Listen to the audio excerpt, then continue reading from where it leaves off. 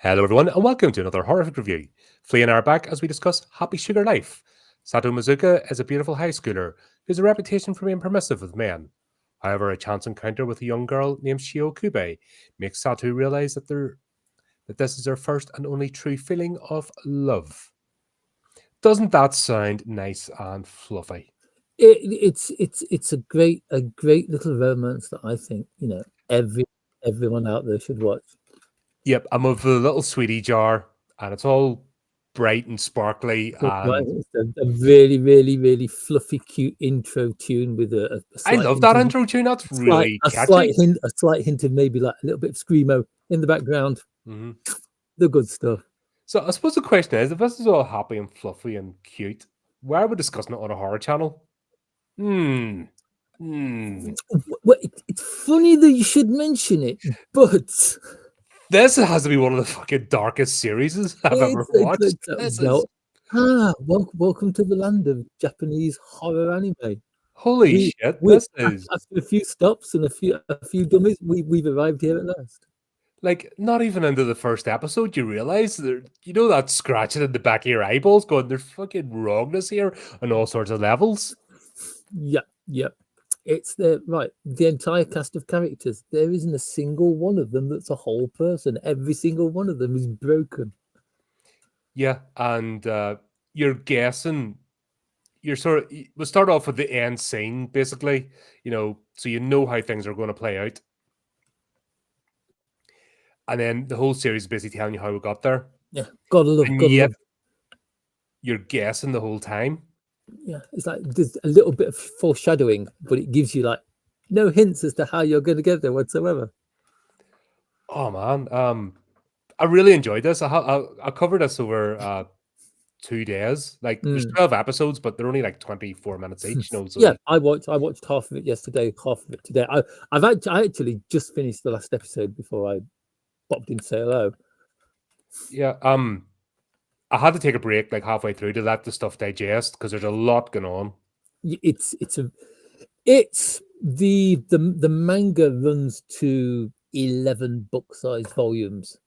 So they've taken a few years worth of manga and they've squashed it down into basically like 12, 23-minute episodes. Hmm. So yeah, they haven't missed a lot out. They've just like pasted it Just really really quickly. condense it. In this case, I think it's a better. I don't see 11 books like how, unless they're doing it in real time, Mm. like covering a year in the life or something. I've never read it. I just know what people have told me. Yeah, just for I've, the I've, premise, the clock's ticking anyway. You know immediately because of the setup, the clock is ticking.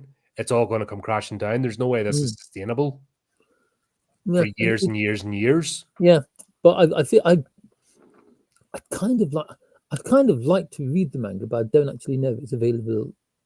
No, they'll be like fan sites, Mm. which you Yeah, probably got it on. yeah. Like Pet Shop of Horrors. Like, oh god, that's one that the manga was worse than the cartoon What do you mean, than this film. Pet Shop of Horrors is a classic. It's a classic. But yep, I think as well there's a bit of liberty given with the drawing because Sato looks a lot older than what she is. They've drawn her more adult, and I, Shio looks younger than what she is. I can tell you their ages. Sato is 15, Shio is 8. Mm. Her dialogue, She Shio's dialogue isn't an 8-year-old. she doesn't look 8. She's She looks about definitely 3 to 5. She looks like a toddler. she looks like I would say because I'm used to the anime style. She looks like 5. She looks like 5 to 6, something like that. But Mm. she talks a lot younger.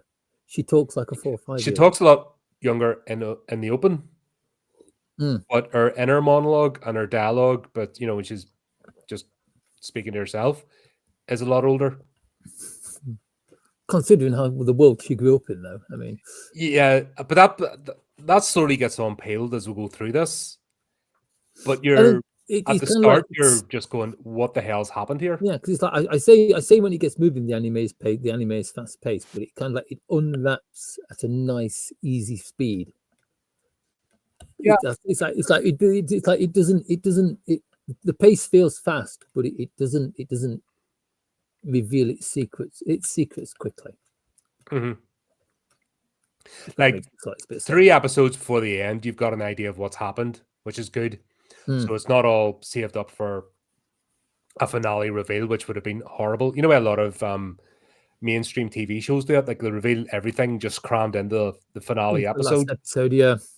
That's why there's a trend. If you notice TV series, there'll be a spike for the first episode and a spike for the finale, and most people don't bother with the actual shows Yeah, yeah. because they realize it's filler and fluff and a waste of time. Where Something like this, yes, something like this, you have to watch every episode or you're going to miss something that is relevant to, if not the next episode, the episode after that. Mhm.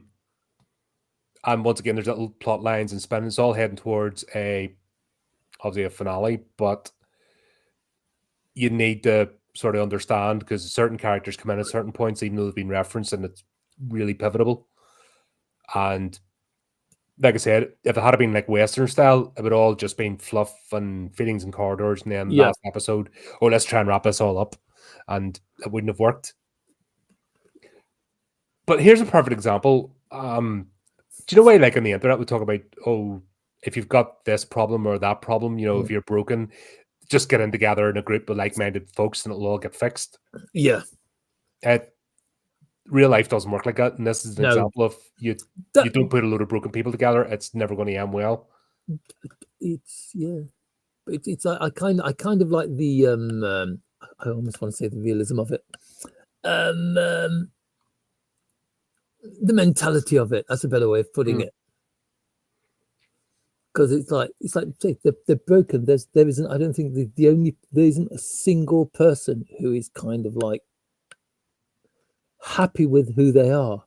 There's not a single person who's right in the head. I actually think the most sane character in this is Shoko. Yeah, she's just trying to be a friend. Because I've got to be honest, she's my favorite character in this because she's like it's the girl next door vibe. Like she's just everybody's friend and she just wants everybody to get along together and get fixed. I'll be honest, like she just wants to be a normal teenager, and Yeah.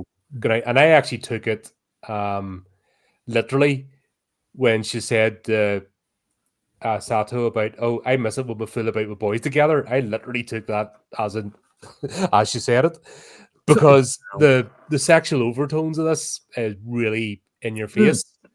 And you'd think literally they're going around having threesomes all the time, but it didn't mean that. She just meant going down to the mall, hanging about, flirt, just doing normal teenager stuff. Yeah, normal teenage girl stuff, looking in close shop windows, flirting with boys, hanging around in arcades.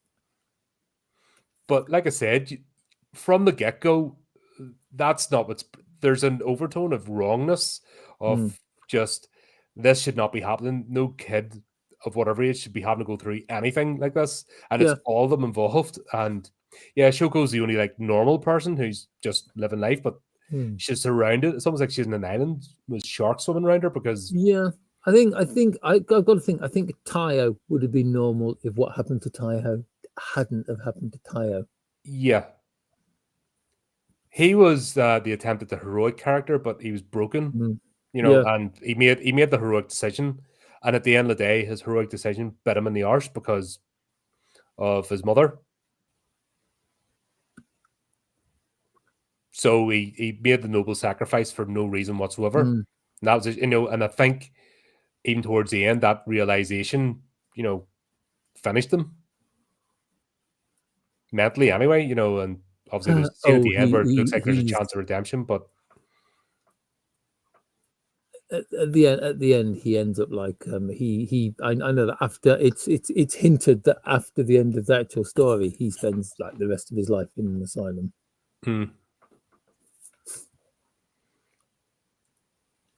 Asayo or Asayo is sorry, mixing Taiyo up Asayo. Oh yeah, right. what happened to Taiyo was What's the name? absolutely unforgivable. Like, Oh yeah. fucking- You're yeah, thinking sorry, and the you're thinking that his name is the brother. His name's Eastman. His name's Asahai because it's also as a the name high, of the. sorry, It's yeah, also the name of the beer. they're very similar So names.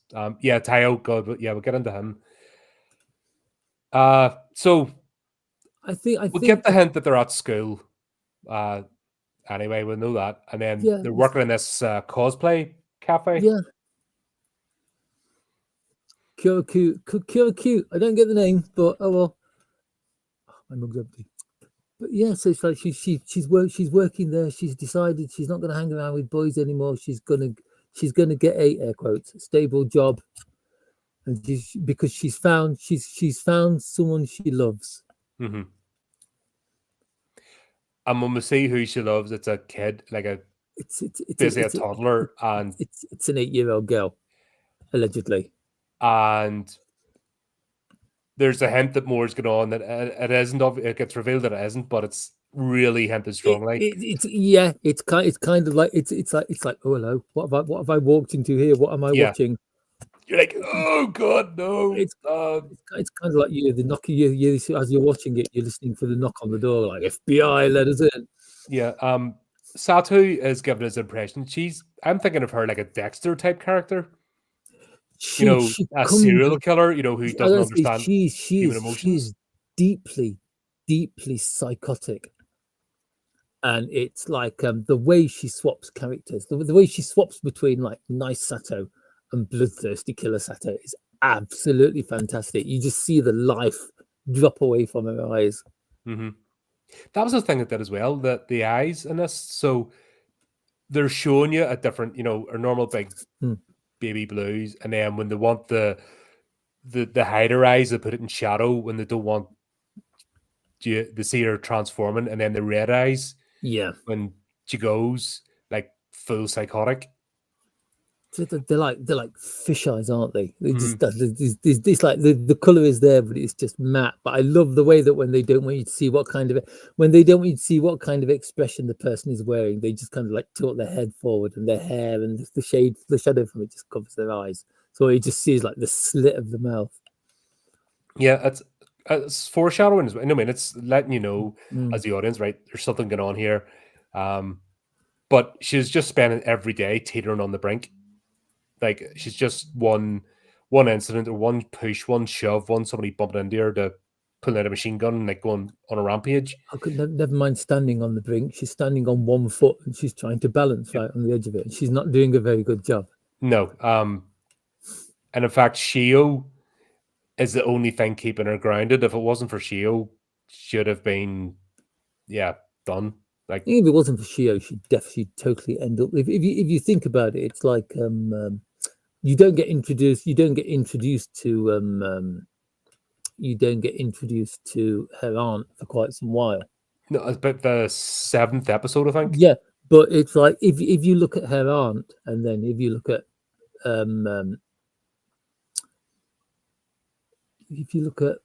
excuse me a moment, if you look at like Sato, if you look at her aunt, and then you look at Sato, you can see that she's already started walking down the same path as her aunt has.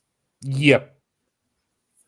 And it's kind of like Shio is the person. Shio is responsible for like grabbing on her hand and pulling her back onto the edge. Yeah, and that's played with the whole way through this. Mm.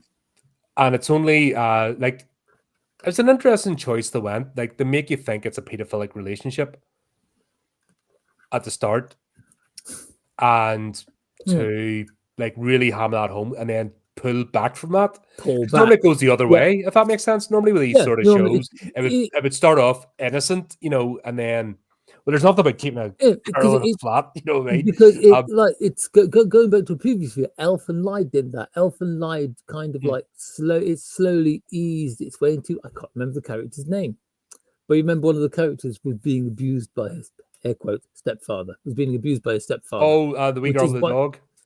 Yeah, the girl with the dog, whose name no one can remember. Don't worry, no one remembers her name. The only person Elfin Lied anybody remembers is Lucy. Mm-hmm. But yeah, because it's like it was kind of like questions asked, big reveal.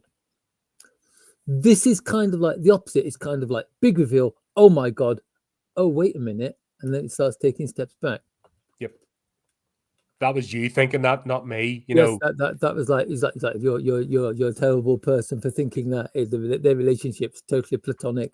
It's more like by the end, it's kind of like when you first see them, it's like my god, they're lovers. They're taking this. That's a really weird step they've taken. I'm not sure if I like that. Towards the end, they're more like mother and daughter, mhm.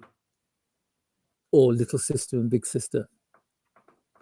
Yeah, it's very, very interesting choice, and it completely goes against convention of storytelling or what we expect. Mm, And like I said, with the imagery, you've got this super happy, sweet, mm, mm, but it's too sweet, if that makes sense. yes, And the darkness is there, and you're expecting it to go really grim, but they actually tell a very human story it at the end of this. yeah. And like I said, because of the time scale, it was never going to last. No, it's like It was normally impossible for it to and so last. So in any kind of long story, you see the seasons change. It's kind of like this started. It's almost like it started in spring with the cherry blossoms. It ended in spring with the cherry blossoms. So it's like the entire story takes place over what, a fortnight maybe. maybe a bit longer. It's definitely, I'd say, a couple of months because of Mm, her pace, mm. the pay and all she builds up and stuff. But basically, she's in an apartment. She lives with Shio, Yeah, and Shio doesn't go outside. And this is where you think, has she been kidnapped? Is this Stockholm syndrome? it's the best case of Stockholm syndrome I've ever seen. If it is, Yeah, but you know what I mean? You'd think, yeah. how the hell has she done this? It's only when we get the reveal that it all makes perfect sense why events unfolded the way they did. It's like here's the jigsaw of this story, and they just Hmm. dump it out the box, Yep. and you have to start by finding the corners and then piecing the sides together, and then start finding the bits that go in the right places. It's one of the things. One of the things I love about this anime is the fact it leaves you guessing for so long. Yeah, I like that. And it didn't feel like they were deliberately just holding back. It was just they were unveiling every episode unveils another part of the mystery. Mm. And there's multiple things going on. It's But like you're invested, and even the side plots you're invested in because it's all, it's all part of this mm, absolutely insane situation which can happen. That's the thing. This is not unrealistic. mm, There's estates, there's council estates that are like this. There's places all over the world that end up like this, and it's not beyond the realms of belief that mm. just absolutely crazy set of circumstances uh, came into being. So it's great the fact that it's like Sato. Sato is without a doubt a completely broken, horrible person. There are points during the anime where you could actually hate her. Yet when you get to the end of it, you do feel a little bit of pity for her Mm-hmm. because it's like at the end she understands what she was trying to achieve. But more on that later. Yep. But the first episode, so we've got obviously we've seen the foreshadowing for the very end. We know that Shio lives in the apartment, and we know that Sato has the job because she needs to earn money so they can live their happy sugar life. Then we Well, actually get into the job itself, at the cafe, and we meet the manager. yes. The first time you meet the manager, she comes off as being, how can I put it, Off. slightly odd, bit of an oddball. Everything's off. The darkness is there. It's screaming at you in your face. This isn't right. There's danger. You know what I Yeah. mean? It's If like this was real life, you'd be running because stranger, the danger signals would just be going. stranger danger. Yep. Yeah. So Satu, she's a new girl. You see them all trying to clamor for Mm, superiority. yeah, Picking on her, and then the manager, because Tao asked yeah. her out. Then it's damn it. I know. Tayo's already working there, isn't he? Yes. They're Mm, does know each other from school, and all right. It's like just work on the weekend at a burger place or something. You know what I mean? That's basically what it is. It's a weekend job for school kids,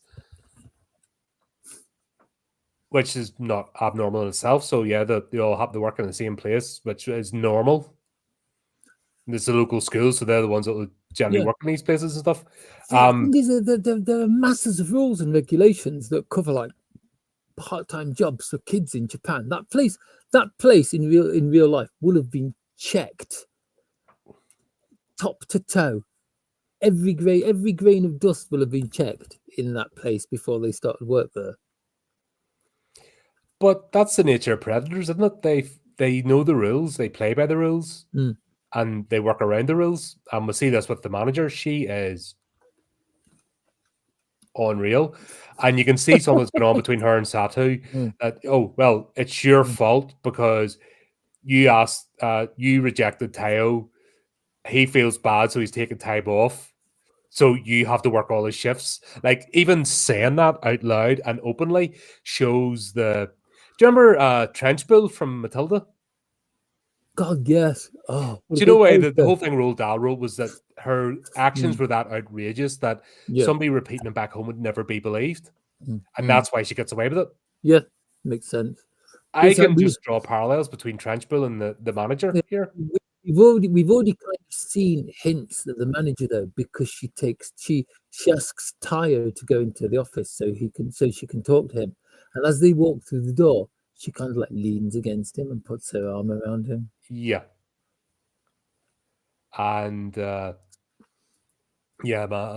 was for, once again, that sense of wrongness. Even before that scene, you knew it, and then seeing that, you're like, oh dear. I didn't expect what we were going to say, though. What actually happened? Then you get kind of like a kind of like, yes, and then it's like you've got to feel sorry for the poor kid, but basically what happened to him in the end. Yeah, and is that the whole thing of, oh, it's all right if it happens to a boy because boys, that's all boys want to do. That's stupid shite that they put out. Yeah. This is a very clever way of saying, no, it's just wrong. Let's not. Doesn't matter. It's wrong. Don't do it. Let's not shy away from it and use the proper terms. The manager basically in her office sexually assaults Taiyo. Not just sexually assaults him. She fucking imprisons him. Yeah, it's not even just a sexual assault. It's like, poor kid. What happens to him? He gets proper torture, tied up and gagged in the closet. I mean, it's like I've got to be honest. When after the confrontation scene, which we'll get to in a minute, when she opens the door and she's like Matsuki, are you all right? He's just kind of lying there on one side with his head resting against the wall. I may have laughed. I didn't mean to. It just kind I think it's a shock. It's a reflex action to the shock of it. But how did she know he was in the cupboard? It's that whole. I don't remember there because I watched the scene back a couple of times. I didn't hear like any noise coming from the cupboard or anything like that. But once again, we know something's off, wrong. It screams at you. There's something clever about the way they've written out this story and presented it, because you're not at all surprised that something like this is possible. You just know there's something wrong. They've done it so well, and using the sweet, happy.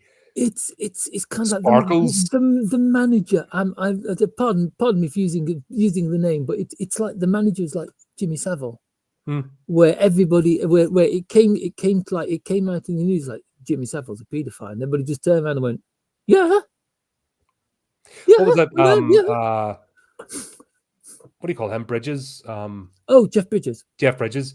He was like, if somebody had told me to draw a pedo in primary school, that's what I would have drawn. Do you know what I mean? Yeah. I mean, it's like yeah. It's like yeah. Yeah, and it openly says it. You rejected Taiyo, or what she really meant was you asked out the person I've been obsessing over. I'm going to destroy you. You're my competition. Yeah. It's the bit. It's like I've done all this extra work, but I haven't got the money for it. And they go in and have like the confrontation scene where she's like, I haven't been paid the money. I haven't been paid as much money. And it's literally, apart from that, because it's like even at the beginning where you see the two of them jump off the building, everything kind of looks perfectly normal, and it's like, oh, Mhm. what's going on? What's pushed them into this situation? That is the first time you see the life drop out of Sato's eyes, and the moment you see the life drop out of their eyes, you know you're in for a good time with that scene. Mhm. Yeah, that's because her right. The only reason she's Mm. doing any of this crap is she has a plan. Yeah, but it's the bit at the end where she goes, she says, it's kind of like the manager says, like, what do you want? What do you want? And she's just like, I just want the money I'm owed. It's like she doesn't care about Tayo in the closet. She doesn't care about what the manager has done Mhm. to Tayo. She just wants the money so she can do her plan and live her happy sugar life. Yeah, I hate that term.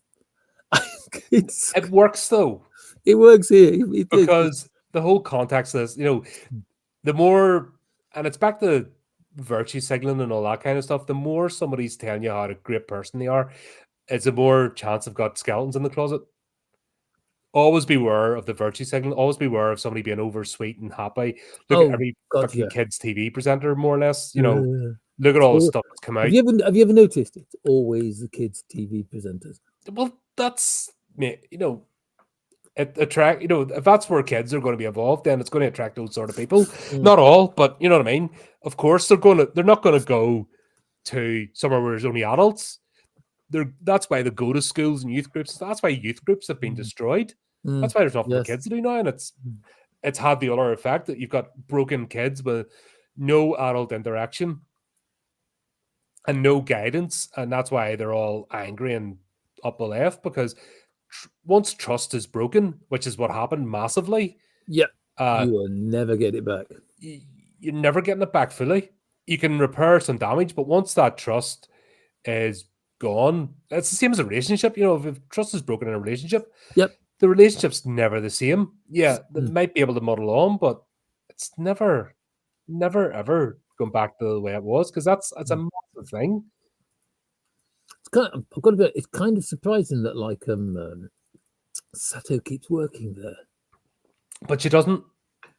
It's a different cafe, if you remember. I had to check that.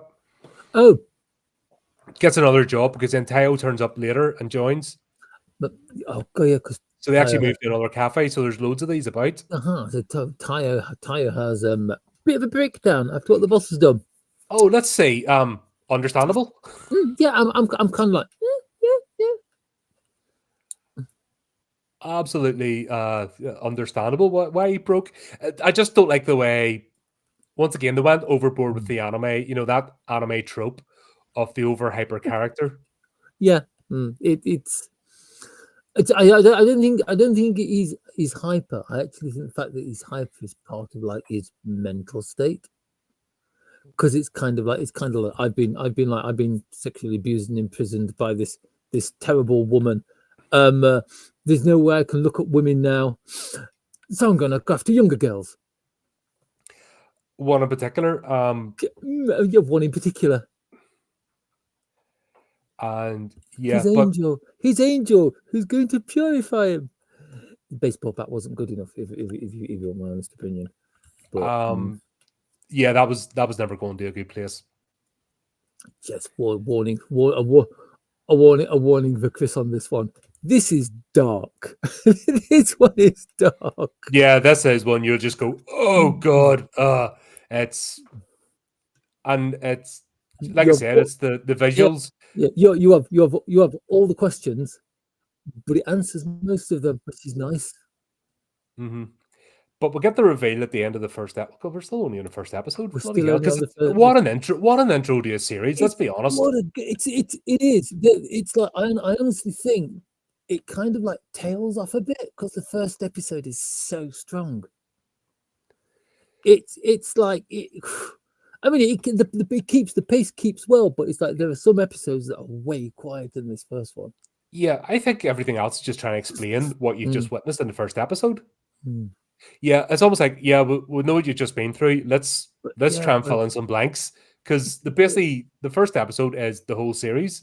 It's yeah, everything that pretty you need much. to know. It's when she opens up the spare room that they don't go into. Oh yeah, she gets home. She gets home and like she was like she was like Sato, welcome home. And Sato's like, this is Have it. you This is noticed my the new change in phone. her voice? The hugs. Yes, her voice became a lot When she's deep. doing the happy sugar life scene, she's super, like Ah, almost toddler, really sweet. high pitched. But When she's when on yeah, her own, mm. her voice changes to Or more adult. It's a so, scene later on when you said like they have their first argument. yeah. It's like it's almost like she's putting on the squeaky toddler voice. Or is Satu's saying it because we're getting the impression Satu's psychotic? Yes, And is this when she comes I in and then never does the thought about reality? that. What I was waiting for is the reality to pull back and basically Mm. Shio being tied up in the cupboard as well. It's like it's yeah. Do you know what I mean? But it's kind of like she kind of does that later on where she adds the external extra lock to the door so she can't get out. No, that wasn't. That's a misdirect. It's a good one though. Because if you look at a scene later on when we meet the aunt, the lock isn't actually on that door. That's a different apartment. That was the whole. Like Do you know what, right? Do you know what I'm saying? It's yeah. channeled to one direction, Yeah, and you're thinking every bad thing that you can about Satu. Mm. You're thinking every bad thing about her, and you're painting a very, this is a psychotic it's like, kidnapper, it's like serial killer. the first few episodes, she's like the darkest villain in there. Mhm. By the end of it, not so much. It's like Lucy in Elfin Line, like you brought her up. When you first see her, she's a robotic killing machine. I still want a second series of Elfin Light. I'm not gonna lie about that. Only if they do the same. If they do like a cheaper version, as in cheapened down or watered down version, it'll not work. Yeah, they and I think today, it's hard. Like, don't forget, a lot of these series are at least 10, 15 years old, 20 years old. This is 2018. I mean, there's at least 10 years, 10 years. So I think he says jumping onto Wikipedia. Yeah, but you know what I mean? Things have rapidly, not that it isn't palatable for audiences, it's not palatable for creators. I've noticed a major difference. Creators are afraid now. They are. I kind push the boat out. I do like the way that it's like Japanese content creators have basically like given the middle finger to all the groups in the West that's saying like, no, you're not allowed to do this. No, you've got to do this. This has got to be inclusive of this group. This has got to be inclusive of that group. You can't say that because it'll offend this group of people, but you can't say that because that'll offend the other group of people.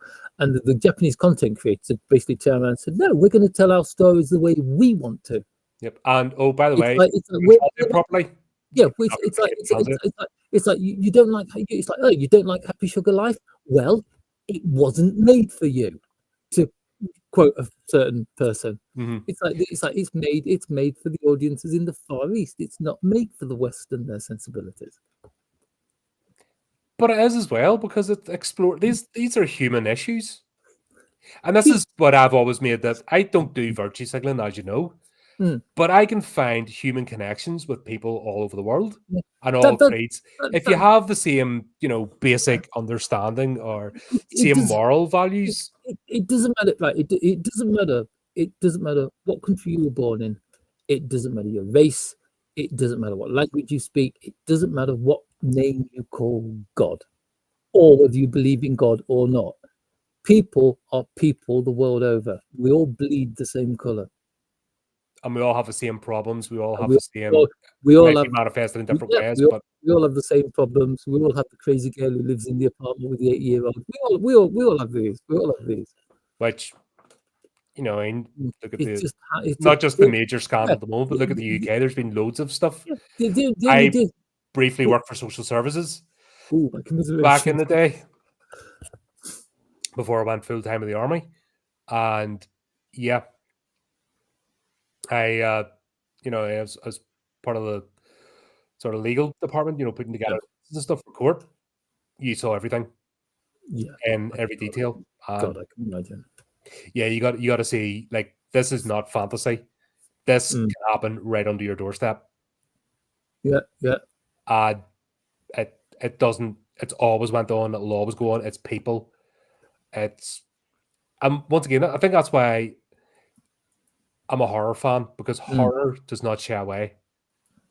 Mm. Horror explores this. Horror shines a light on it and brings Yes. that this is possible, because the whole point of horror stories, as I said ad nauseum, is a warning. Mm. This stuff Yeah. goes on in the world. It happens. Be vigilant. Don't go around with rose tinted glasses and blinkers on. You're not just putting yourself in danger, but others, Yeah. because your complacency is, you may as well be committing the crime yourself. If you know something's going on, and because you're la la la la, and you don't step up, then you may as well have That's joined in. that's it. If you ignore the warning signs, that's when people get hurt. And that's not even a political statement. That's It's just like a yeah, but it's a Well, what I was trying to say is people are people, like people are the same all over the world, no matter what the difference is. The main difference these days is how much you're allowed to talk about it. mhm. Because it's like over here in the West at the moment, if you try and talk about certain things, people will jump on you and try to shut you up, Or or put you in jail. they'll try to cancel you, or yeah, put you in jail, slap some type of like label on you Yeah. that make what you're saying. And sure enough, it's all blows up. It always, the more, when somebody starts doing that, you should automatically be like, why? Yeah. But that's, this has been the same in the Middle Ages, during the Inquisition, during, God, the pure, the Satanic Panic. It's right up to now, and it'll happen again 20 years in the future. It's the human Yeah. condition. It will not change. It just changes labels, Mm. but it's still people, and it's still the same behavior, and it's the same pattern recognition. That's why I'm not surprised by it. And I laugh at people that just chant whatever words they're told to say and don't think.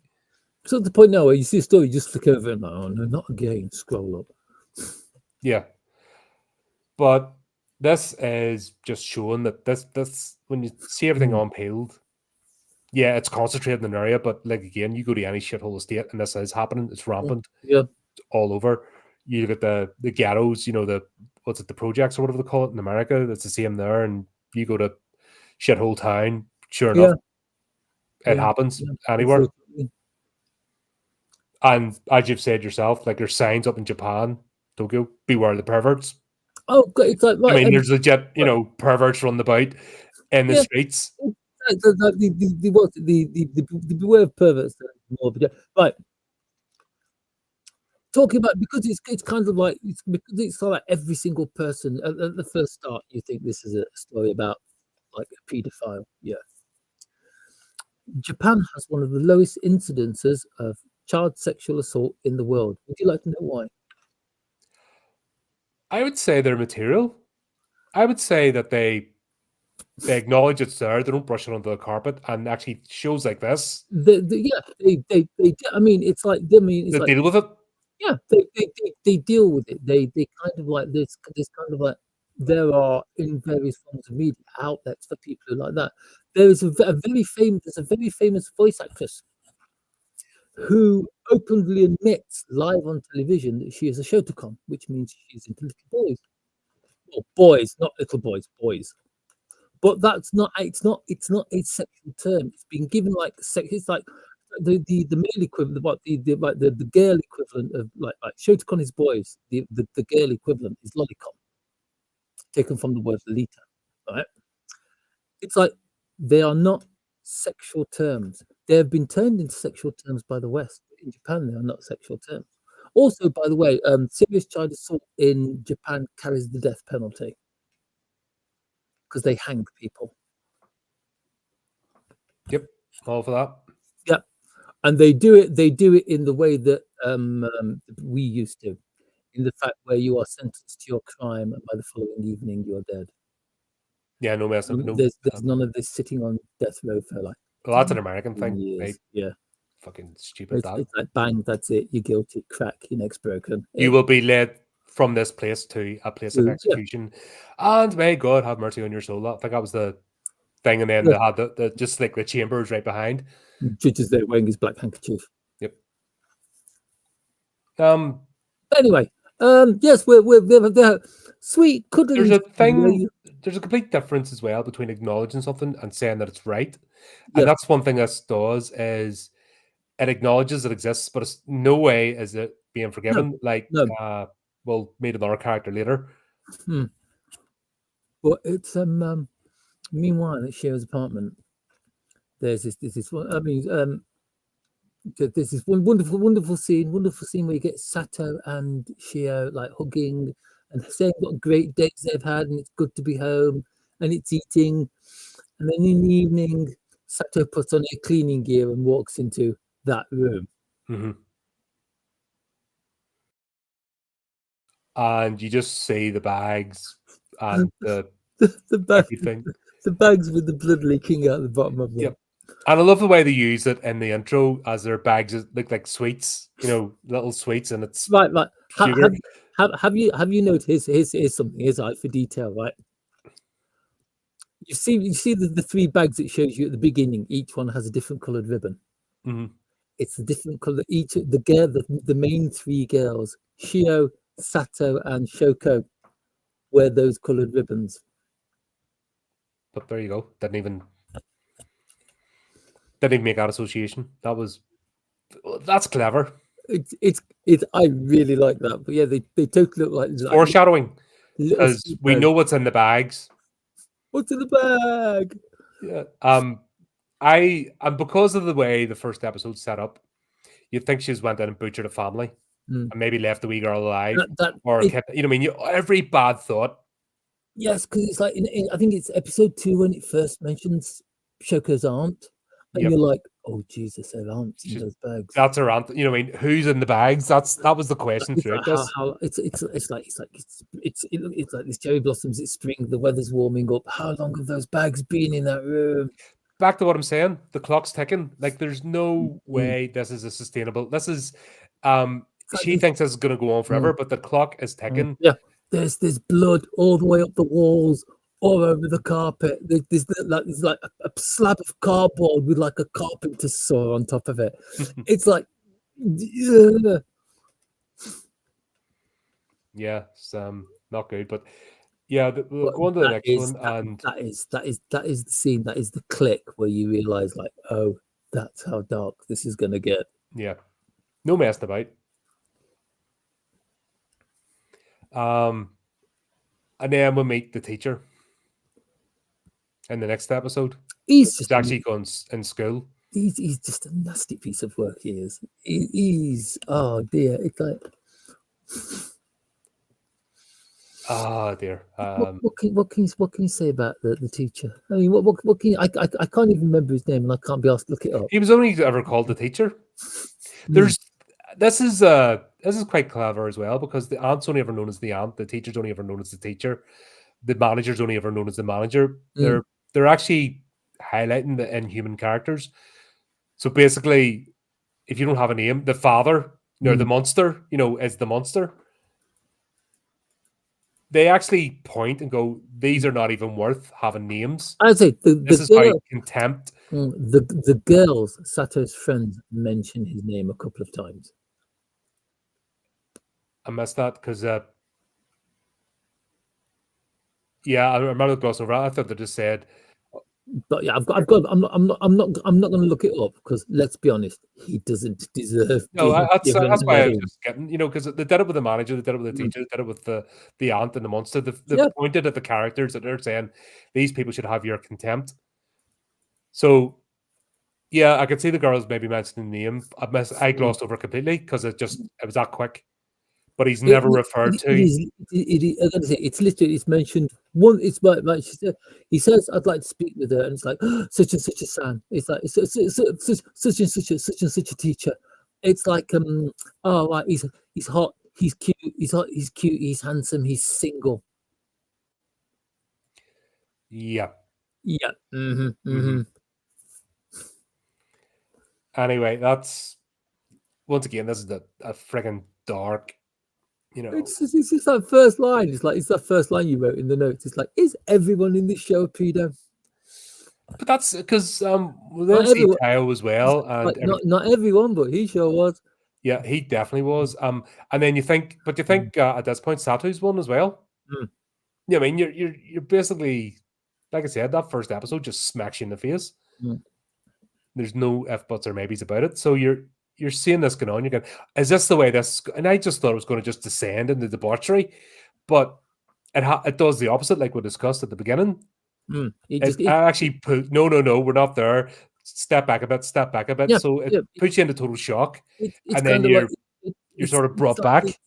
It's like it's almost like the shot in that first episode is so tight that you don't get to see anything else that's happening around. You just get to see the action that's on the screen.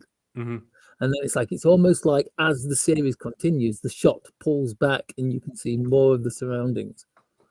Yeah, and that's like I said, it's very clever. And then it's just like click. Oh, that's why she's click. Oh, that's why that click. Oh, yeah.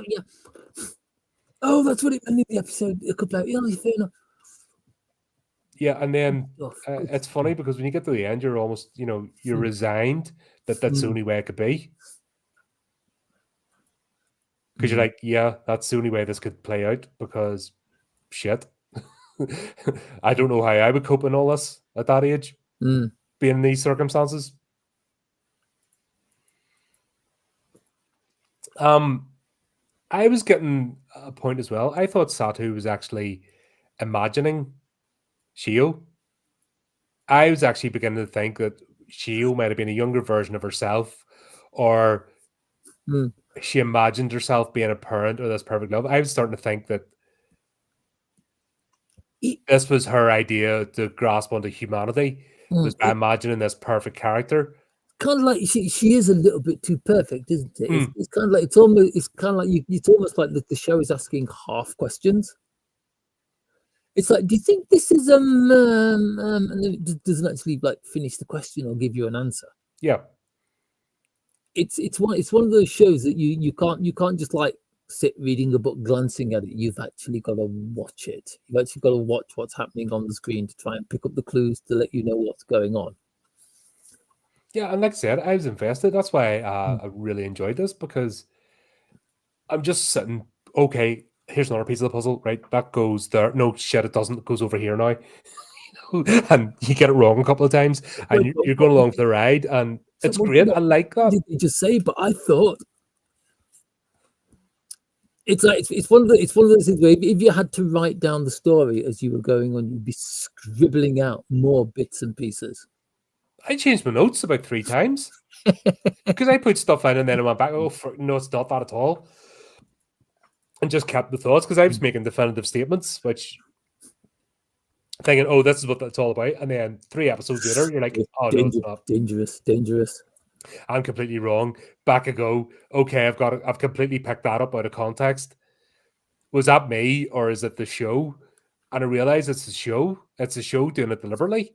Oh, and yeah, it plays its hand very close to its chest, and I like the fact that I'm invested. I see what it's doing.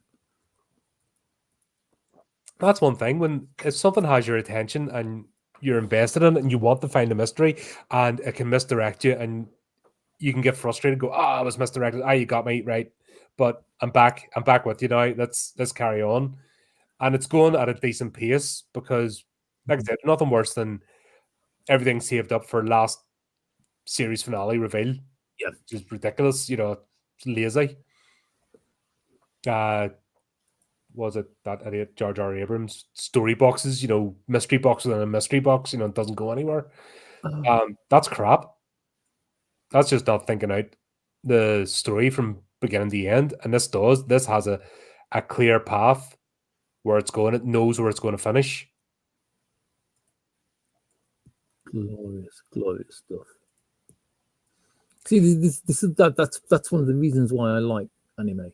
It's kind of like they absolutely piss on most of the stuff that comes out of the West. Yeah, and I'm all for that because we have in the West, well, basically we are led by the nose by Hollywood, which is annoying because even in the West, there's the Anglosphere. We could be making lots of different things, but we're all lockstep. Yeah, and it's frustrating because there's no there used to be flavor between different countries. Like when Dale and I cover Australasian stuff, it's stuff from years ago. It's not modern stuff because everything's just become homogenized and it's boring. So most of the best horror films are the classics. Yeah, because that's back when storytelling was a thing. It's just everything's evolved now. I'm hoping, I live in hope that we can get it back. And this is a good example of here's good storytelling. You don't have to copy exactly, you don't have to copy the style, but you have to remember what a hook is, what a good story, what a storyline is, what characters are. And you can use misdirects as well, but you have to have the payoff.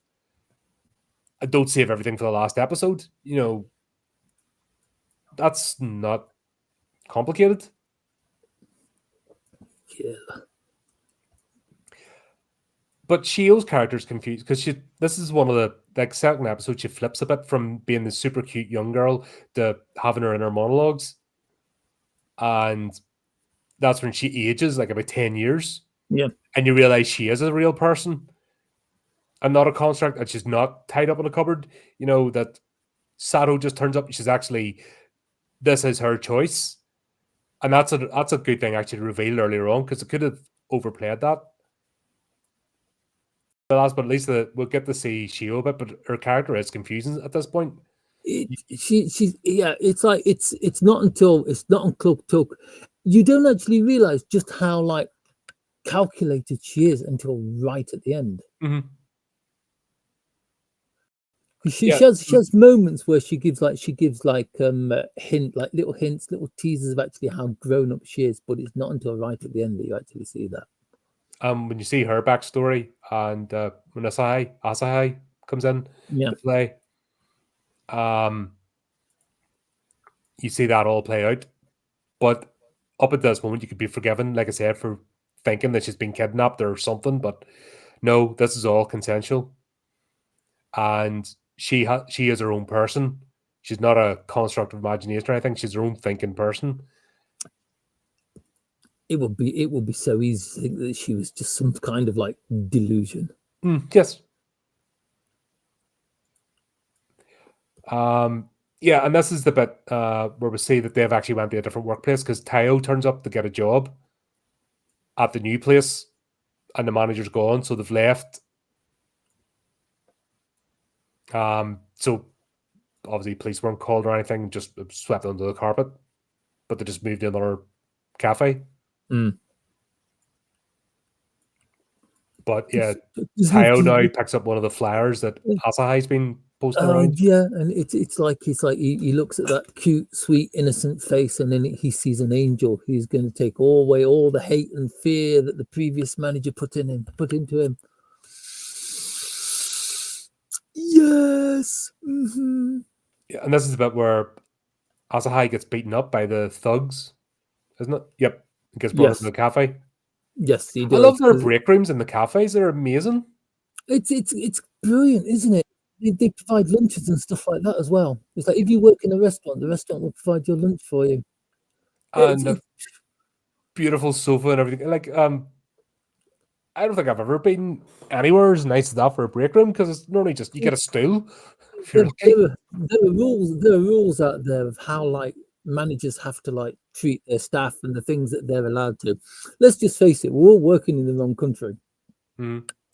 Yes and no, because there's other aspects of the Japanese culture that basically you're married to the company. Yes, and that doesn't suit me, because I've got this stuff going on, and that I don't need to be married to a job. I need freedom. There is a reason. There is a reason why they have these little stores selling like food and really cheap alcohol on the side of the road, and you've got all these like salarymen clustered around it, drinking themselves into oblivion every night, because it's the only way they can deal with the stress. Yeah, but the thing about it, if you leave for another job, as something that came up, was you have to write an apology letter. Yeah, there are companies who you could. They'll do it for you. Yeah, we've talked about this. Did we do that offline?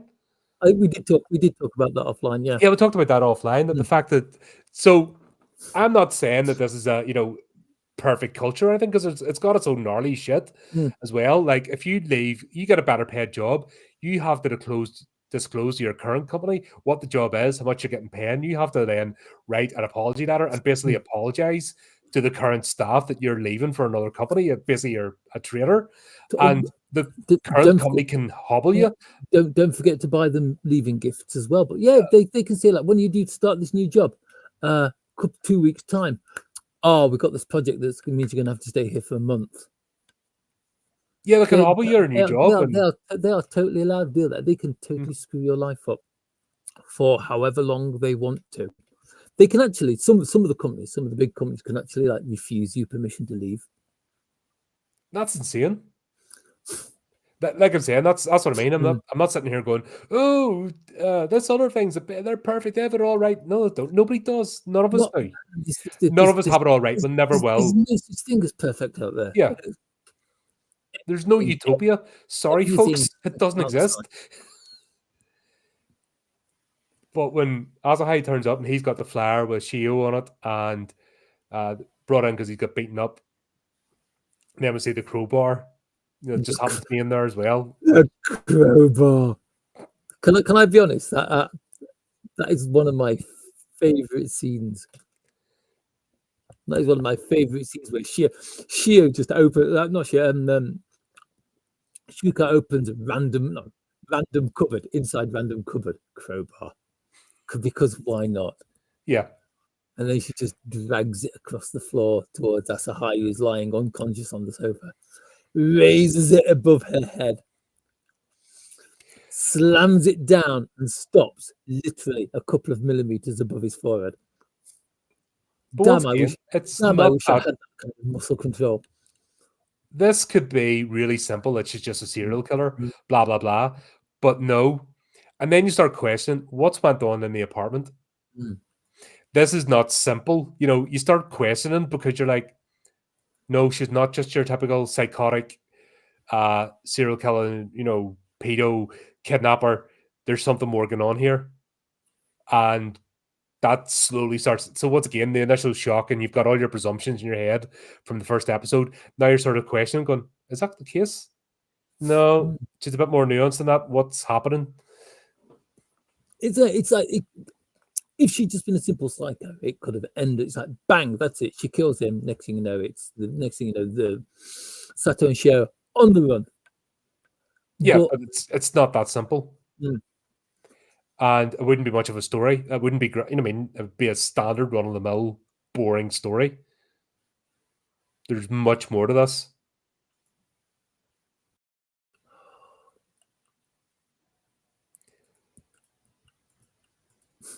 And then we're on to the next one, and I'm like, I'm still thinking that Shio has been, like, she's got Stockholm Syndrome. I'm still questioning that. I'm still going, how did this happen? Because it's like the way she talks, the way she talks like a 4-year-old. It's like, is she just like, you know, too stupid to figure out that she's being kept here? It's like, could it be that she's just kind of like a little girl out there having an adventure in someone else's home, doesn't realize that there's people out there who might be worried for her, like her, looking for her. She's just having a good time. Because it's like we've worked out that like she's a real person, and that like Shoko isn't a complete and utter nutter. But it's like, yeah, you're sort of, like I said, you're questioning. That's the thing. It's not just spelled out for you. Like, God, that movie I watched earlier, Werewolves. You knew exactly what was going to happen before it happened. Like, it was that boring and predictable and crap. Like, there's nothing there to even a plot point to surprise you. You just knew everything that was going to happen before it did. All right, yeah, okay, that's happened. Okay, that's happened. Okay, that's happened. You know, blah, blah, blah.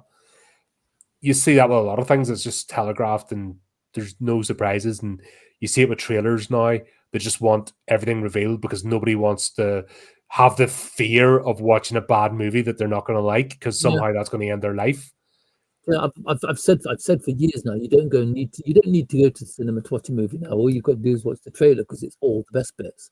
Yeah, and it's all there in the plot and everything else. And I'll tell you exactly what it did. Speak No Evil, the remake, only 2 years after the original, they gave away the main line in the trailer, which was the reveal at the end of the bloody movie. Wow. And they do that in the remake trailer. Didn't need to do it in the original trailer, the original movie, and they're just don't start me. No, but that's just one example of like where you're not engaged, you switch off, and you're Mm. just painting by numbers, and you're fed up, and you feel a bit empty at the end of it. This here has me engaged. I'm watching each episode, and Mm. I'm not feeling like I just have to rush through it to get to the end, or I don't feel like I know where it's going, Well, even though I know exactly where it's going because we've got the rooftop scene at the very beginning. But we've had the foreshadowing. yes, We've basically seen the final scene already, right? I mean, the first 30 seconds of the episode 1, you know exactly where this is going. but you're But still it's like, invested. yeah, because it's the journey getting to that point. And even the misdirects, they're not taking you away from the plot. We know what's happened, but we just don't know how the circumstances have transpired. And I love that. I just love the fact that that's what they're doing. And That's it. It's like we're not watching for the story. We're watching for the background to mhm, find out we know the whats. We're trying to find out the whys. yeah, the story's happened. It starts out Mm. right. The story. This is where, and when you look at the circumstances, there was no way it was ending well. You know, it was always going to be a disaster. Mm. So there you go. So we're watching this all unravel. What we're looking for is it's how did Sato and Shio meet? How did Yeah, this happen? And you literally have to wait until the last episode to get yeah, that. To get but at the same time, it wasn't like a rushed last minute reveal. No, was it not the one before the end? I can't remember. It was 11th, it's the 10th or 11th episode. We've actually found out the apartment and the events that transpired. So it's not like everything's in the last episode because there's plenty. Like the last episode carries on after it shows the aftermath. Mm. But um, we're getting. She feels jealous of Asahai, and she's actually happy that she feels jealous because it's a human emotion. Because she doesn't know what love is because Yep. it's like background. So it's like Sato's parents died when she was really young, and she got stuck living with her. But we don't know that yet, like Yeah, fully. yeah. But it's like we haven't met her aunt yet because we still think her aunt is in the bags. Yes. Because I think one of the greatest reveals of this series is the bit where her aunt answers the door. Oh God, that yeah, we'll Also, get to that because we'll I'll get be honest, I've near barfed 3 times during this series. Like I felt it coming up, the bowel coming up in me. Just imagining. it's. Can you imagine the flies in that apartment? Oh, And I bet the stuff. carpet crawling. I was, oh. No, and plus stuff that went on in that apartment. Mm. Do you know that girl, whatever you called her, that did the 100 blokes? And Oh did yeah, you watch that documentary? I didn't know. Right. There's a scene, basically at the aftermath, one of the cameramen goes into the room and he just goes, Yeah. oh my God, and straight out. Can you imagine? Oh God, no. Um, all the condoms are just all over the floor. Like, they didn't have a bin. That's how skanky these. Like, there's a whole organized event, and they didn't even have a bin to put the Oh used condoms in. God, no. It's just all over the floor in bed. You're just like, oh my No. God. Something like that could put you off cheese for life. Oh yeah. I'm not risking it. No. Honestly, I'm ready for a monastery. See, the more I see a humanity, the more I'm ready to take vows in some random religion and live on top of a mountain. Well, If I aliens wasn't so busy, now. honestly, if I ever disappear, that's where I've gone. Because seriously, the more I see people, the more I'm like, oh God. But yeah, we'll Yeah, but get to that. That was it's because of people we get interesting stories like Sweet Sugar Life, Happy yeah. Sugar Life. I always call it Sweet Sugar Life. Oh, but yeah, But this is the one where basically Shio leaves the apartment Yeah, because Sato is so late coming home because she's helping to look after Asahi. It's like she's really late. She told me never to leave home. She might be in trouble. I've got to go and find her. And And this is where she she ends up in the park home. and stuff, and they got those two thugs. And they're basically, those two are a plot device, but they're actually quite a useful one. They like, as I think has been mentioned, they are probably the most normal people. The most normal Yeah, people in this are the thugs they think they're tough and guys. They think they're a danger. the coppers. Yeah, And they're the most undangerous people in around them because they're basically swimming in shark infested waters. And it's like you're like, seriously, do they know what they're doing? yeah, Mm. Fortunately for them, Tayo does seem to be a bit of a pushover. yeah, but I was genuinely worried when he found Chio. I was like, oh shit. It's the look on his face. It's that weird. Eh, yeah, It's okay. that weird blank, almost like ear to ear, cartoonish gash of a smile that they do, which is worn by every crazy you will ever meet in anime. And he's sitting there with wide open eyes. His pupils are dilated with that ridiculous curve of a smile on his face. And I'm just like, oh my god, she's getting dragged in the bushes. Where the hell is this thing? Is this I thing I going there? I honestly expected Taya to die before the end of this episode. I honestly expected him to be like the second skeleton in the cupboard. Mm. What was funny is Sato realizes Shio's left, and I thought she was grabbing her kidnap bag.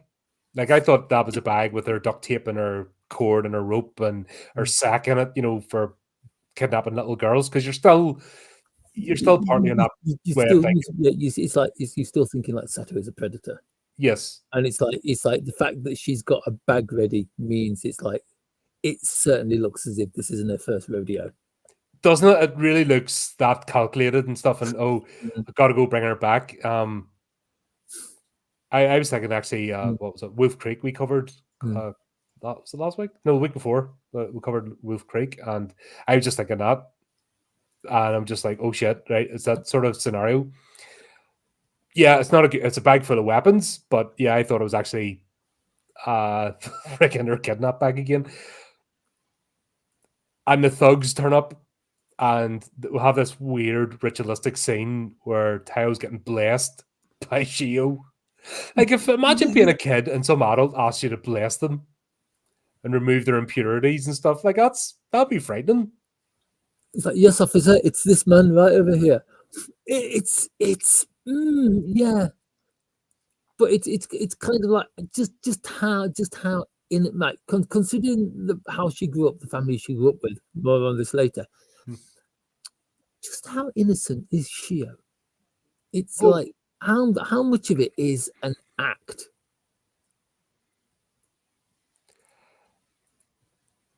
I honestly, I would say it wasn't until the ending scene, Mm, if I'm truthful. No, I don't believe Shio is innocent. And that's why I said is this a perception, unreliable narrator, that mm, this is how Sato sees her, but she doesn't see her. And I think it's this scene and the fight scene that gets pulled away mm. and they finally see each other. But is this damn it? Is this the first time you just see how damaged, just how damaged Shio is from the bit where she just grabs her head and just like collapses, kneels down on the ground and starts screaming. Oh yeah, that's like being in the situation she's in, she's never asked to go home or anything else. And she just accepts the fact that, like as I said, that room would be right by now. It's That I would be feel ponging. it's like by this oh wait by this time we've had the scene where I don't know if we had the scene by now where she goes to the teacher's house. No, that's not yet. Okay, well, and that later as well. Yeah. But yeah, so it's like trash bags full of aunt, we'll say aunt, trash bags full of aunt are still in there, and they've been in there for like, we don't know how long Shio's been there, so they've been there for like, let's say a week leave or a more. pork chop out in the counter for the 3 or 4 days. People smell way worse than pork chops. Yeah, so that's what I mean. Leave a pork chop out, and that doesn't have all the guts and bloods and all that kind of stuff. So yeah, that room is gonna stink. It's like every time she opens that door, that's gonna permeate that apartment. Yeah, but it's even going to waft under the door. You know what I mean? It's there. It's not going away. It's so the fact that she is okay with that, something's not right with Shio. Mm. She's too accepting, and obviously you get the reveal that she was actually there when it all happened. But the fact is that, yeah, we know there's more to Shio than meets the eye. She is definitely a willing participant. This is not a kidnap. Yeah. And it's this episode when Tayo's like, yeah, I'll help you find your way home, but you have to pet me first. Yeah. I'm just like, no. It's like if you want, you can come and wait at my house. And she was like, yeah, okay, I'll come and wait at your house. And I was like, whoa! Yeah. Okay, I wasn't expecting that. No, totally was expecting that, to be quite honest. Yeah, and then obviously then we get the thugs arrive, and they're just innocent bystanders, let's be honest. They're not innocent bystanders. They're heroes. They prevented him from taking Shio home with him. Yeah, I don't think I would end up with I don't know. I know there's the darkness. Once again, this is one thing's been presented to you, but something else is being hinted at massively, and it's too strong to ignore. Yes. We know that Tayo's broken, and what the manager did to him was brutal. Like, so much so that he's never going to be the same again. But he's under them to try and that took him out. That did. Oh god. So there's no way any of this is ending well. Her going with Tayo's not going to end well. So yeah, the two thugs just happened to arrive at the right time. Gonna be honest, I do feel a bit sorry for Tayo, because he's weird, he's twisted, he's warped, he's like, he leaves a bad taste in your mouth. But because of shit that's happened to him, he's just admitted as a victim of that. It's kind of like, if you think it's we say it's like we said at the beginning that this is an anime about broken people. It's an anime about victims. Because it's like every single major character has had something bad happen to them that's put them where they are now. Yeah, but that's the old pebble in the lake analogy. You drop a pebble in, the big splash, but the ripples go out forever. So you have and it's the same with a kind act as well as a bad act. You carry a heinous act, it has a ripple effect. Because the people you're involved with, that ripples out and ripples out. Yeah. And the others. And just depending on the act of the circumstance, depends how extreme the ripples are or how big the rock is. You can just equate it to that.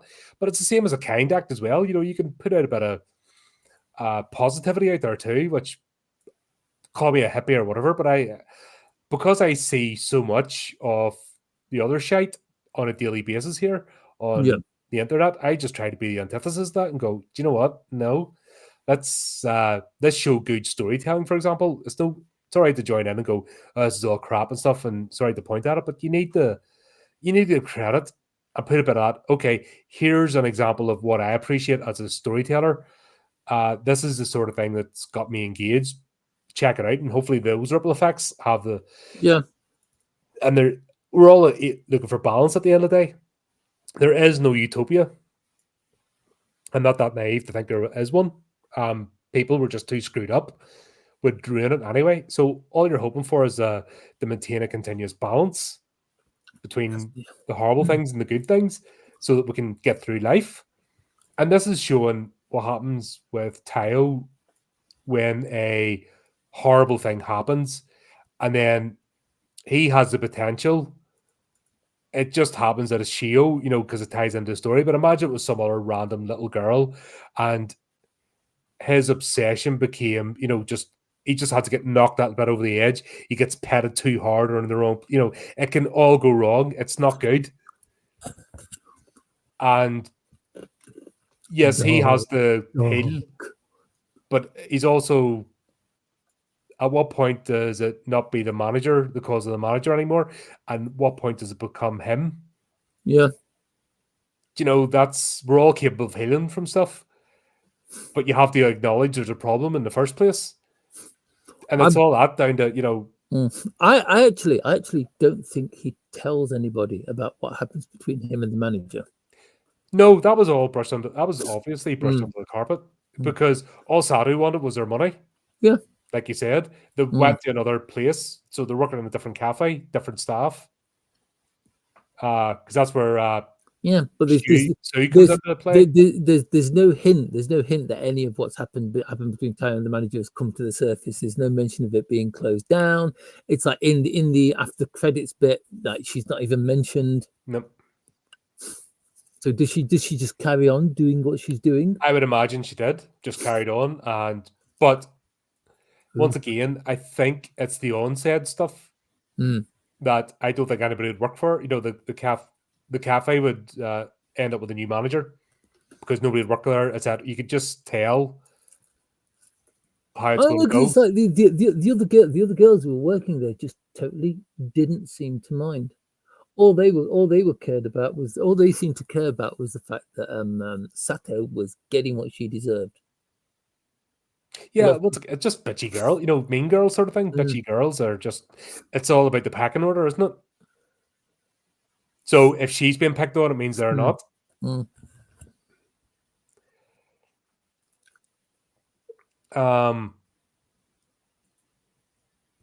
Yeah. And then we see Tao getting beaten up in this one. Sorry, but I'm not sorry. It's by this time you've pretty much decided which camp he falls into, and the fact that he's got two people like cleaning his clock means nothing whatsoever.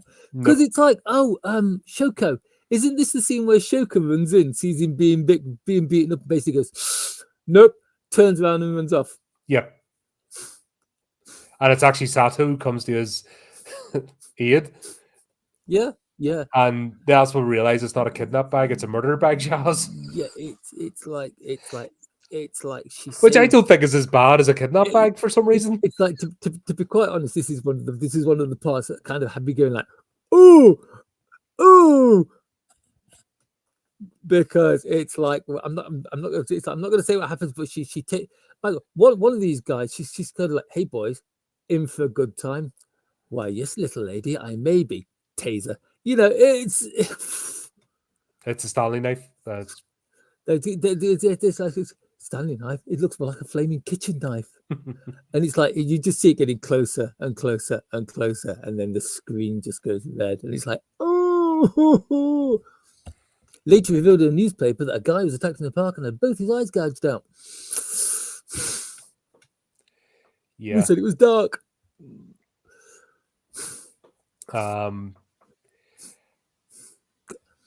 But Shio as well, she's broken in this one. She's just, because it's all, she broke the rules. She went outside and all this stuff's happened. Yes.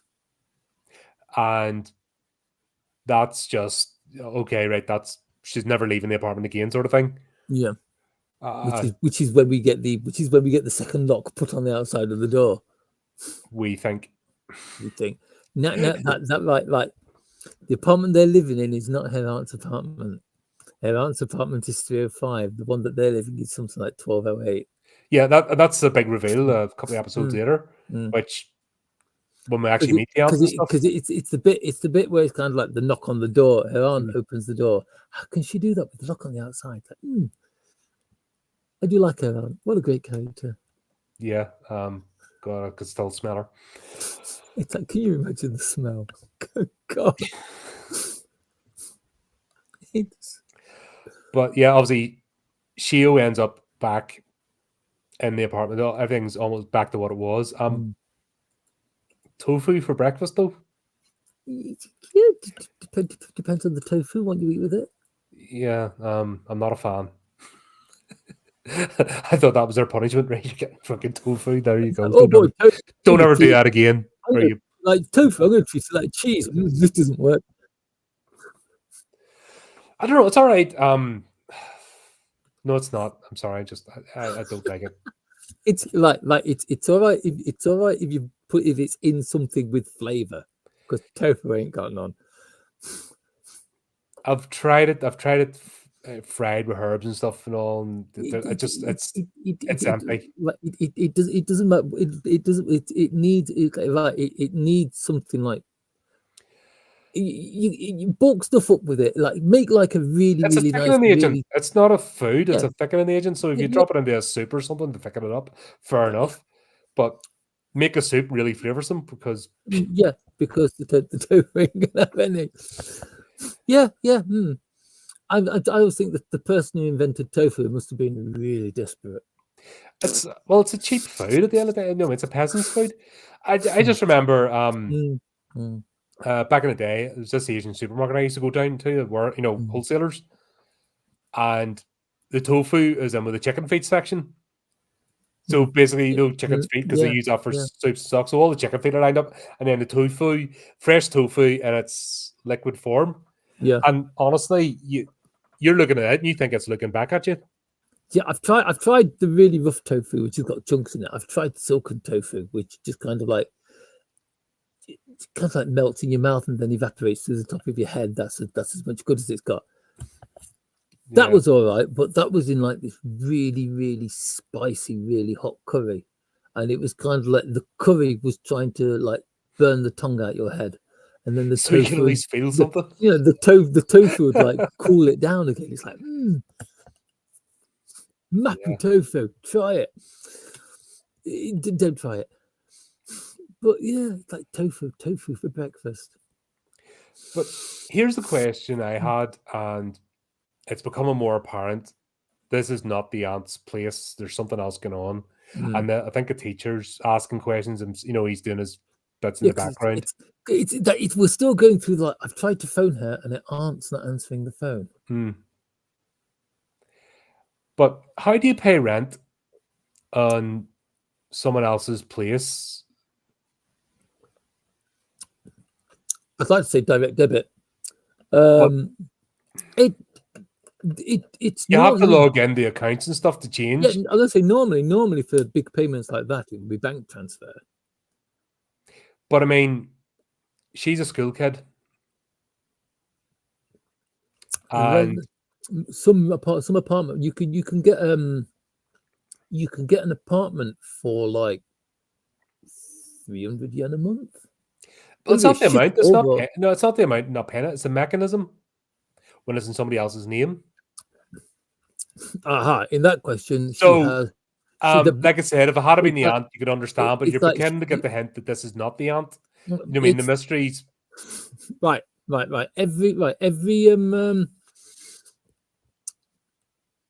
Every every person in Japan has like a citizen's card. As long as you've got that citizen's card, you've got the details you need to do pretty much anything in anyone's name. As long as you've got that citizen's name, they also have kind of like a personal seal, which is literally like ink pad seal. So like you've got like in the like in back in ancient history, you've got like the Emperor of Japan stamping a seal on things to officiate them.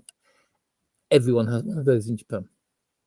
So it's like as long as she's got like the citizen card, any bank related documents, the guys like there's like the seal, she can do anything while she's there.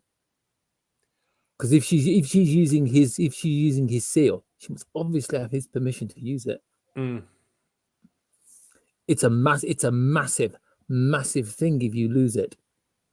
Because if you lose it, you are literally not a person, and you have to get a new one made, and it ain't cheap. Yeah, fair one. But It's yeah, just like do you there understand are what I'm saying ways. about the clock's always ticking because you can't. This is not. Yeah, It's just the whole. Someone's going to find out. This can't go on forever. Yeah, because it's like the bank book. The bank book she's got. Is it her bank book or is it air quotes her aunt's? Hmm. Well, her money's getting paid into somewhere, Hmm. that she's working, but still, it's that whole thing of it's a house of cards. You know what I mean? Yeah, the fact she's got almost like 1.3 million yen in her in her bank book's pretty good. Yep. But God, there's this bit after breakfast, isn't it? And the tickle, and I'm just like, oh God, you're really. It's kind of like I bet you were sitting there going like, okay, what direction is this going in? It's like, are we going to be able to talk about this scene? Yeah, it's like, oh dear, oh dear, oh dear, please don't, please don't, please. Oh, you didn't, thank you. It's like no. Believe it or not, this anime is not rated M for mature.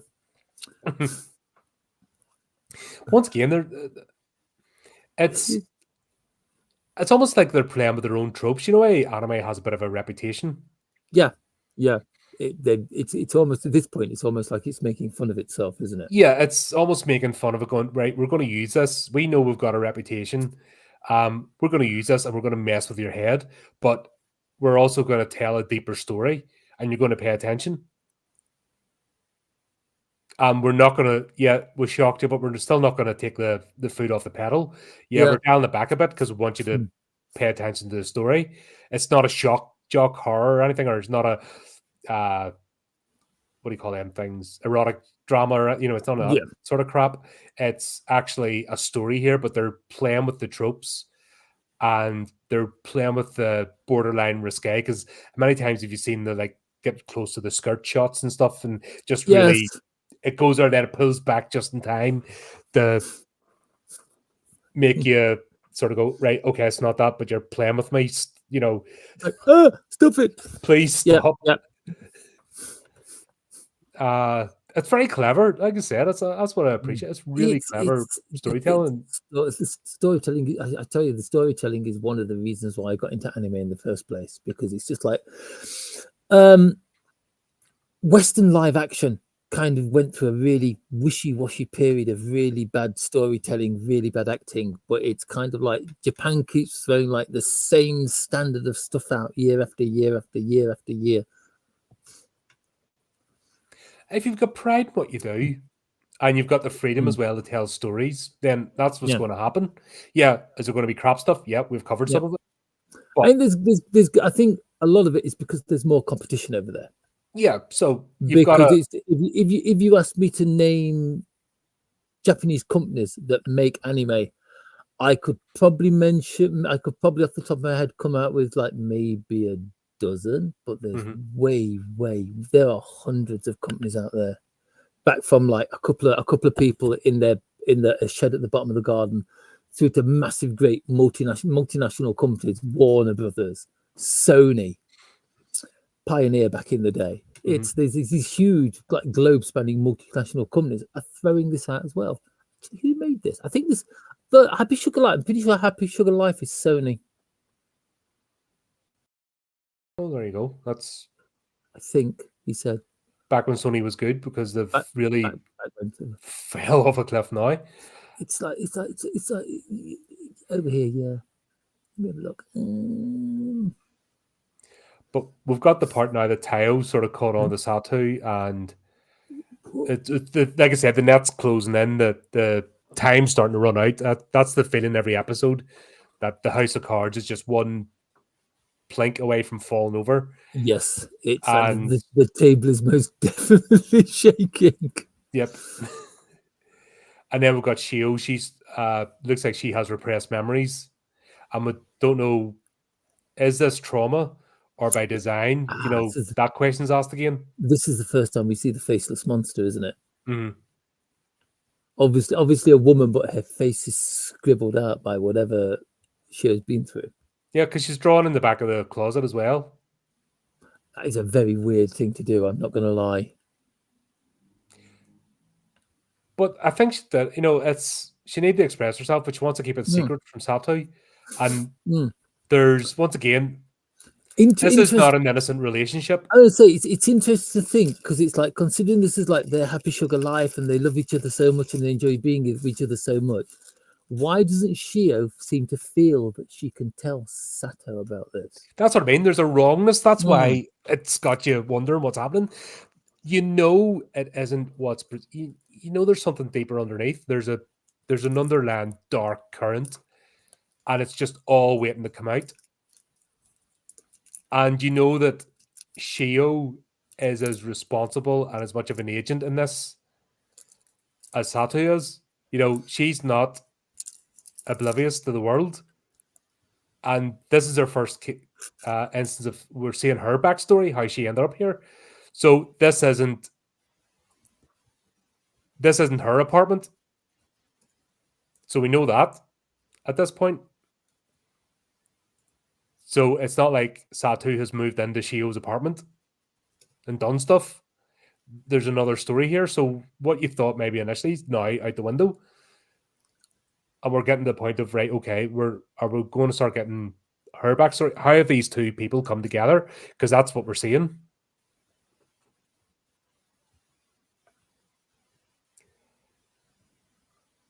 But yeah, it was another good episode. And then we've got Satu's then starting to pick up on this, that something's going on with Shio. This is the one where they have the fight, isn't it? Yeah, it is. The taste of crime and taste of punishment. Another good episode. God. This is where stuff starts coming out, and we see that this is where we see Shio fully developed as her own person and not just a construct. Mm. And like I said, because they've moved companies, that we've got the introduction of Sue, who wants to be best friends with Satu, who's just completely infatuated with her. Air quotes, best friends. I think there's more than just best friends in there. No, because we'll see this scene later on. Mm. That when it's actually put out, it doesn't work. You know, the freaks are out. So it's just childish adoration. But once again, because it's using the sexuality, you know, it's using all that kind of stuff. It's using the hints. It's like, where's this going now? It's a bit weird. She says, like, I want to be like you. I wear this like you, that like you, my bag like you. I even wear the same underwear as you. How did she know what underwear she wears? Yeah, there's why don't you wear sexy underwear anymore? Who was it? Shoko said that, wasn't it? That was Shoko. Yeah, you don't wear sexy underwear anymore. Like, fucking hell, I think these people go to orgies at the weekend.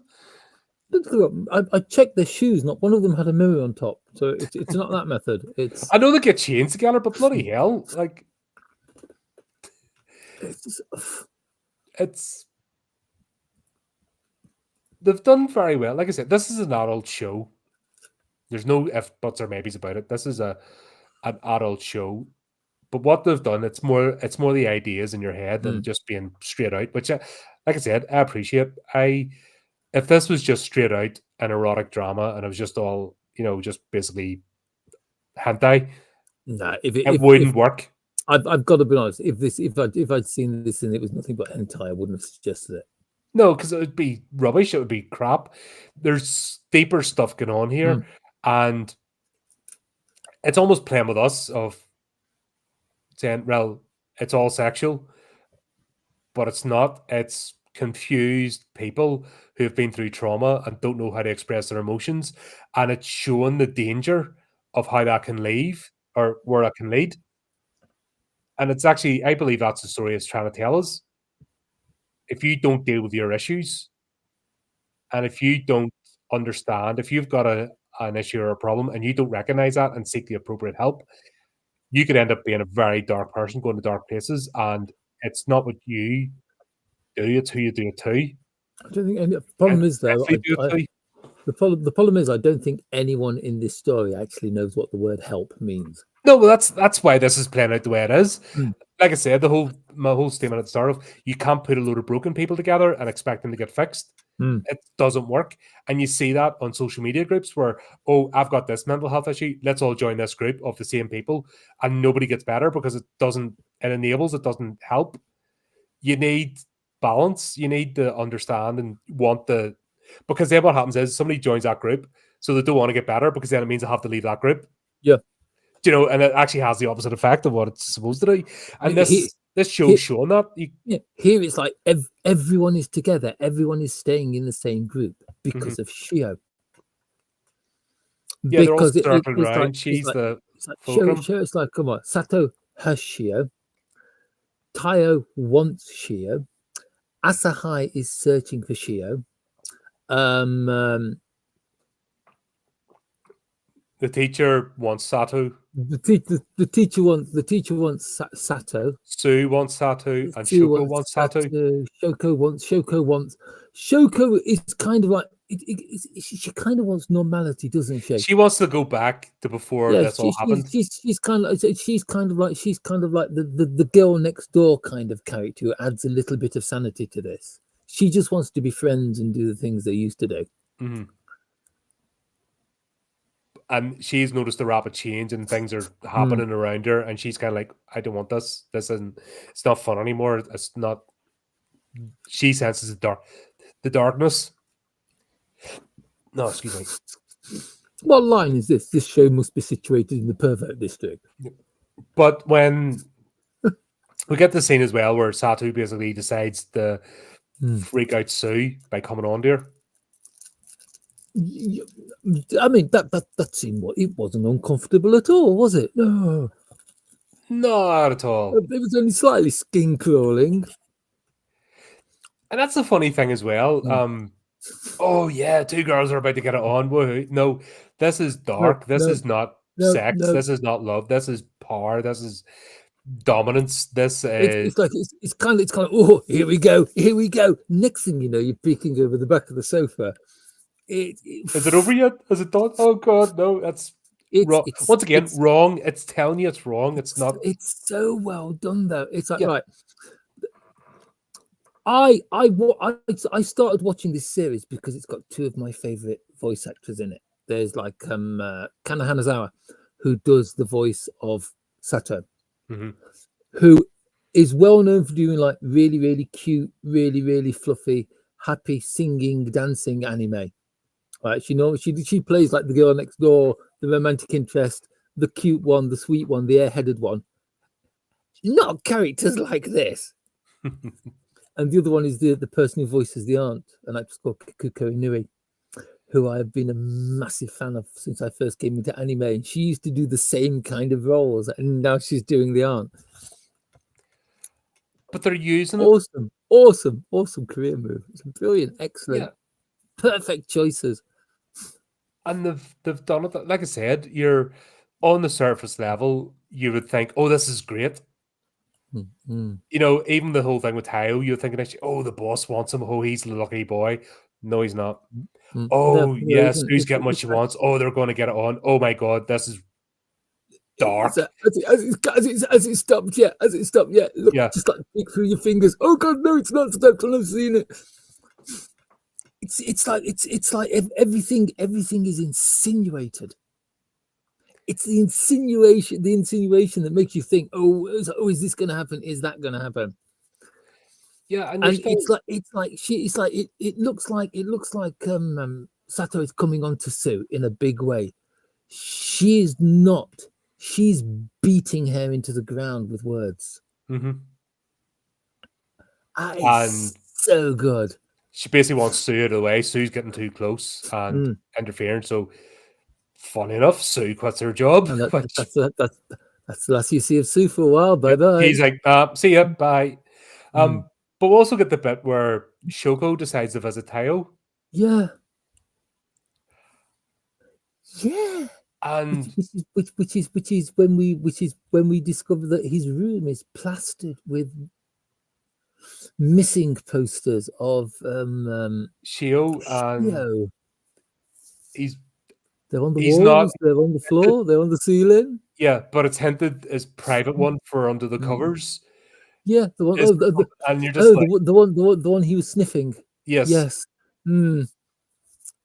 That is just. Can I be quite honest? The fact that he's got one of these posters and he sniffs it is probably the most disturbing thing about him. Because that's all he smells Asahai. Because Asahai's the one putting them up.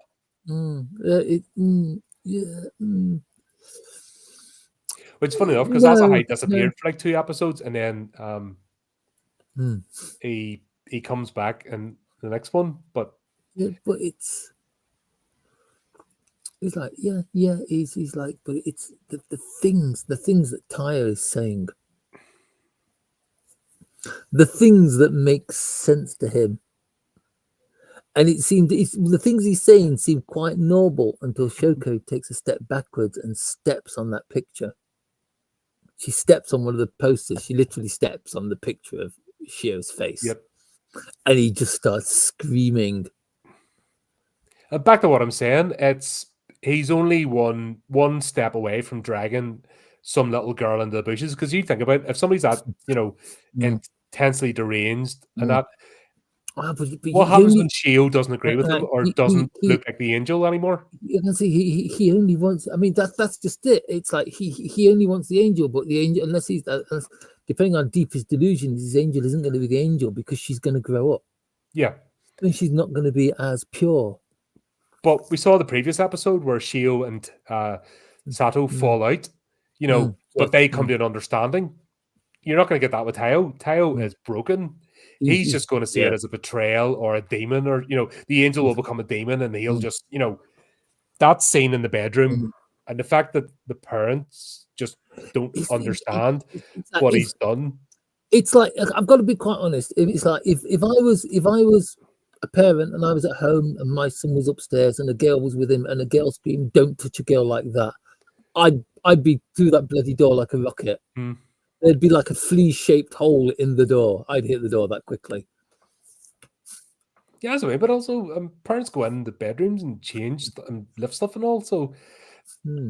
something once again, the fact that this was able to happen to Tao, the fact that Tao couldn't Yeah, tell his parents, the fact that the nobody nice knew. tidy house and the Yeah, happy mother isn't. This it's is the your typical middle class. Don't make a scene.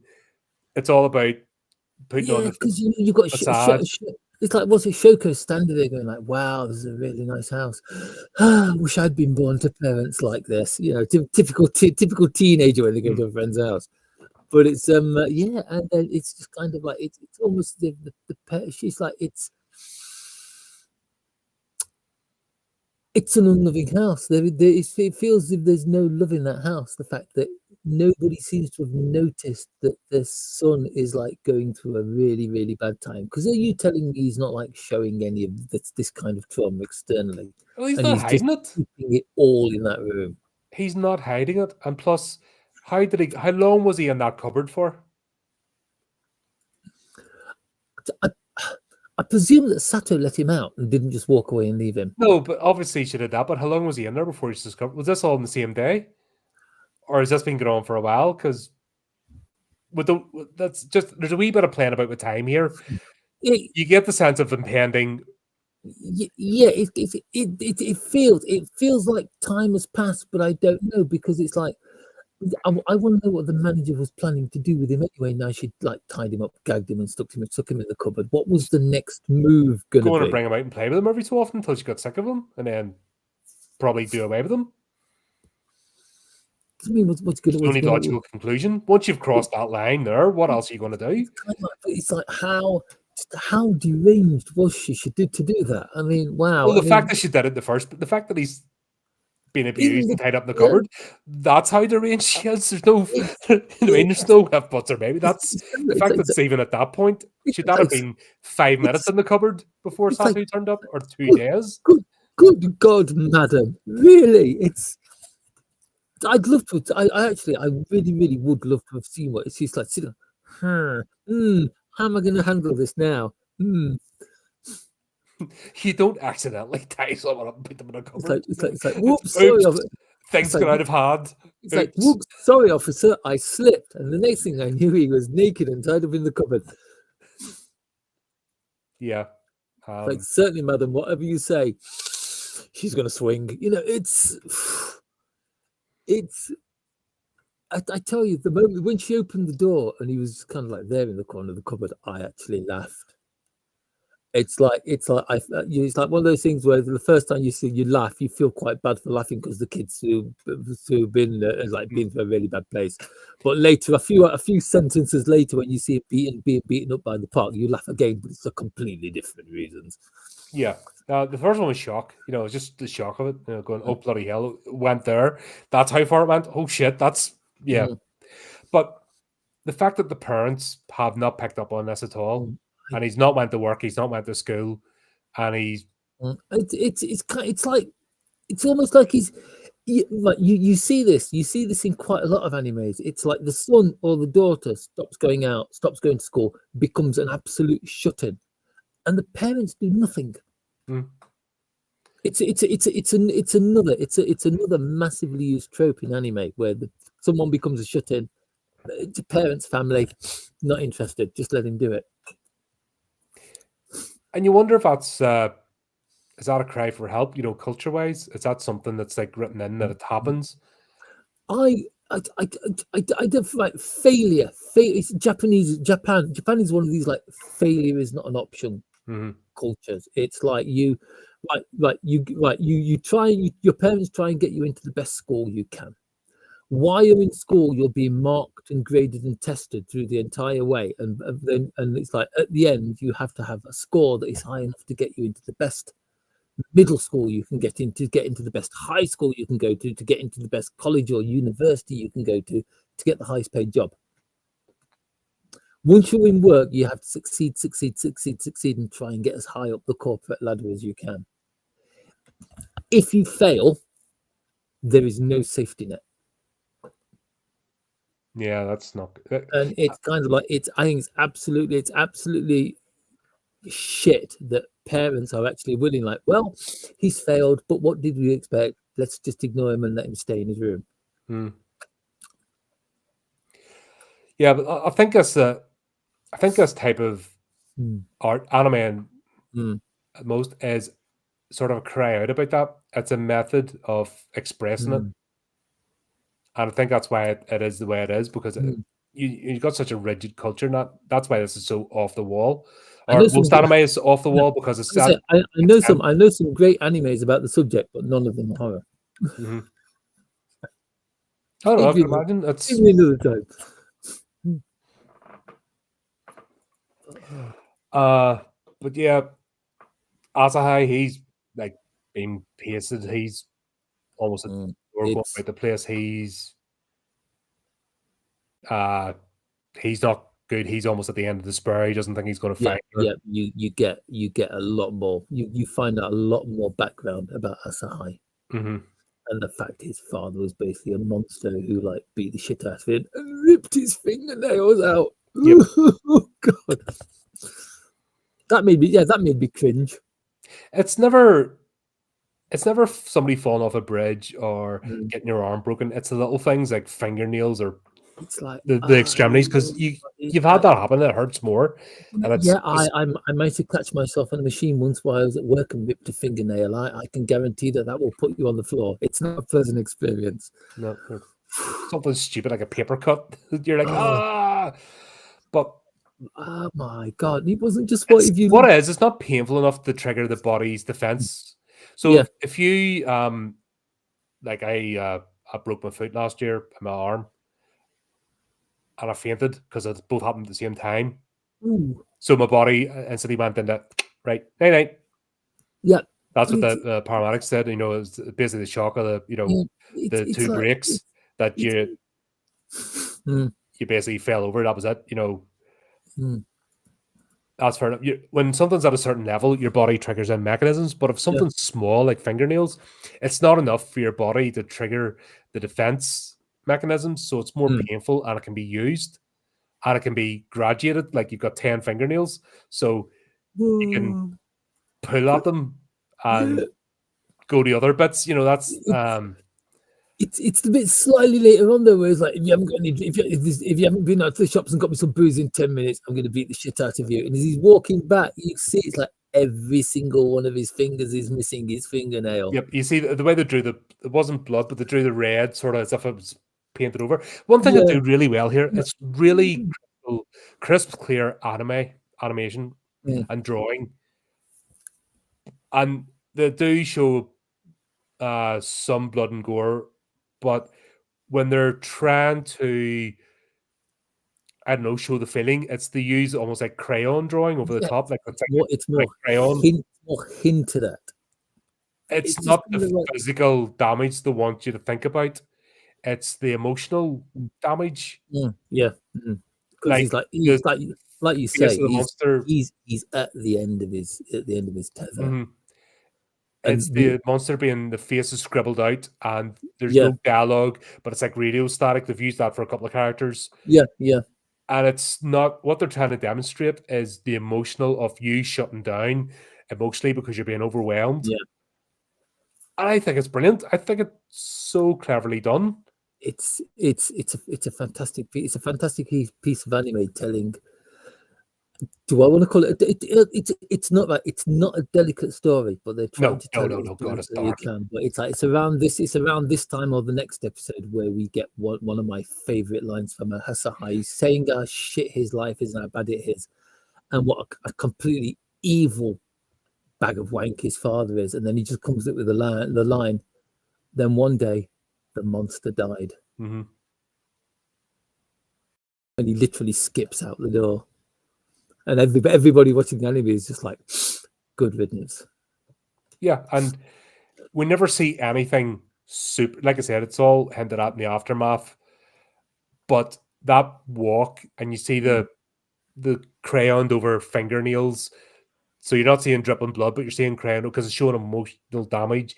You're seeing him broken, and we find out later that he chose this. Yes, he stayed. That's the He stayed behind. he chose this to allow his mother and Shio to escape, which makes the next part, that reveal even worse.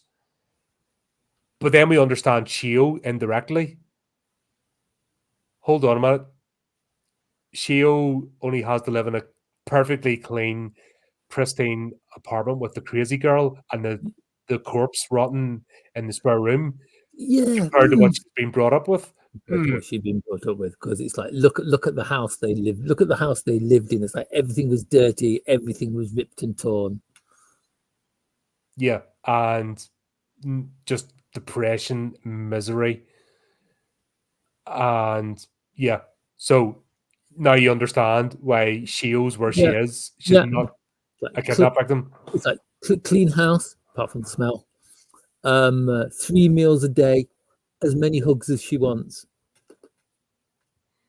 Yeah, It's kind of like it's her perfect life, and you can kind of understand the decision that she makes. Spoiler, spoiler, spoiler, spoiler.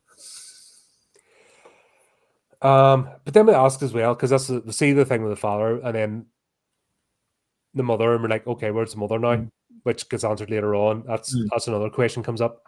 Yeah, With another piece of the puzzle, few pieces of the puzzle, we're seeing the journey how Shio's ended up with Satu, which is what we're all here for. Well, what yeah, basically that's the whole story you're wanting to find out. yeah. It's Not like afterward. we're getting to know why Shio is there, but we still know nothing about Sato. No. And the ultimate question is how did how did these two end up together? And it's not what we thought it was from the beginning. Like we're completely changed. We know there's more to it. Yeah, this is the one where Shatu or Shoko asks Satu why she doesn't wear sexy underwear anymore. You're like, Yeah. Oh, come on, that is a weird conversation. yep. And then I understood the context of fooling around with other Mm, guys together. mm. It wasn't like it wasn't what I thought at the start because now we've dialed it back a bit. So Now we've dialed it back a bit. It's like, yeah, she's like, just it's like wants normal teenager stuff, just back to normal. it's like it says in the introduction she's promiscuous with other guys, Mm. but not that version of promiscuous. Yeah, no, they're just one of them ones always has boyfriends and that, and Yeah, suitors.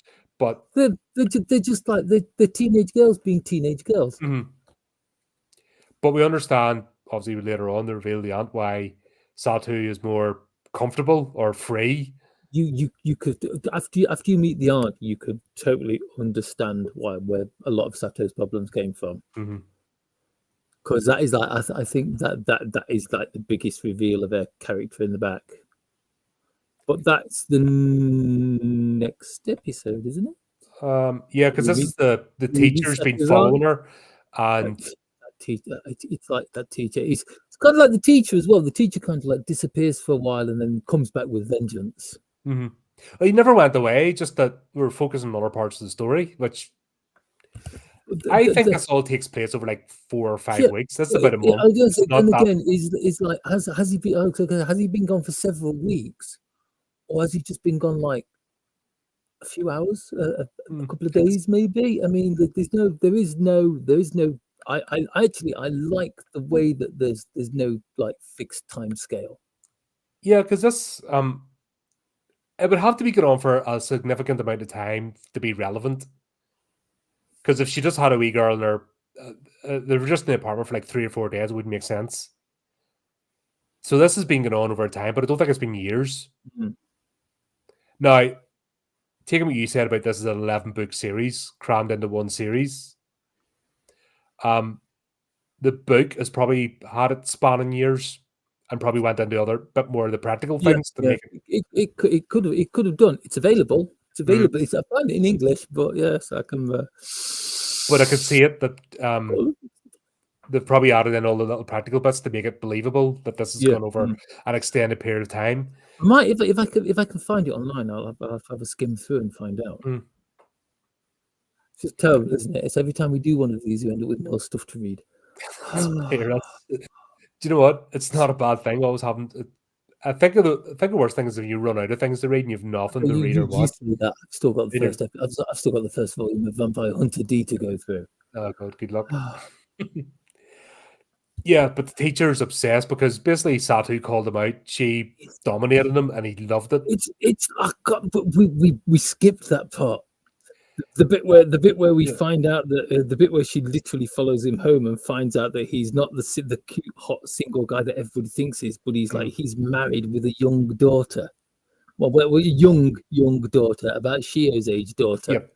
And she literally stands there talking to him because she's decided she's got some questions to answer him, and she literally starts undressing himself while playing that small thing that looks like a cake thing is actually, believe it or not, an attack alarm.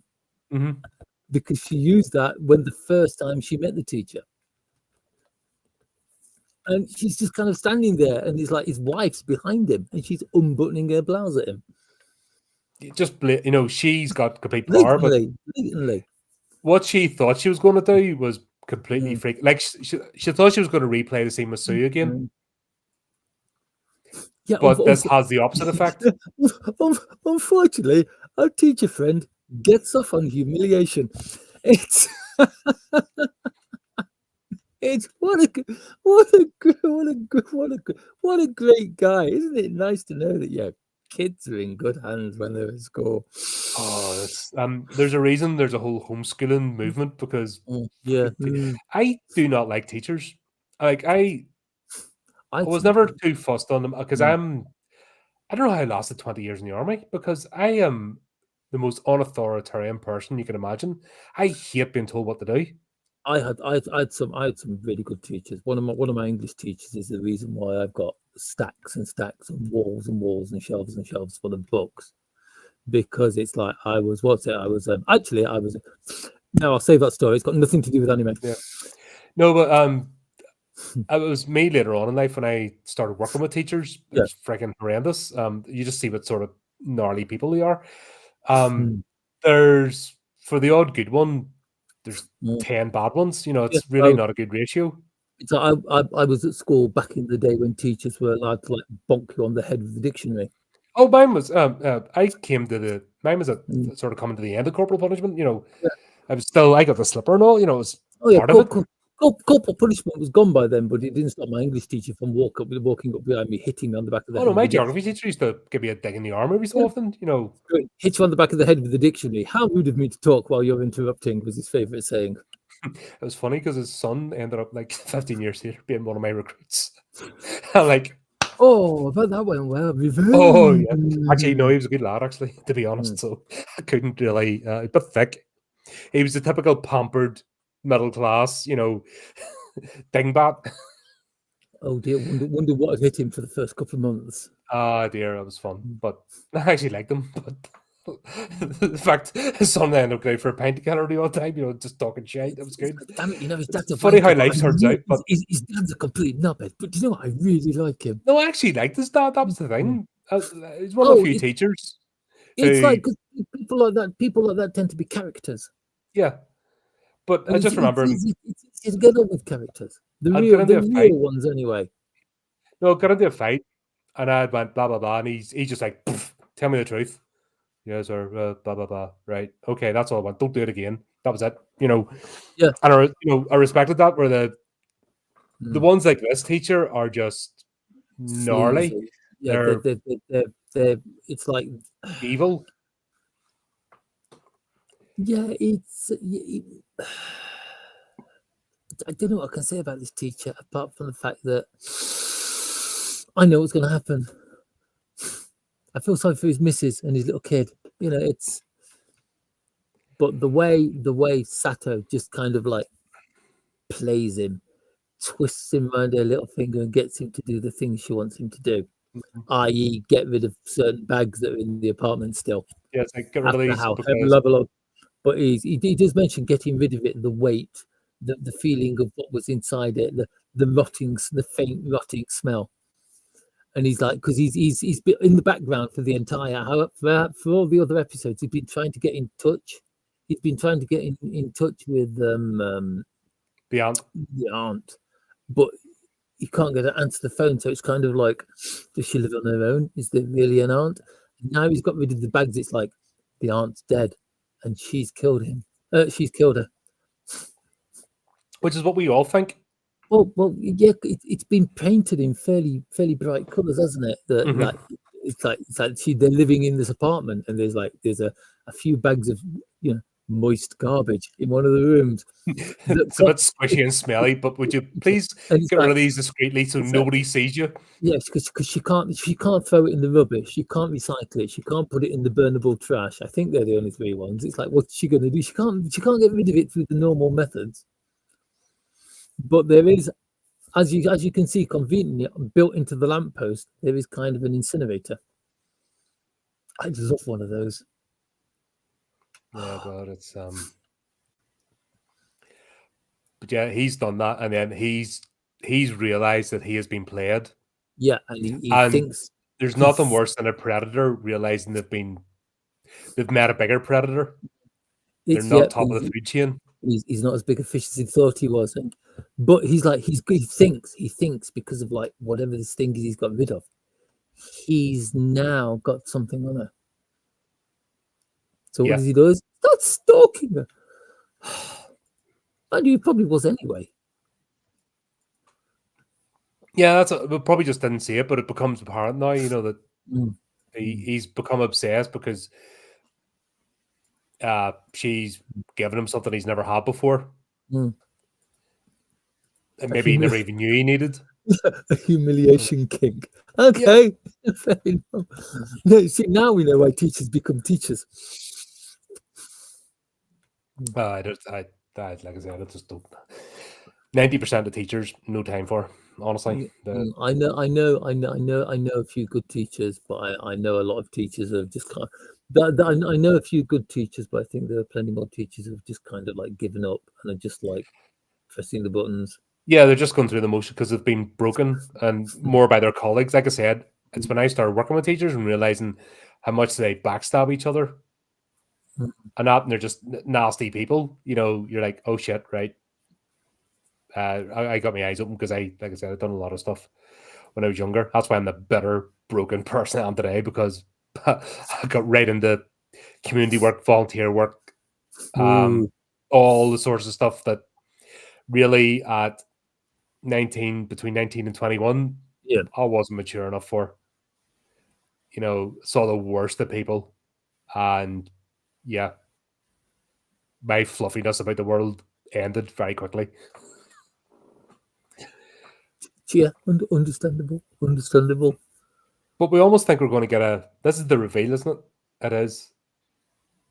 Shoko is pressing too close to home. and you're going, oh dear, is Yes, she's playing close to the wind here? she's trying to appeal to she's trying to appeal to Sato's kind of like sense of duty, honor, doing the right thing. Mhm. Unfortunately, she doesn't have any of that. Yeah, because she knows about Shio at this point. Her and Hmm. Tayo both know about Shio at this point. Yes, because because of earlier when Shio went out on her own and got lost, and Yep. Tayo found Shio And the as whole Tayo was there after being like quite justifiably beaten up. I think he deserved it. Mhm. He sees like her running away with Shio in her arms. Yeah, so it's all coming out, but then we have the police are there because the neighbors have called about a smell, and this is where the reveal of It's the fact you've got the teacher in the back. I think it's obviously the teacher who's phoned the police, and he's kind of like in the background, hyperventilating in a slightly sexually aroused kind of way, just around the corner at the thought of what's going to happen. no, I don't think it was him. I honestly think the fact that he was there, the fact that he knew to be there at that time, makes me think it was But was him. he not following her with a phone to take pictures to basically catch her out? Yeah, yes, he was, but I still think he did it because Mm, right. Because it's like, as I mentioned before, it's like the aunt lives at apartment 305, yeah, yep. Which which is is the very we, end of this. yeah, We get it all which is, revealed. yeah, which is which is the address she's registered at living Yep. at school. When it's like when Shoko went home with her but didn't go in, yeah, when Shoko thinks she hurt her feelings and said terrible things and ran away. Mhm. The door they were standing in front of was door 305, and it wasn't until Shoko had gone that she went up the stairs on the side to Yep. where she's living to where Shio is. So it's just I honestly think he was there to enjoy the things he'd set in motion. Mm-hmm. Yeah, But or something like we're not dealing with rational people here. So trying to put it's fine to have non-rational plot points because we're not dealing with people who are right in the mind. So it makes sense for them to do crazy things, like call the police when they're all implicated and stuff, because that's madness to do that at this point. Nobody's getting away clean if it all comes out. So because he's not in his own mind, because his whole world's been turned upside down. yeah, But I could see that. But I just thought maybe the neighbors got sick and tired. This has been an ongoing thing. but And it's like it's not until like because it's like they've gone to the apartment. Must be the what's left of the body or the blood and everything and the tools and everything that's making the smell. It's not until the end of this episode that you actually find out that all the blood and all the tools and everything aren't in this apartment. no, this is So, the aunt's apartment. it's like is it the aunt's apartment that smells? Because you've got to admit it's a bit grungy inside. I have been stuck in my mouth a couple of times. This is disgusting. It's like, who knew that anime could do like grunge so well? But here's the thing. This has done this the whole series. It's played on our emotions. This is showing emotional. It's not. This would be very bland if it was just physical. Yes. What this whole series done is talked about emotional damage, emotional abuse, the emotional fallout of physical abuse. It's kind of like it's the healing power of emotional love. Yeah. It stuck a key in your head and it's slowly winding your brain up. Yeah. So you are primed for when this apartment door opens and the aunt walks out, you smell it. You actually smell, you react with the officers. It's just like the shock when the door opens. And because when the door opens, it's like, Shio, it's going to be Shio. And it's not. It's the aunt covered in so many bandages. Yeah. Wearing the biggest grin you have ever seen. But you also, did you notice Sato's face? Like she went into robot mode. You know the bit where you see she's about to kill, or that. That's it. It's like she looks down there. She looks down there, bangs fall forward, and shades her face. But it's just kind of like I've got to be honest. The aunt is one of my favorite characters. She is such a fun character in an incredibly twisted, very, very badly damaged, broken way. Oh, she is. She's great. She's grim as well. Like she's somebody should be in padded cell. Oh, she's a complete and utter psycho, and she knows exactly she's got a mind view of what's going on in the world, and it's not a nice place. No, and that's not that is a very inappropriate way to treat a policeman. Oh yeah, that's a flip sake. She was like when you've got police scarpering out the door, both of them. Like, but I smelt that apartment. And then I understood because there's a bit later on which leads on to how events unfold. Because Satu lives in this. She lived in that until she lived in that until she met. Yeah.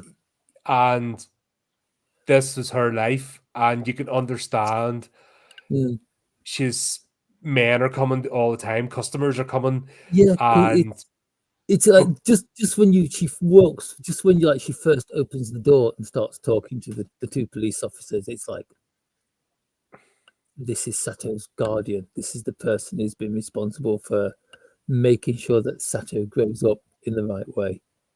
No wonder she's turned out the way she is. In fact, why is she not worse? And this is where I think if she hadn't met Shio, there was a dark, really, she's on the brink. Oh, she'd have totally ended up being a serial killer. It's. But yeah, that whole scene, we see that the fact that she goes down to the apartment, they're going through, it's absolute shithole. The aunt is basically offering, about to jump the policeman's bones, and then when the policewoman steps in, says, well, you can join in too, and just that's love to, and are you feeling lonely? Why wasn't social services called immediately? I haven't got that foggiest idea, but it's like everything good, everything bad. If it feels good, it's love. If it feels bad, it's love. Pain, love. Disgust, love. Happiness, love. Everything is love. And all you have to do is get all these little bits of love and put them in a jar, and they'll fill up your life. Sato's aunt is a bit strange. Yeah, but that's like pure. That's worse. She's worse than the monster. She is a monster, but she is a monster who's kind of like stabilized her life. It's like people come in, people beat her up. She's happy with that. She's of all the people in this story, she is without a doubt the most broken. She is the biggest monster of them all because she is the way that it's because of her upbringing that damn it, I can never remember Sato. There's too many people's names begin with S. She's not a drug addict. No, she's not a drug addict. She's a pain addict. She's a masochist. And it's just like and then you understand where Satu learned her techniques. With dealing with a teacher. But it's just like the sheer insanity of the aunt character is one of the things I like about her, because everybody else when they're in public is kind of like no matter who it is, Taiyo, Asahai, Shoko, Sato, Shio, they're all like really, really calm and keep who they really are undercover. Taiho not so much towards the end, but it's like Shio's aunt is just straight out, I'm a weirdo. I have serious there are serious rocks in my head and they are banging against each other hard. I am a complete and utter loony. She doesn't hide that, and I'm kind of like, I like her. Yeah, unless you had to like smell her. Yeah, I could, she is someone that you can come here. I wouldn't like I wouldn't shake her hand until somebody had like gone over with a really big bar of carbolic soap. Yeah. But And then what? that sort of shows what's the clientele Mm, that she has. yeah. Like, how Mm, gnarly are those blokes mm. that they pay to go to? I mean, is that maybe part of, and I, is there people into that stuff? I, Like, I, I, they have to live an yeah, absolute dive, shithole to come in yeah, and I don't know, and I'm not exactly. I'm not Google. Definitely not googling no, it. fucking don't. That's It computer will explode. it's like knock on the door. Ooh, they're not in uniform. You're now You in know, 5 lists it's like automatically. Oh dear. it's like, oh my god, we're gonna put your name on this list for the rest of your life, and you've got no choice. Okay, it. Fur cup. Yeah, I need to be on a list Oh, after. Oh, fuck yeah, no. But I but think yeah, it's deliberate. I don't think it's. mm, mm, She's not a drug addict. She's not so mm. she's not spending her No, time whacked out of her head. This is deliberate. It's calculated. so we found out. Well, I mean, it's like we find out later that she's not poor. No, oh god, that's even worse. Mm. So it's like the answer must be she's doing it for the kick. She's doing it for the buzz. Yeah, and seeing how far she can push it, sort of thing. It's What she almost what like, yes, I live in an absolute rat's nest. What are you going to do about it? Because I'm it's like not going yeah, to but change, and it's you're like going to leave here. her customers are walking into that and not minding. It's like Yeah, that's what I mean. mm, Or worse, that's what I said. mm, Maybe looking for it. Maybe that's mm, part of the mm. experience. Which is, like I said, that you can't even imagine the type of people. There's another set of fucking broken It's people like out there. if someone wants to Google us this and tell us the answers, because we're sure as hell not doing that. Yeah, I'm not. Yeah, you put it in your IP address. It's, Fucking it's, not it's ours. like, whoa, no, I don't use it. Yeah. I don't Let use me a know V. how many years you get inside. I don't use a VPN. There is no way I'm going near Yeah. this. But it's just kind of I can't help but absolutely love her character. Compared to everyone else who we've met so far, her character is so fresh and so Honest, I honest. think. Yeah. That's you say she doesn't she's not covering up who she is or what she is. She's just a complete out there.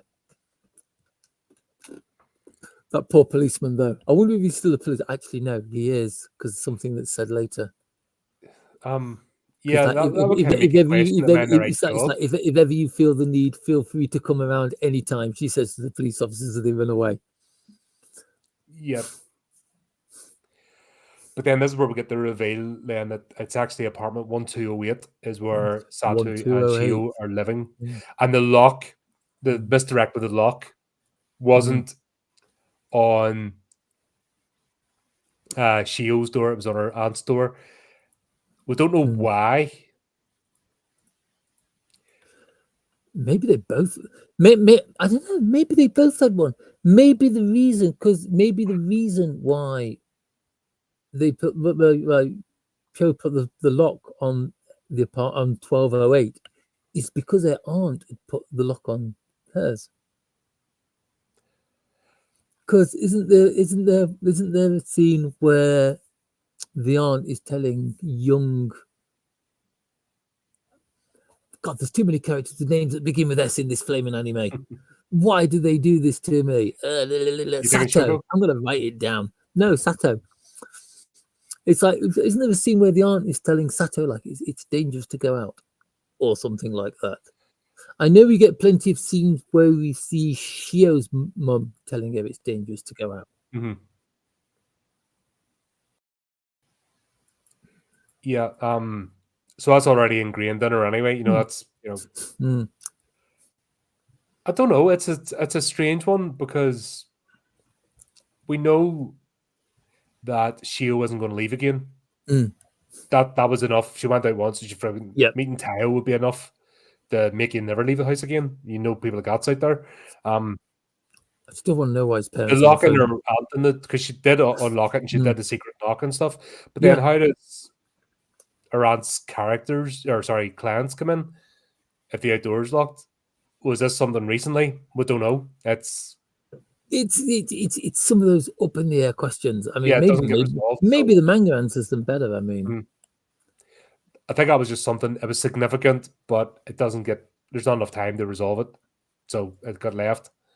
just a little something to wonder about, but not a massive thing because we get the reveal anyway that yes, Satu's aunt is alive. She lives there. They're actually staying up in 1208, and this is Satu's story. Then the reveal of how she basically came up there. So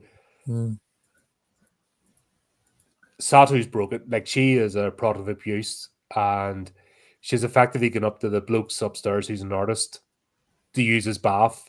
No, he was it. He meets her in the rain, standing outside the apartment block, and he does the good Samaritan thing by, why are you here? I don't want to go home.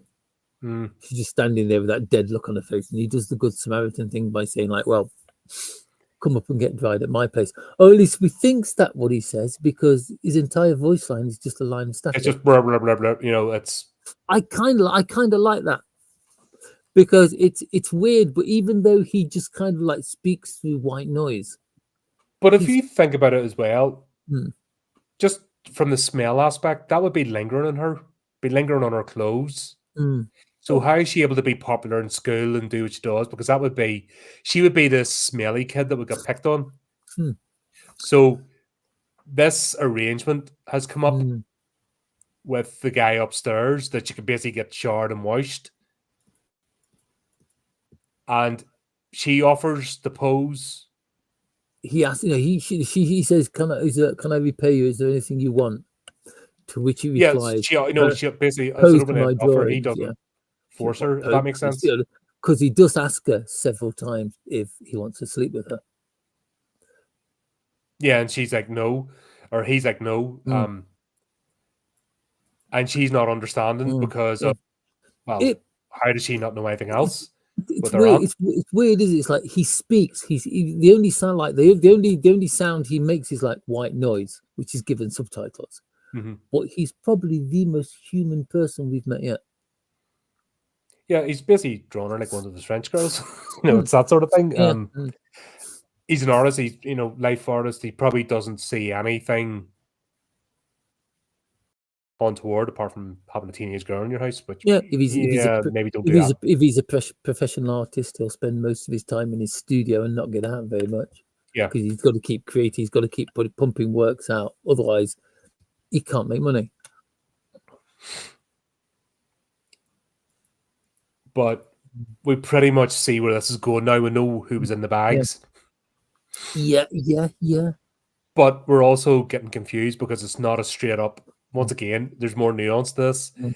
Basically, it turns very bad very quickly, but not in a way that where we're expecting. Not in a way that people in the not in a way where people in the West can see. Because it's like she finds, because it's like this is the time. This is set in the time when this is set in the time when Shio appears. Yeah, because that's what kicks everything off. Yeah, because it's kind of like you don't see the scene, but it's just like one evening. Shuo. Sato, damn it! Sato runs into the apartment carrying Shio in her arms, and it's like a load of Japanese writing starts flicking around over the screen, and it's basically the guy who lives in 1208 saying like, "Who's this girl? Why is she brought her here? Why is this girl suddenly more important than me?" It's like this girl's going to ruin everything. I've got to get rid of this girl. And the last thing you see is him closing his hands around Shio's throat. At which point you get this really good image of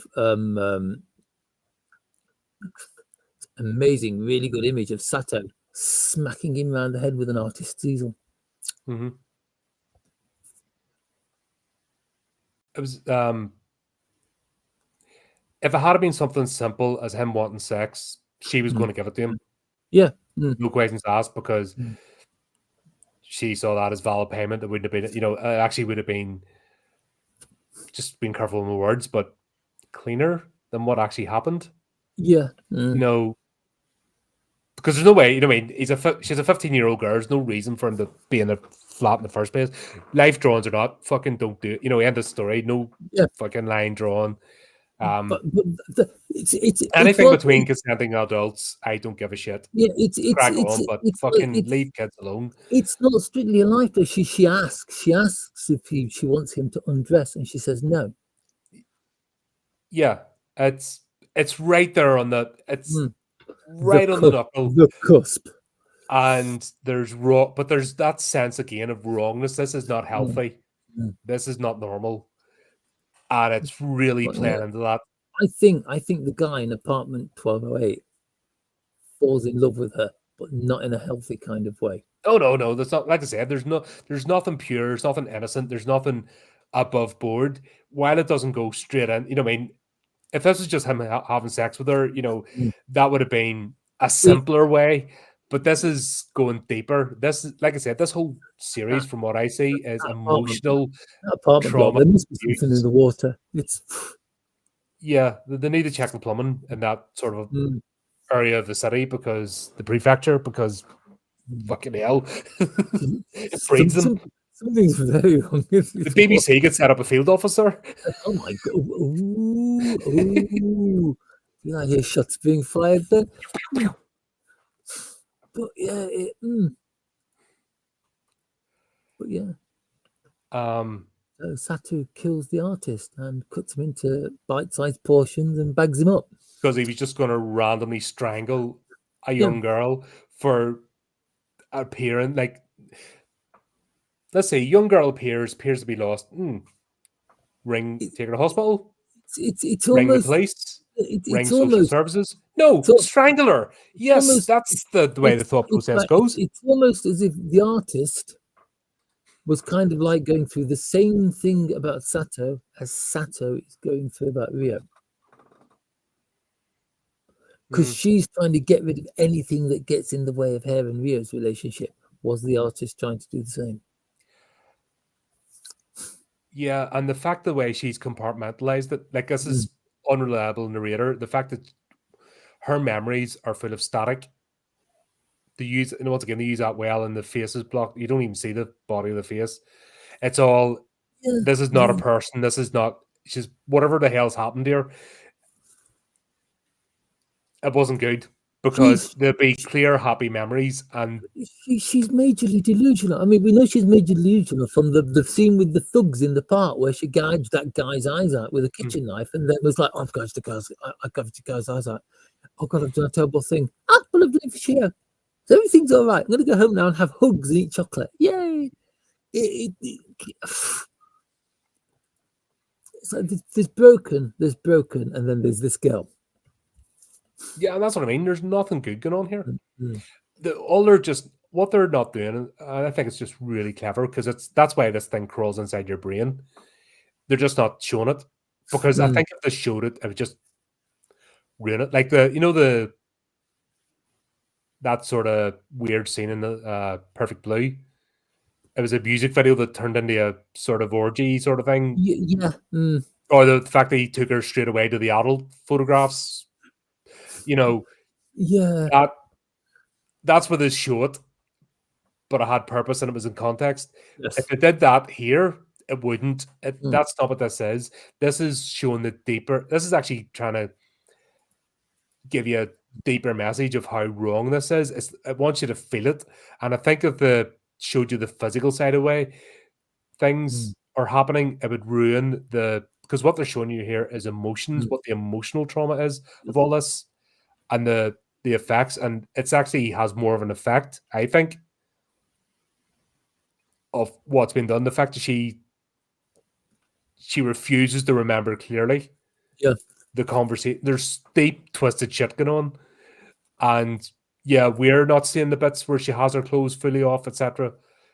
But you can almost guess it's happened.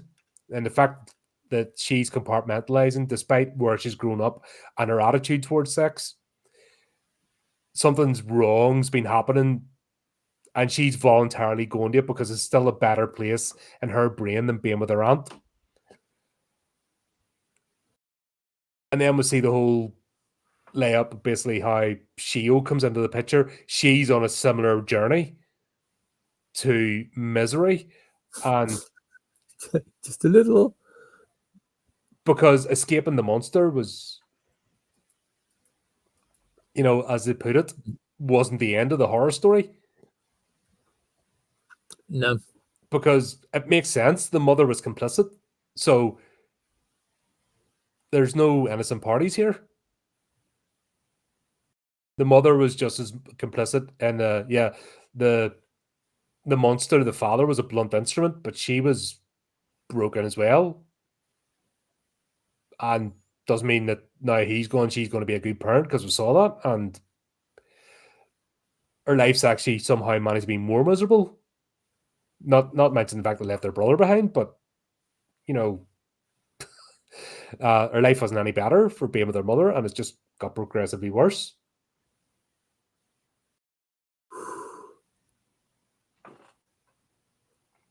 Talk about being caught between a rock and a hard place. Yeah, it's not good, man. It's this is, like I said, this is grim. It's just so clever the way they use the bright colors and the sparkles and stuff. But this is one of the darkest stories I've come across. Oh, wait until I introduce you to Madoka Magica. Yeah, and then we'll sort of get a bit of a respite, because this is when really the dark places with the reveal. So the next sort of 2 episodes is just going through the Asahai's found out now that Sato has Shio. There's a whole thing between him and oh god, Tao, the fucking sock scene. I was gonna say, I was only like, is he gonna mention the sock? Is he not? Oh god, oh, there's the reaction we were all waiting for, folks. Nearly, yeah. It's like, that is so weird. It's like I'm just sitting there. It's like, okay, out of everything I've seen in this anime so far, it's like the darker places. That is messed up. It's like, I want you to do something for me. I'm not going to do anything you say. No, I'm clean now. I'm not going to do anything. It's like I'm just going to take this, and I'm going to survive. I'm going to get over this. I'm going to lead a normal life. Then Shuko takes out Sato down. Sato takes out of one of her pockets one of Shio's worn socks, freshly removed, she says, and drapes it across his face. You notice that, like, this is what I'm talking about, the cleverness, because that could have been a pair of knickers. It's the way he just starts sniffing. But you know what I'm saying? I'm like, oh, if they wanted to be like, oh god, this is where they take it up to the limit, and they're leaving it for you. If that had been a pair of her pants, they wouldn't. It would have went into cheesiness, or went, fact is the sock, and the see his reaction is, oh god, that was messed up. That just made me cringe. And I may have laughed, but I have a long relationship with anime cringe. Yeah, So, but in the context of this show, it's that's not somebody who should be walking the streets. It's like, well, to be quite honest, as he was a couple of episodes ago, it's surprised to see him walking the streets. Yeah. Jesus wept. Oh god. But she needs him. It's basically to get rid of Asahai. Asahai's the threat. Because he's the only one with an actual legitimate connection to Shio. Yes. He is the brother. And he wants Shio back because she's family. Everyone else wants Shio for their own personal reasons. Well, that was the plan. He was just going to stay back and leave at some point, but he was staying back to give them a chance to get away. But the plan was always to reunite the family again. And that was always his motivation. That's the thing that kept him going.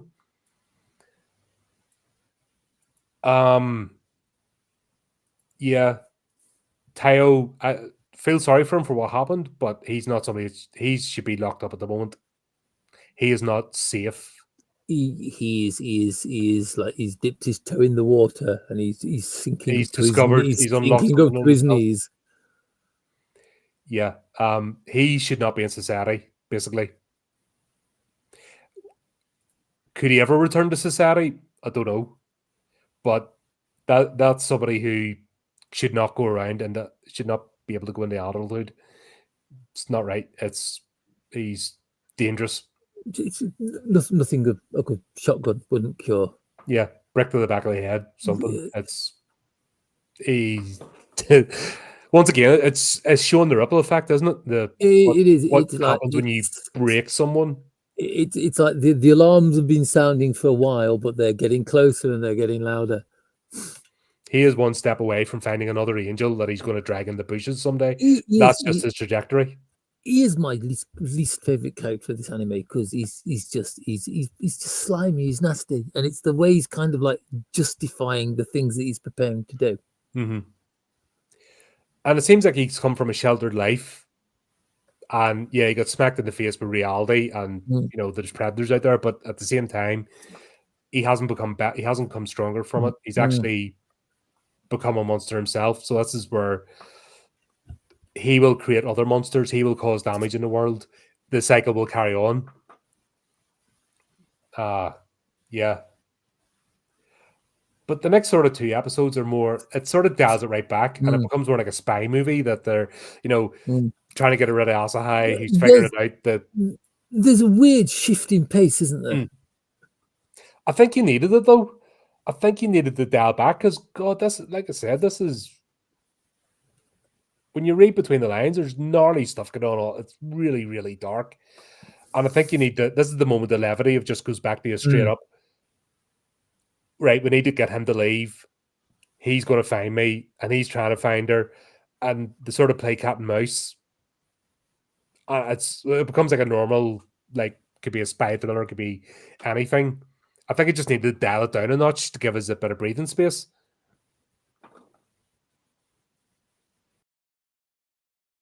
Yeah. Yeah, I agree. It doesn't completely move away from the darkness though. Oh no, it's never going away. But I think we just need a wee bit of, just normal. Because this is the one where we finally learn about the end of Shio's backstory. Yeah, because this is Shio. Her and her mother escaping the monster, the father, isn't the end of their problems. In fact, because the mother's broken, it's just the beginning. Life's no better. And we see that, what did she do? She let go of her hand one time. And that's all it took for the mother to completely disassociate. Yeah. And you're just like, oh dear. Oh, I think we had a slight blip there. But yeah, oh, you're kidding me. The mother just disassociates, going, well, you're better without me. And that's it. Just abandons her, middle of the street. Well, I think we're having technical issues. Yeah, this is are we back? I'm almost back. I'm almost back. Fuck. Oh, you joined twice. That's right. We're good. Of all the times my internet decides to mess up. That's always the way it is. There's been storms and snow and stuff and all sorts, and I think it's been messing things up. I've been lucky so far. Touch wood. Yeah, this is like sometimes you think you should have a license to be a parent. It's you need a license for a dog. You need a license, to over here for TV nearly, to watch TV. You need a license for stupid things, fishing license, but somehow there's some gnarly people can be parents, and that's fine. And yeah, the mother's not a good person. She's a product of her husband. Is she though? Because there's a whole like this is once again the whole theme of this show is broken people being thrown together or attracted to each other. Apparently, her mother has a name and an entire backstory. Mm. Because it's like she was forced to marry a man she didn't love. After which she was like sexually assaulted by her as she has 2 children. So leaving the children on products of love. Yeah. Like I said, she just after going through all that, and yeah, I can appreciate them living in fear, etc. But at the same time, just to completely disassociate and just go like, right, I'm done with you. Bye. Right in the middle of the street for no reason. And then that's how obviously Satu comes across her. And that's where the whole event's playing, replay back to the previous episode. Also, we've got Asahai is now real. They tried to get him to leave town and misdirect him, but he's got wise to it, and everything's starting to close in now. Which is we had that sense from the beginning that this wasn't going to last forever. That the House of Cards was going to fall over. So we're now starting. Yeah, we've just been waiting for the walls to start closing in that way. Yeah, it was a good dissolving room. It was a good episode.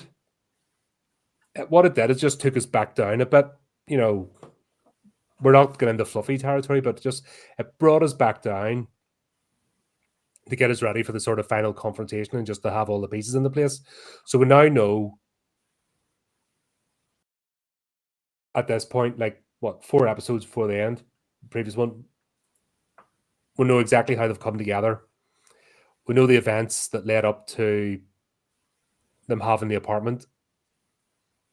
And that, so it's not just leaving it all the last minute, which I appreciate because there's still more story. We still have to find out how the ending scene that we see at the beginning of the movie, the foreshadowing, how that all comes to be. So there's still plenty here to go with.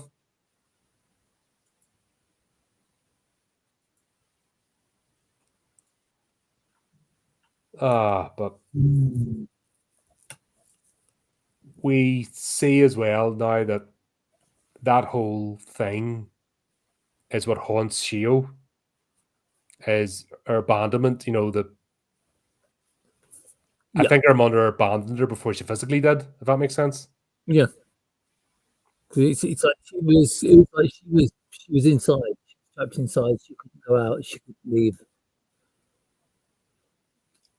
I think it's more because she was imprisoned with her mother. And it's like the one time they went out, she nearly got run over by a truck.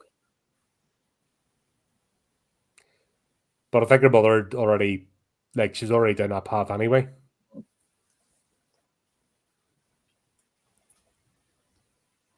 But yeah, this is what haunts Shio, and this is her personality, and this is why she's found solace with Satu. So it's not one-sided. It's not a projection. It's actually mutual, which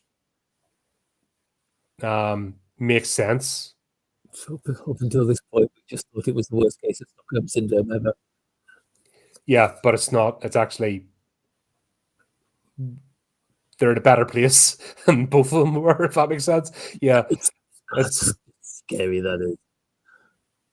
But then you can understand both of their obsessions with making the place so bright and sparkly. Yeah.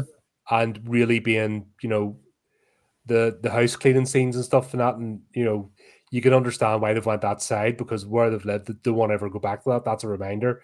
So they really are building a fantasy land in an apartment, but it makes sense.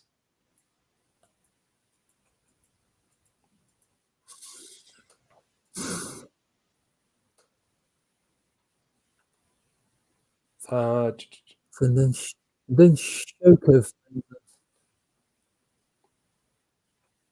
Yeah, Shoko at this point, she's showing an over intensity for just a normal girl that wants to go do normal girly things. She's a wee bit intense. This would have made more sense if it had been Sue.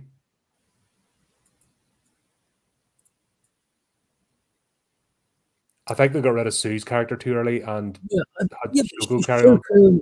Shoko is like Sato's best friend, and she's worried about her. So she follows her. She finds her outside the apartment with and takes a photo of her. Yeah, and she's because there's the credit scene. Instead of just having like a regular credit roll, like a different song plays over the scene of the two of them talk. I'd love to know what they were saying because it shows you some of it in the after credit scene, but it doesn't show you all of it.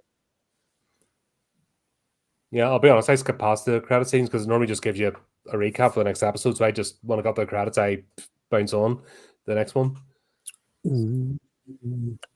Yeah, because it's normally they're just like a precursor, so I didn't. No, it's like it went through. They went inside, and it was kind of like the two of them were having an argument while this sad song played in the background. And then it's like Shoko walked out, and she was kind of like crouched down, thinking about stuff. And Sato's hand just like comes around and grabs her by the mouth. And then there's a scene afterwards where they're talking, where Sato's like, "You didn't think I'd really let you go so you could talk to the police, do you?" And basically just slits her throat.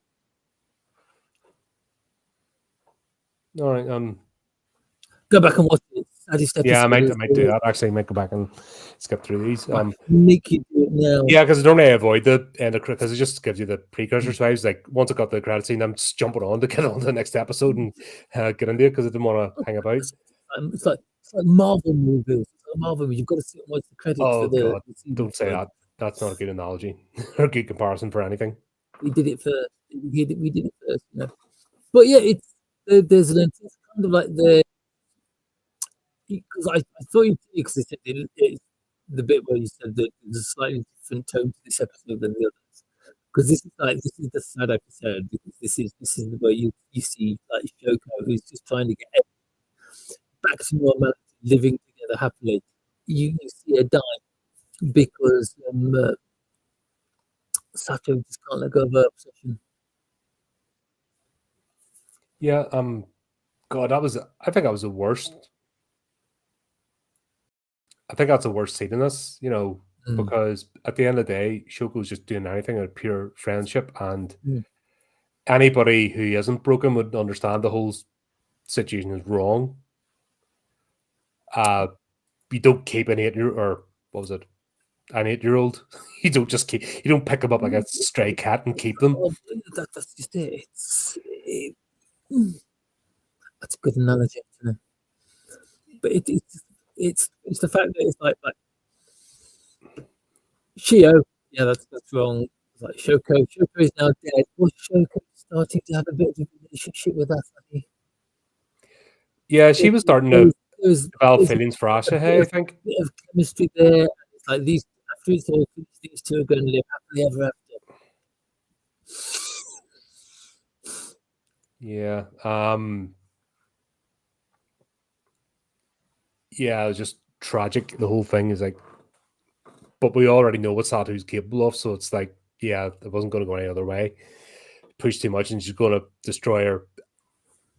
Is it? No, it's not for next. They start talking about the castle crumbling. Yeah. Anything that's going to make a castle crumble has to be eliminated. That the castle must be protected. That's a very good way to look at this. Yes, that's the next episode when Shio and Sato have the kind of like blast. Yeah.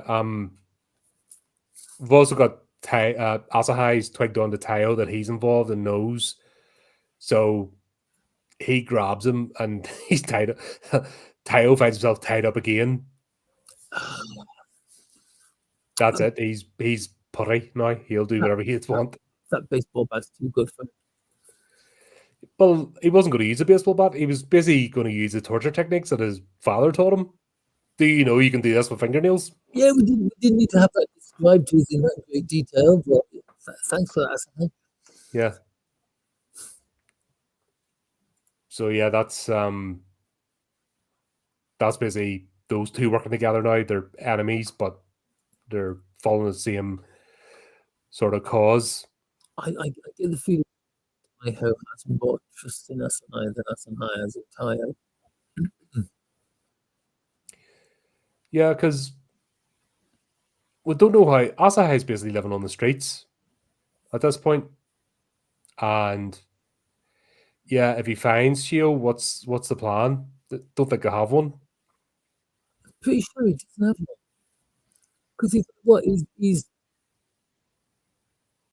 been to see his mum, and now he's looking for his sister. Yeah, As far as we know, his mum doesn't want her daughter back. I suppose they still have the house, but it's in a different district, so it's yeah. Once again, it just there's no sense of a plan or how they're going to bring things back to normal because there's no going back to normal. There's too much water under the bridge. But this is the only thing keeping him going is this, need to fulfill his mission, so to speak. But yeah, this is where we get more in the graphic. We see that basically the aunt is a prostitute. That's revealed here. Satu gets changed in their black gear because things are getting serious now. They've got a plan to get this all sorted. During the flashback with her aunt is much younger, but then again, so is Sato. And she just sits there eating sweets in another room while you can hear the sound of her art being beaten up and enjoying every second of it. Yeah. It's like, yeah, well, not the best environment to raise a kid. No, no wonder she turned out to be a psychopath. I mean, of course, that's What a twisted, warped idea of love to feed to a kid. But that's that happens in real life, and that's why you get broken people because it's it's all right down to the beginning. If you don't have a stable home, well, we'll see what happens. And it's all levels of society. It's not just working class people. It's you see it all over. It's all down to that. What your home life makes you. But yeah, it's grim. But the fact that we get into a car with the aunt and let her drive is like, okay. She's probably a perfectly good driver. Probably, but it's just putting your trust in that woman for anything is just like, no. But yeah, they're down the what's it, DIY store, and they're picking up all this stuff. So there's a plan, and just the way the aunt is completely on board with it, doesn't care. That is good. I mean, they've already had this. They've had this conversation, haven't they, already? Where she's like, she goes up to her aunt and says, "I've killed someone," and the aunt's just like, "Yeah, okay, yeah, perfectly fine with that. Do you need some help?" Yeah, just doesn't care. Just completely lost grip in reality. So that's what they're doing. They're busy setting up for the fire, which we see at the very beginning of this. So we know it's how this is all coming to be. It's the fact that Shoko's corpse is tied to a chair in the spare room. It's like, oh, not even laid out, but no, that's in 1208, isn't it? Mm-hmm. The same room where the artist was killed. They just use the same room. Just put her in there, and it's a spare room, so they may as well. It's just the murder. I think it's the murder room, the corpse room. Murder room. It's like, this is where we dispose of the corpses. God. Yeah, this is where the plan is, that basically going to burn the place down and make it look as if Shoko is Sato. And yeah, that's really calculated. It's some cold thinking, isn't it? Mm-hmm. And then this is where they finish up. They do the vows. They have a wedding. And I did not feel any happiness during their wedding. It was adorable in a slightly twisted, please let me out of this room kind of way. Yeah, that's what I mean. It looks innocent. It looks like play, but because of this show, you just know it's wrong. And it's like, and the fact that Shio is fully aware at this point and fully participating and almost leading it just shows that she's not she's not a victim. In this, So it kind of makes you question, like, who exactly is leading who? well, that's what I mean. It's Shio's not oblivious. She's quite manipulative herself, It's and like the she's scene where, actually got Satu. yeah, She's giving it's Satu something like she needs. the I don't like you and I don't want to be with you anymore scene, Hmm. which basically puts Sato on the floor. Yeah. Shio is not innocent, and yeah, and that's where we'll get up to the final episode where it all kicks off. Comes up around circles. It comes back around the circle to the beginning of episode 1. Mm-hmm. They have their plan of motion. Oh, Go to take it up, but we missed the moment from the last episode where Tayo finally managed to work out where they're living and walks into apartment 305, oh god, yeah. only to be jumped on by the aunt. But I feel no sympathy. Like I felt sympathy from the first time, but this time, It's like, no, shame. no. Sorry, tough shit. No sympathy for you. You are twisted. You're something got unlocked in you that shouldn't have been unlocked. Yes, but you fully reveled in it, so you're dangerous. You need dealt with. Oh god, yeah. Sam deserves it, but part of me can't help but feel sorry for the poor Burke. It's Can't. Sorry, but his behavior since doesn't lead to any sympathy yeah, because he's dangerous, especially the young ones. Like I said, he's only one moment from grabbing another angel. it's like now the aunt has basically like had her way with it. It totally breaks him mentally, and he gets away with what he's done. Yeah, but thankfully he hasn't done anything. Yeah, that's another thing as well. He's wanted to. He's on the cusp, but he never. Like I said, he's only ever one moment, one instant away from doing something really bad. Thankfully, he doesn't, but still, he needs locked because away. of the pacing and the way it is, you never actually find out what he wants to do. Maybe he just wants to hold hands. Maybe he just wants her to rub his head. No, that's that he's once again. It's the way this is framed. It's not right. It's not healthy, and that it's just everyone's teetering on this brink. I don't understand why his parents don't catch on, but they would, what I mean, and they'd deny, oh, he's such a good student, blah blah blah, did this, perfectly fine. They'd even probably cover for him because it meant, not embarrassing their family. They're just as bad. But where you see the degradation and the filth, you also see the worst side of everything properly in order and tidy and regimented.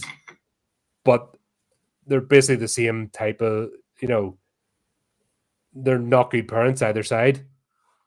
And we saw that anyway with the scene with Shoko in the bedroom. The fact that was allowed to go on just showed the other side. Hang in there, we're near done. Oh, I'm still here. Still hang on. I just said it was the same as Shoko in Tao's house. Told us everything we needed to know about his parents. Wasn't spelled out, but we saw everything. But God, what the bit I didn't understand was they were getting airport tickets. Yeah, to fly somewhere. But then they were going to escape. They were going to leave. They're going to leave the area. Maybe go to one of the other islands. Maybe go to China. I don't know. But flying would require a lot of documentation. But it's like they got the passports because if you remember, she met Sue and Sue gave them 2 passports. Who knew that Sue was a master forger? Yeah, I would have taken the train. It just seems a bit more low key. Does the same job. But that's only a small niggly point I have with this, that they're heading to the airport. But Mm. the idea that they're both leaving, they're going off somewhere else, and the aunt gives them a bucket load of money because Carry a big carrier bag full of loose bills, and he's like, "Wow, so the fact that, like I said, if she had been a drug addict or an alcoholic or used the money, that would have maybe made an excuse for what she did, but she was doing it purely out of her own Mm. pleasure. Yeah, And because she was a ward person, like the money meant nothing. She didn't even spend it on her ward to make her lives better. Could have hired crazy." a cleaner once a week, but that's, there's something wrong there. And yeah, the fact that she just went, yeah, there you go, meant nothing to her. I think that's said everything you need to know about the aunt. That she's just not part of she's not, her head's not in reality.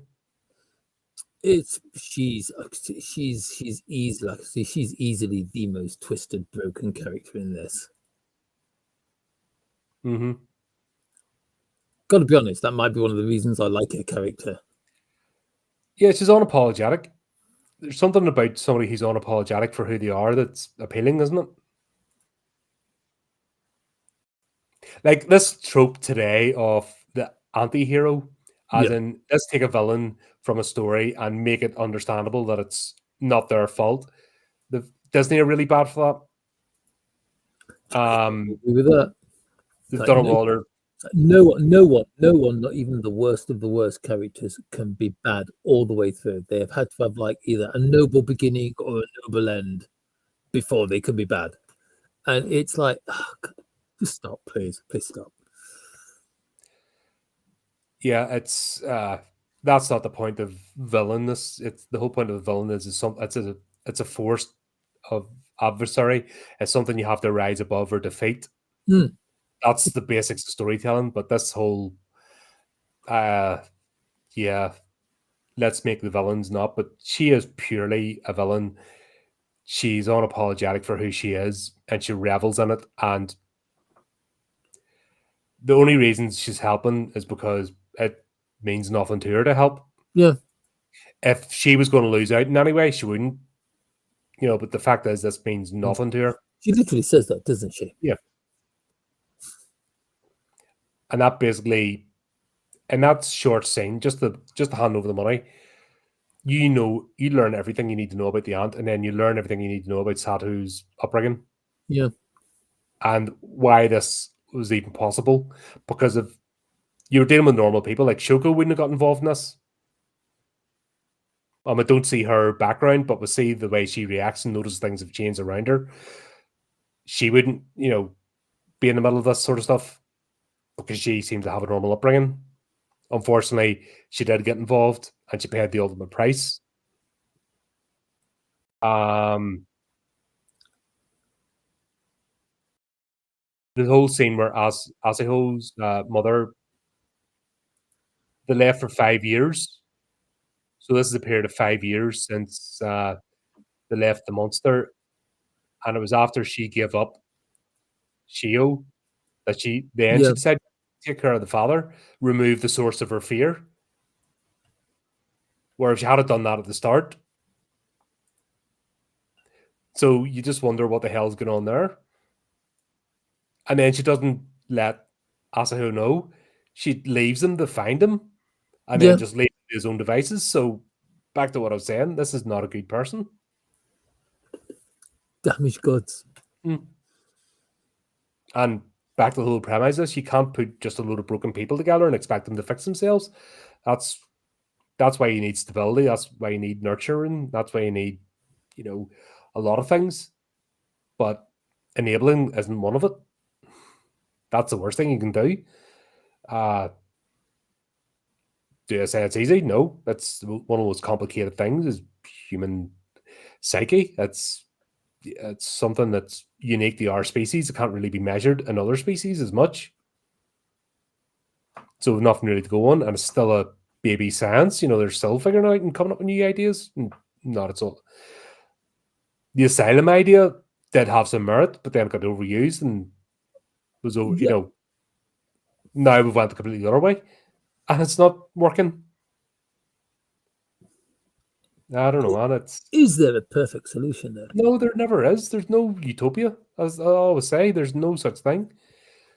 It's about you're constantly battling against forces. That's just life, and you'll test and adjust, and you'll fix, and you get to the we use this that looked unreal. It looked as if she was imagining stuff because it looked a bit too perfect. Yep. Look at the Matrix when they tried to plug them into the first iterations, they were too perfect, so they didn't accept the program. It's all like that. That's life is struggle. It's continuous, it doesn't end. And you have to like balance and find your sort of sweet spot to keep going. This is really it brings out a lot of thoughtfulness, doesn't it? It makes you think about things. There are stories like that. There are stories that will leave you. You'll be thinking about this next week probably. Mm-hmm. Yeah, it's still rattle about in there because it's the ideas that it plants and it shows. Once again, the deeper it's, if it was just pure physical, this would not have the impact. It's showing emotional damage and the resonance of emotional damage and how that can not have a knock-on effect to other people and how your interactions get blurred because of it. And yeah,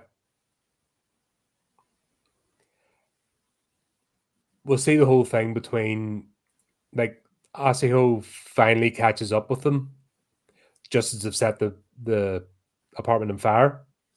I like to think part of that is like Shoko's revenge, because it's like when she goes to like dress Shoko up in her old school uniform, so she doesn't get it dirty. She takes off the ring that she exchanged with Shio, wraps it in a handkerchief, puts it down, and when Shio calls her out, leaves it behind her. So they have to go back for it. Yeah, they didn't have to go back for it. I mean, if they hadn't have gone back for it, they'd have got away. But that's like most horror stories, isn't it? They always go back for like back to Speak No Evil, the bunny rabbit. The bunny rabbit is the catalyst that makes them go back. Because if they hadn't went back to the bunny rabbit, none of this they would have been away. That happens loads of times in sort of horror movies and that, because it's a bit of an overused trope, yes. I didn't mind it here because they've worked hard with a really profound storyline. So yeah, using a well-used trope's fine at this stage. They could have just had Asahu turn up just as they're leaving, without the whole ring thing, but didn't hate it. It didn't, because everything else has been so on point and so deep. Yeah, a bit of shallowness doesn't matter. It's unfortunate. It's like they have to like wind the series up somehow, and there has to be some form of confrontation between the good guys and the between Asaho and that, there has to be some sort of resolution, which is what this has all been building up to. And what I like is they didn't leave this all for the last episode. We didn't get the reveal of how Sato and Shio came together. We didn't get the reveal of how Shio was abandoned, or the full backstory of Asaho and the father and stuff. That was all done in the episode previously, 3 episodes previously. So what they're doing here is giving us room to breathe and actually experience the emotional, connection of when the characters come together, which we knew they were going to do. We knew that at some point they were going to come together. There would have to be some sort of exchange, because then it wouldn't end. It'd be continually chasing. So that's fine. Like I said, the ring thing, I didn't mind.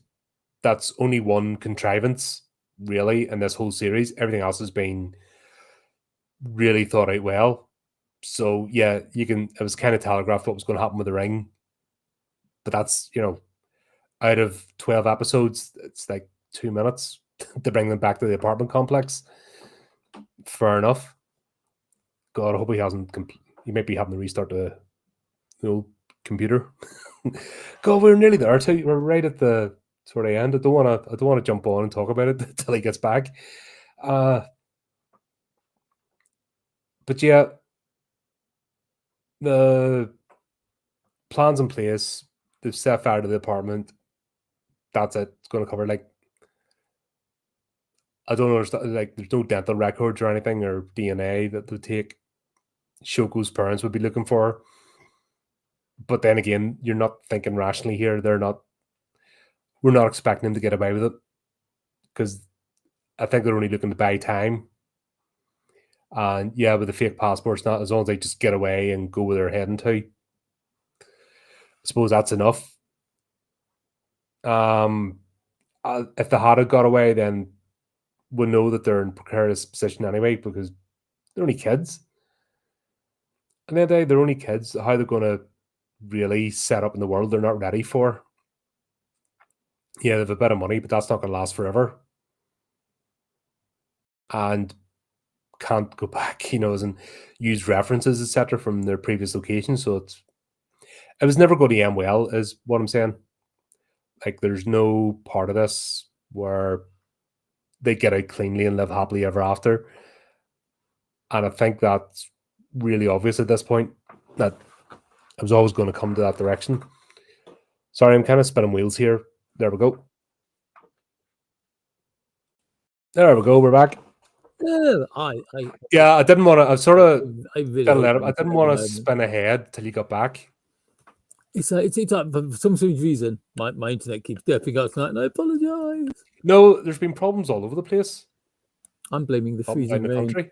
No, it's the snow and the storms and stuff have just wrecked things, and it's just happening all over. Right. So I'd got up to the point where Asaho confronts Shio and Sato.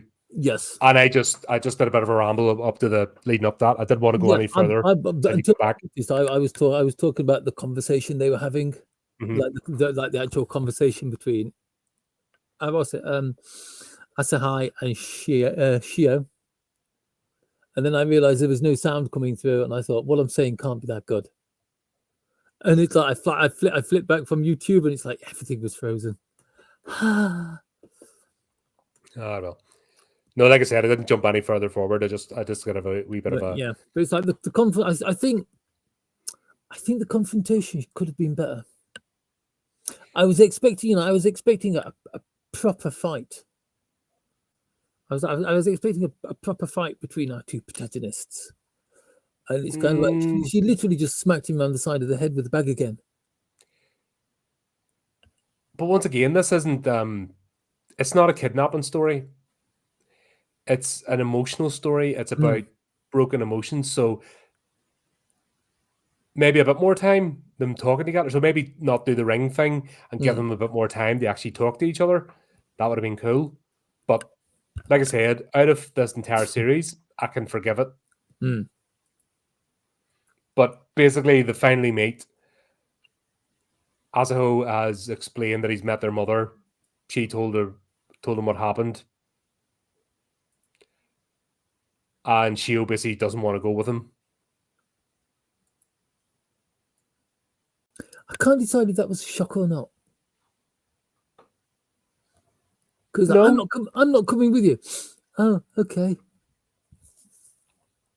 Because it's kind of been telegraphed. You kind of saw it coming a long way off that she wasn't going to go with him. Yeah. And you almost got the feeling that he was doing this out of duty than love. He's bitter that he was left behind. Yeah. And the fact that the mother, only after giving up, basically abandoning Shio, went back to take care of the father. She could have done that at any time. He's almost wanting to be released. I think anyway. He's almost glad because now he can forge his own destiny and not be tied. Because I don't think he's going to go back to the mother. No, he seems to think that he and Shio are going to start their own life together. No, but I think he almost just had to find her for the sake of finding her. He tracked down the mother. The mother told her what happened, so he almost felt duty bound to find her. But it was more that, like I said, duty. He'd done his duty by finding her. If she's happy and fine, he's happy to walk away. He wants this to be over. Like, Mm. he's tormented. Once again, broken people. It's not as clear cut as presented on the face of it. I don't know, because it's like when she says nope, I'm staying here. He's like, what, why? No, come with me. It's the way he accepts it, and he's almost ready to, he's protesting because he feels like he has to protest. I just think he probably knows himself. Like, he's not gonna. He knows he's too young, and to look after her and give her proper, what she needs. Because what's it? He's broken too. You know what I mean? He has been brutalized because the mother and Shio left, so all the monsters' attention went on to him, and he's had the full force of it for 5 years. He wants it to be over. He wants to move on. I think that's why we didn't get the big fight scene, or he didn't try. He could have. He probably could have taken Sato out if he was really determined and really fired up. Because in the end, one of the reasons we didn't get we didn't get the fight scene I wanted in the end was because they ran up the stairs and part of the ceiling collapsed. Yeah, blocking him off. They ended up on the roof because that was clever. But then that's where we. But the moment that is where episode 1 starts off, with them on the roof. Mm-hmm. And this is where we see Shio is completely in control. Yes. And yeah, that was basically it. They're going to jump and end it.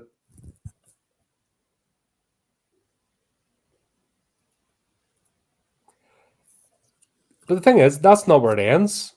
No, but the thing is, yeah, from the way they fell off the roof, it's like Sato, yeah. Did she jump or she pushed? Because the reason they went backwards off the building was because Shio jumped on her. Literally leapt on her and pushed her off.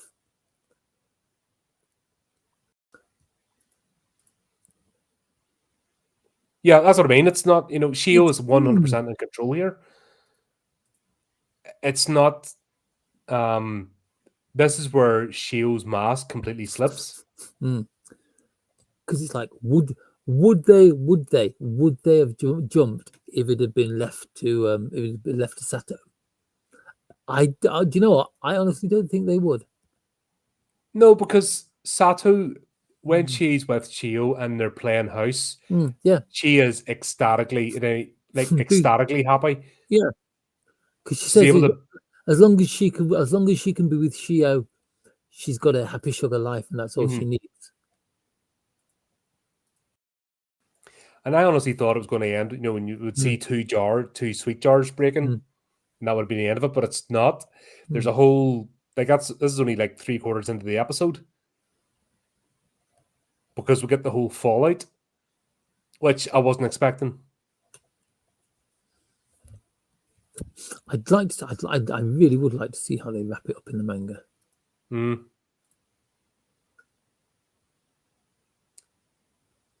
Yeah, because I think if the mangas explore more of, this is all hinted at and stuff on surface because it's only 12 episodes. Yeah. I have a funny feeling the manga really goes into it. It'd be interesting to see what rating the manga is. Like, I'd imagine it'd be a full adults if it's, going through thoughts and feelings and a bit more graphic. I'm Googling. But yeah, we'll see that. It turns out then that Shio actually survives this. She does. Yep, because Satu positions herself so she covers her fall. Because it looks as if they're both going to land their heads, and then obviously we'll cut away from that bit, and we see the scene in the hospital where Shio is. We also see the aunt basically copping it for saying it was all her. Yeah, she actually admitted that it was her. Yeah, so I mean, she's getting led away. Yeah, it was all me. Mm. She doesn't care. So she's just like waving at the camera as she admits it. That Bonkers, creepy smell. Yep. bonkers, absolutely bonkers. But really, would a prison cell be any less of a place than where she lives in her lifestyle? No, she'll definitely get better treatment inside. Yeah, and probably once somebody's talked to her for like more than 10 seconds, move to psychiatric ward. Yeah.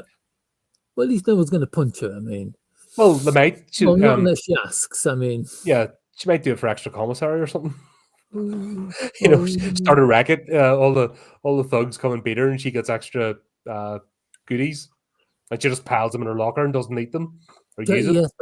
yes, yes. That's like, Ends up being the richest person in the whole ward. oh Or my god, an entire locker full of Mars bars. yeah, you could just see it, couldn't you?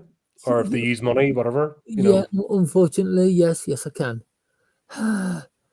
Like she is, nothing's going to change in her life. She's just going, okay, right, and makes no difference. Obviously, Satu's gone. She's dead. Yeah. Did Nasahai come to the hospital? He did. There's kind of like the scene at the end where he oh well, aren't we going to mention poor old Tayo? I mean, the man, the lad is sitting in his bedroom, being a complete and utter Fruit Loop. And yeah, After the poor lad got attacked by Shoko's aunt, who probably smell absolutely horrific. Don't. That was an orbit I near threw up my mouth. Thanks. Yeah, it's kind of like it's probably got the hairiest, stinkiest armpits in Christendom. Oh god, it's Yep. yeah. No thanks. But it's Kingsley, where are you going with this? Yeah, but it's kind of like Asahai went into the hospital, and it's like Shio's sitting up in bed, and it's like Notice that the drew her that she looked as if she was older, like by years. she actually did look 8 in the final scene, yeah, but she's not. I honestly think Shio looking all small and cute was just an act. I think it was part. This is because it's like we say, Shio is without a doubt the ringleader. She's the one who's pulling the strings. Do you think the mother saw this, or was this something unlocked in Shio after the abandonment? I don't know. It's a good question, isn't it? Because Shio's not a nice person.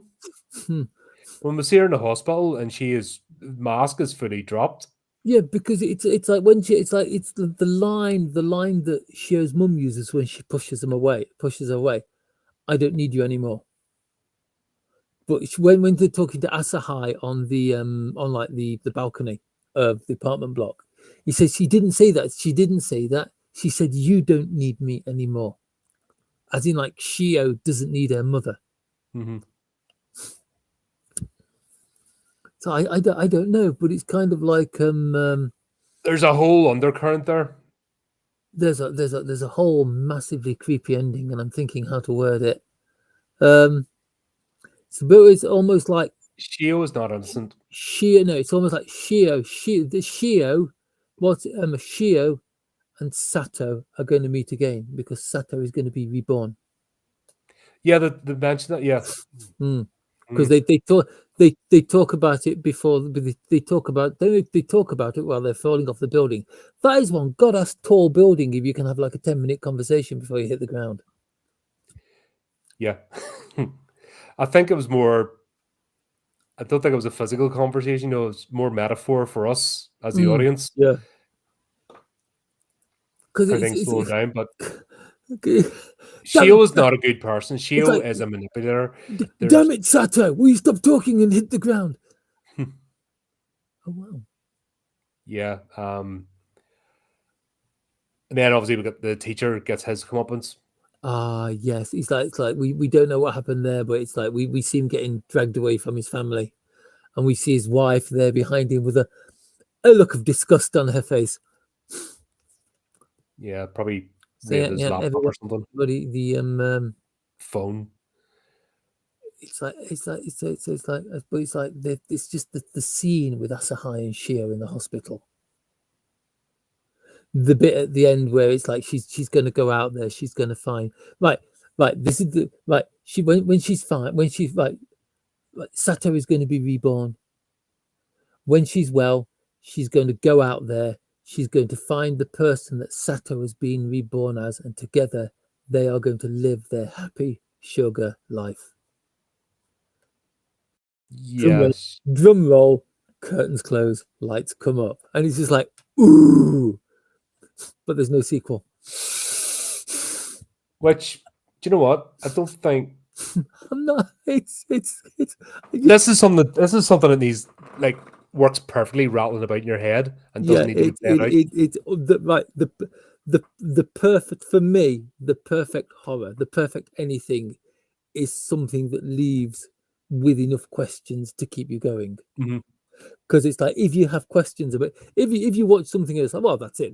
It's ended. Like A did B, and that's it. There's no reason to go back and rewatch it. But there are so many unanswered questions and things you're not sure of in this that you can go back and watch it again and pick up new bits of information and enjoy it just as much as you watched it the first time. Yeah, because there's loads going on, and like I said, it's more what's not being said and what's not being directly shown. It's the undercurrent, and I think as well, if you watch this in different emotional states, you'll get different things from it. Mm. It's really clever. I like clever stuff. Definitely I don't know watch I'm it. thick as two short planks, but I do like Definitely clever stuff. definitely don't 'Cause, watch it if you're feeling depressed. oh God, no! You need to be Mm. well adjusted in a good state of mind because this is going to like claws are going to go into your brain and have a wee play about there. And if you have anything going on in there, it's going to pull it out. It's just that sort of show. This couldn't be done live action. No, it would You would break the lose actresses. it would lose so much if it was done live action. Yeah. And like you say, can you imagine? Can you imagine how it's going to feel to play characters like these? I mean, You look at child actors who've played intense roles and it's always damaged them. mm, Yeah, this is why I believe animation and anime exists because it gives you that opportunity to tell stories like this on the screen that you could not do physically because this isn't a special effects thing. There's no special effects really. no, You know, it's just a story told from the point of view of the people who take part in it. yeah. And it's a lot of it's an unreliable narrator because each Mm. one's just as broken and you get their perspective and Yeah, the because both mashed together and eventually you start getting the truth. But even then, but when you get to the end, you're still scratching your head. What exactly just happened? It's like who's playing who? Who was like the mastermind behind all this? I mean, like Satu is broken. He's broken in the extreme, almost to the point. Well, to the point where she is psychopathic because it's like yeah. a lot of the scenes where she's hurting people and like killing people. She's perfectly normal. A few minutes She's only before, killed twice in this whole series. that's two. That's to be quite honest, that's 2 times too many. But And you would she did like permanently blind someone as well. what I'm saying is from the opening episode, I thought this was going to be an episode of Dexter. You Yeah. know, a series like Dexter that she's a serial killer and people are getting bumped off. Right. You know, it was in the last few episodes. Her hands were badly, like the backs of her hands were badly scratched. Oh, Like Sato, sorry. Sato, right? Yep. Yeah, like Sato's hands were badly scratched. That was from Shoko trying to stop her from killing her. Oh yes, yes. Because I had the scuffle initially, and then until they Yeah. went into the corridor. Yep, Mm. that was a harsh scene. But what I'm saying is, it's not the fact that Mm. like a 15-year-old girl killing twice is mental. You know, killing once, but you would expect from the premise of this that it would be Mm. happening. Like Mm. Tayo should be gone, the teacher should be gone, Asahai should be gone, but they're not. Sue, you know, you'd expect people getting bumped off on a regular basis, but it's realistic in that term that the first time was just circumstance. She was got a lucky shot and stuff, but by killing once, she's out of her system. She knows she can do it, and the fact that she only killed the second time, where she had opportunity to do it lots, shows something. You know, and there's so many levels in this. That's what I mean. It's not Mm. just a But it's like boring, straightforward. it's like did or she want series. to kill again? Did she not kill again because she didn't have the chance? Did she not kill again because it was too risky? We don't Because know. right, because it's like I think we can be pretty sure that if Shoko hadn't have turned up, taken that photograph, and basically had a huge argument with Sato, she'd have survived until the end of this. Oh yeah, and that's what I said about she's the Mm. only one that could have actually got away from us all Mm. clean, but by involving herself, she sealed her fate. She's kept your nose out, damn it! Curiosity killed the cat. Perfect example. Couldn't leave it. Oh, Shoko, honestly, she's such a good character as well. Damn it! Yeah, she's just she was just the The only semblance of oh normality. yeah, the only sane one of the bunch. Mm-hmm. But once again, her empathy. It's always the same ones. It's always the same ones. She never rang the police and gave them the address. Mm.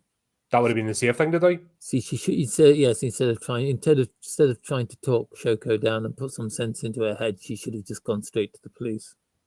But that's that's the tragedy of this. It's when you don't know what you're dealing with. She sees a facade of friendship during school playground, etc. And them hanging about and being teenagers. Yeah, But it's all very shallow. But when it comes to it, there's a darkness. That we've discussed this all the way through it. The different faces she wears. It's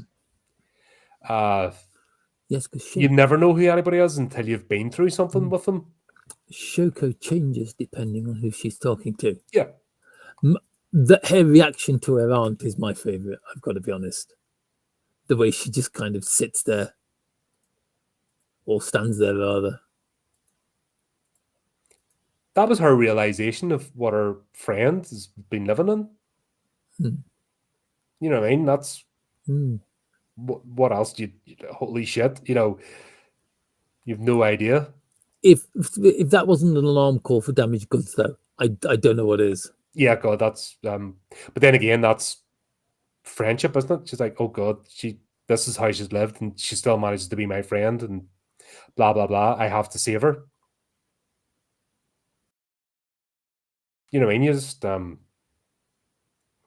you don't know, but like I said, this is great. This is challenging material.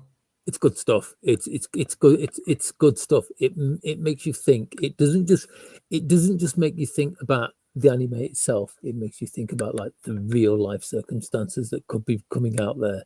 Mm-hmm. It's like how there are people out there that like there are plenty of Tayos out there. There are plenty of teachers out there. There are probably plenty of Satos out there. Oh yeah, without a doubt. But it's like Sue. It's like Sue comes across as really, really nice at the start, but when you actually get under that skin and you start like getting to see what she's really like, not gonna lie, really creepy. Oh yeah, she's like a stalker. Stalker material. Also can get her hands on passports. Mm-hmm.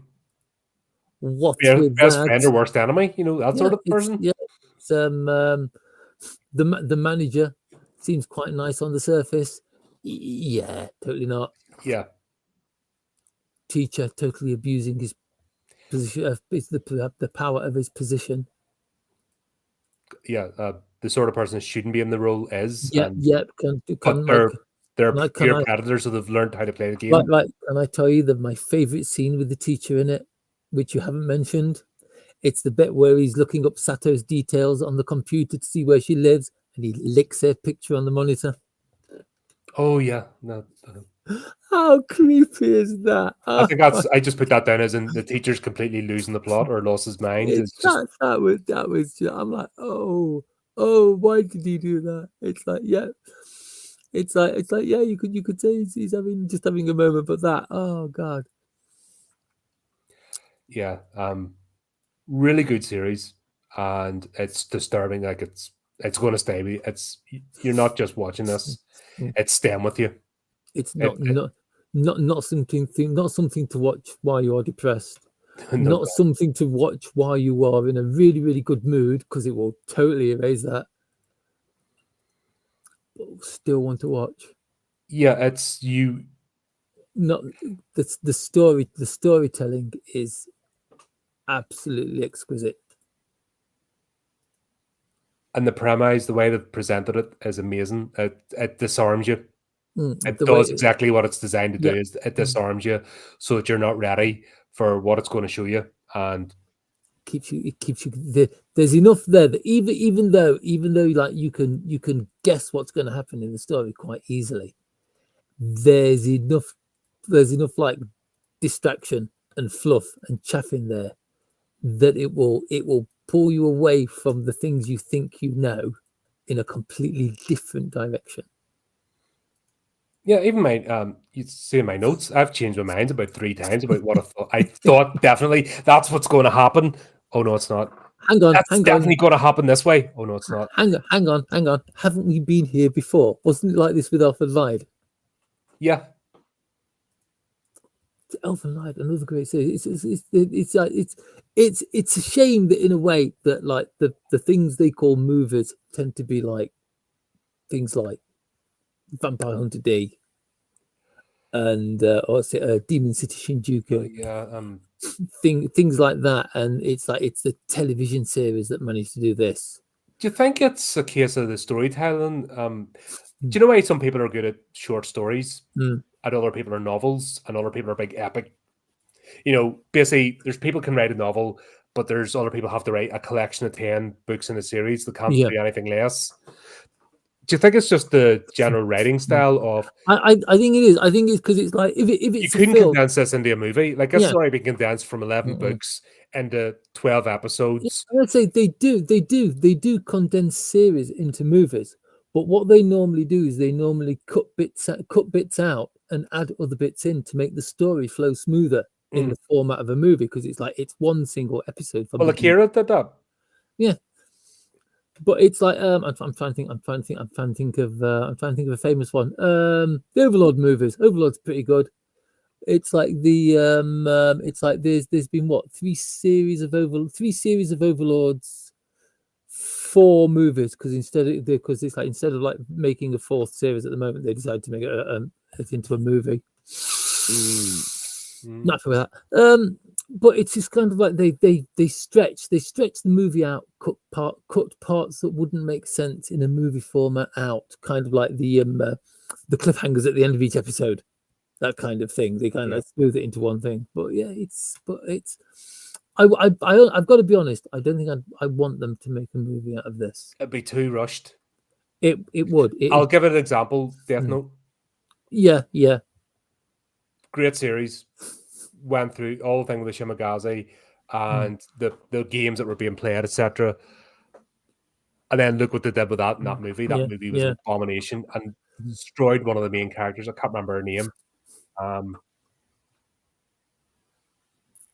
God, she was the one in another movie I'm thinking about. But yeah, that actress role was awful. Was that Netflix that made that? Yeah. Yeah, Netflix is sticking its fingers in a lot of anime these days. Some of them are absolutely amazing, absolutely fantastic. I liked One Piece. I did, and I didn't expect to. Did you expect the anime version of One Piece to have like over 1,000 episodes? No, it didn't. That's why I haven't. I was Nothing gonna- there. I don't have time. I would say even if you just like watch like 6 episodes when you've got the spare time, how long is it going to take? Do you know what really surprised me in One Piece? Mm. Is Craig Fairbrass. He's mentioned a real person's name. I'm in trouble. He plays a chef in One Piece. Oh, yeah. Right. He is Rise of the Foot Soldier. He's the one that plays the main character, Patty, in Rise of the Foot Soldier, and he always plays a gangster. Yeah. Eastern Essex boy, gangster. Yeah. Right. Gangster spelt with an A. And yeah, that's it. He's the sort that Guy Ritchie would use. In this role, he really just steps out of himself. It took you a minute to go, I know that person. I know that actor.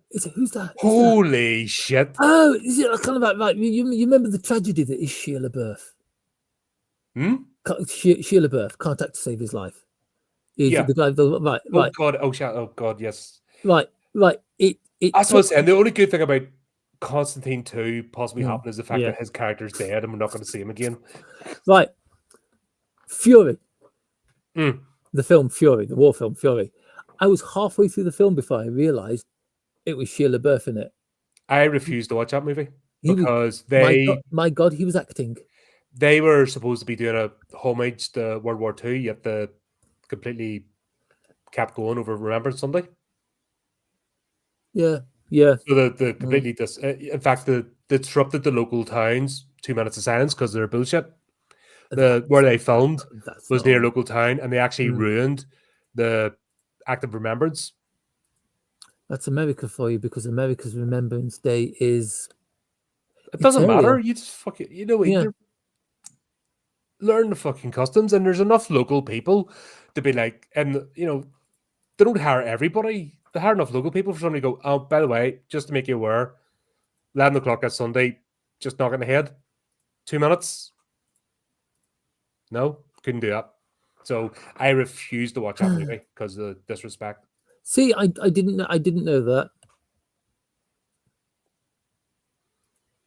That was because remember Brad Pitt's in that as well, and they're all talking about having boxing matches and stuff and that and being authentic. I was like, well, you could have been authentically respectful. It's not as if these people, like Brad Pitt's been over to the UK, he knows the score. They've all been over. They know. It's not like it's an alien planet here that they've never. They're not aware of the culture. It's like I said, it annoyed me. There's no need for that. Yeah, I can understand that. But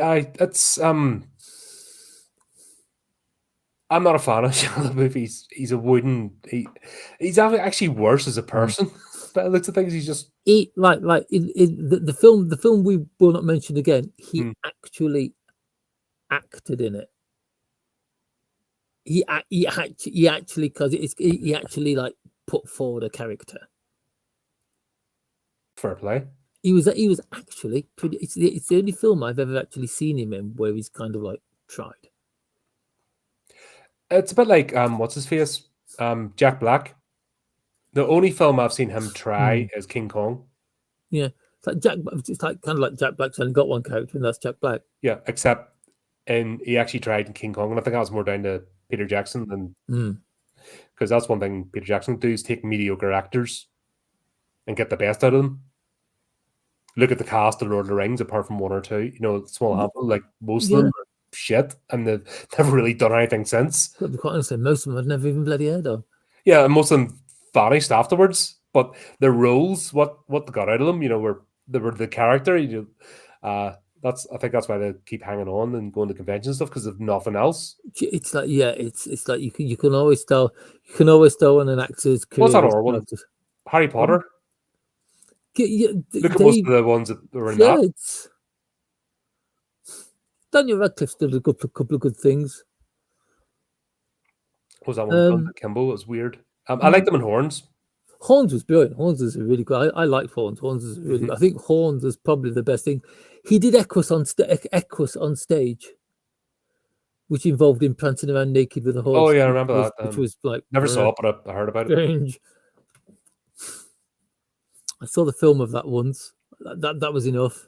I think that was the difference with him, though. He took on these indie roles and stuff and Yeah. different things, and just kept working. Where the rest thought they were superstars. Yeah, there was like, and, oh, I can't take this role because I'm an actor. yeah, I'm too good for this, you know. No, you're not an actor. You're an actor. Learn the difference. Nah, it's good to say, but yeah, this would never work live action. I wouldn't want it to happen. No, And- it'd be it. I think if they tried to do Happy Sugar Life live action, I honestly think they'd have to cut quite a lot of stuff out of it. The entire story. Because the fact that it is animated, the fact that it is characters with like large eyes and small mouths, kind of like cushions some of the impact of it.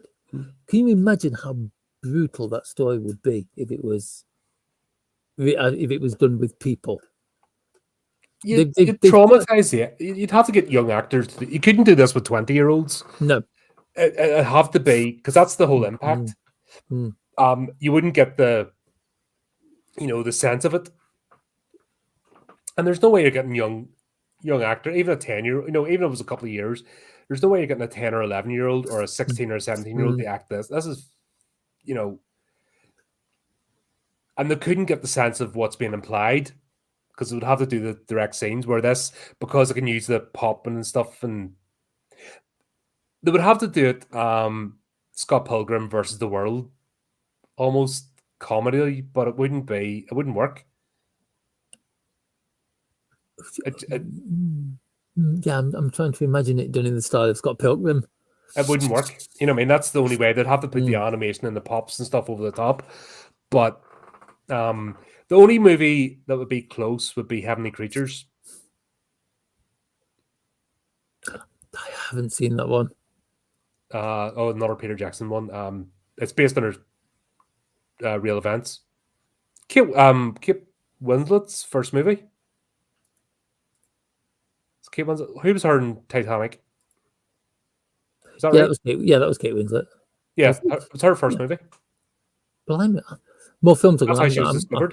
I'm writing notes. I'm writing notes. I'm gonna have to watch. Check the review in the channel, folks. It's there. Yeah, they could do it that way, but they would need somebody like Peter Jackson to do it. That seemed visionary. I'd say that it would need to be someone who's willing to approach it with vision and care. Hollywood couldn't do it. No, every time it's kind of like, hey, Hollywood's gonna do. I mean, the only decent. Cowboy Bebop. Pardon? What? What? Oh god, I didn't even want. I just saw I saw the actresses rant, and I saw the opening shots. I'm like, nah. Oh. The only movies based on anime that I think are any good are, in no particular order because I'm not picking favorites, Battle Angel and Ghost in the Shell. All the other ones suck. Because they both stayed close to the source material, even though Battle Angel Alita did chew it up and spit it out. Because I've got my copy of Alita over there. Yeah, that was surprising. That had all the hallmarks of being cheesy as hell, but it turned out to be. It kind of like it kept really engaging. It kept kind of like the basic. It kind of kept like the main storyline, but it kind of like mixed things up a bit.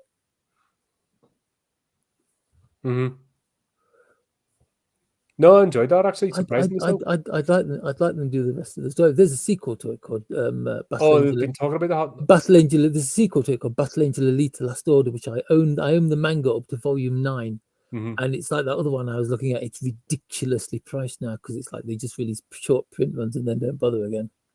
Oh dear. I just don't know why this doesn't go on print and demand. It'd be much better. I don't know. It's like maybe it doesn't make them as much money. Maybe it's you can get. I mean, Drive-Thru RPG. You can get tabletop RPGs on print on demand. I've got millions of them, but it's like manga and stuff like that. There are websites you can go to read them on, but it's just kind of like I like to hold a book. I'm old fashioned. Yeah, but also we've talked about that. The animated, like comic book anime, is meant to be read physically. Yeah, It just doesn't have the same impact on screen. it's like I can't read it flipped. I have to read it right from left. I have to read it from right to left Mm-hmm. because otherwise every single character is left-handed. Because they flip it. They flip Yep. to them. It's a small thing, but it drives me crazy. Yeah, because it's just one of them things that it's like I said, it's not meant to be read that way. And I think that's why comic books is still, a physical medium and Oh, anime. Because like Japanese comic books are ridiculous. The physical ones, they're normally anthologies with like a dozen different stories in. They're the size of old telephone. You remember the old yellow pages when it would cover the entire country and it was like 2.5 inches thick. They release one of those every. Certain companies release one of those every week. I'm well aware. And they're printed on they're printed on like telephone directory. Yeah, it's not the like paper. super glossy. It's like black and white. They're great. They're great. Just don't like make sure the pages don't rub against your clothes. You'll be fine. They're great. But yeah, but it's like I'm just trying to imagine what would happen if Disney got hold of some of the stories. Oh God, no! I think that's why the pushback. Thankfully the pushback happened.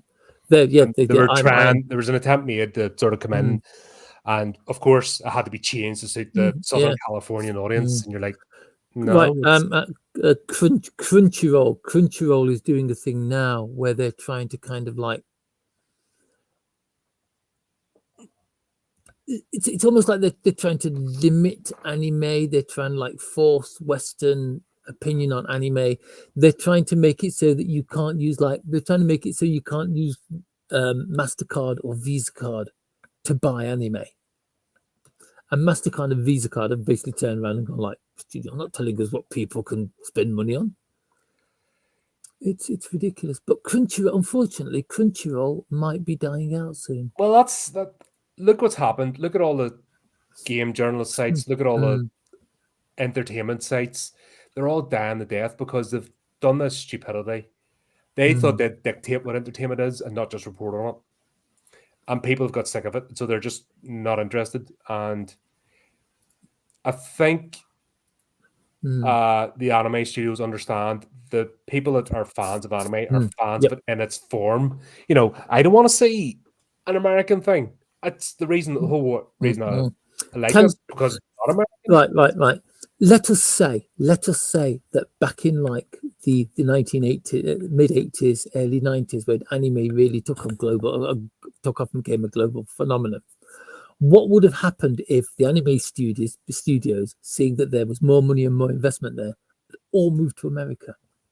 Oh, it'd have been ruined. What would anime look like now? There's oh no, what's the name of it? There's an anime that goes into it, and it's like basically it's not much about anime. It's all about kind of like the computer, the dating sim kind of games, the Otome games that were coming out in out of Akihabara in like the 80s. And this girl accidentally, like this girl travels back through times and she screws up, and all the production for it moves over into America. And all like the anime characters are there, and they're all kind of like square, chisel jawed, massively muscled. This is the women I'm talking about. It's damn, what was it called? Oh, well, never mind. Yeah, it would just be well. There's a reason why in a comic book store, 10% now Western comics and 90% manga. I was. There's a reason for that. I noticed Waterstones, our local Waterstones in Derby, used to have a massive graphic novel section and a really small manga section. Now it's got a massive manga section and a really small graphic novel section because nobody wants to buy graphic novels. No one wants to buy like Western stories. I've given up on some of them I still follow. There's like a superhero series I follow called Astro City, which is absolutely amazing. Fully recommend. Yeah, well, I'm currently picking up old Judge Dredd Mm. stuff, 2000 Yeah, AD stuff at the yeah. moment. But I'm not gonna, you're not gonna see me. I'm not touching Mm. Marvel with a 10-foot barge pole. Um, Mar- yeah, DC have sickened me, so I'm never picking up mm, even old stuff that I used to have. yeah. I'm not Marvel, recollecting. I've no interest. Marvel. As no offense to people who like Marvel, I know plenty of people are big Marvel fans. Since Hollywood has decided that it needs to like spew out a Marvel movie every year, it just feels like it's dragged the comics down with it, and Hmm. they just seem to be chucking out pulp, as pulp as in wood pulp, not pulp as in like Pulp Fiction. Yeah. No, I just lost all interest. Mm. I was briefly tempted to pick up the Skybound Transformers. Mm. Uh, I've been hearing good things about it, but at the same time, I'm done with Transformers because Yeah, uh, yeah.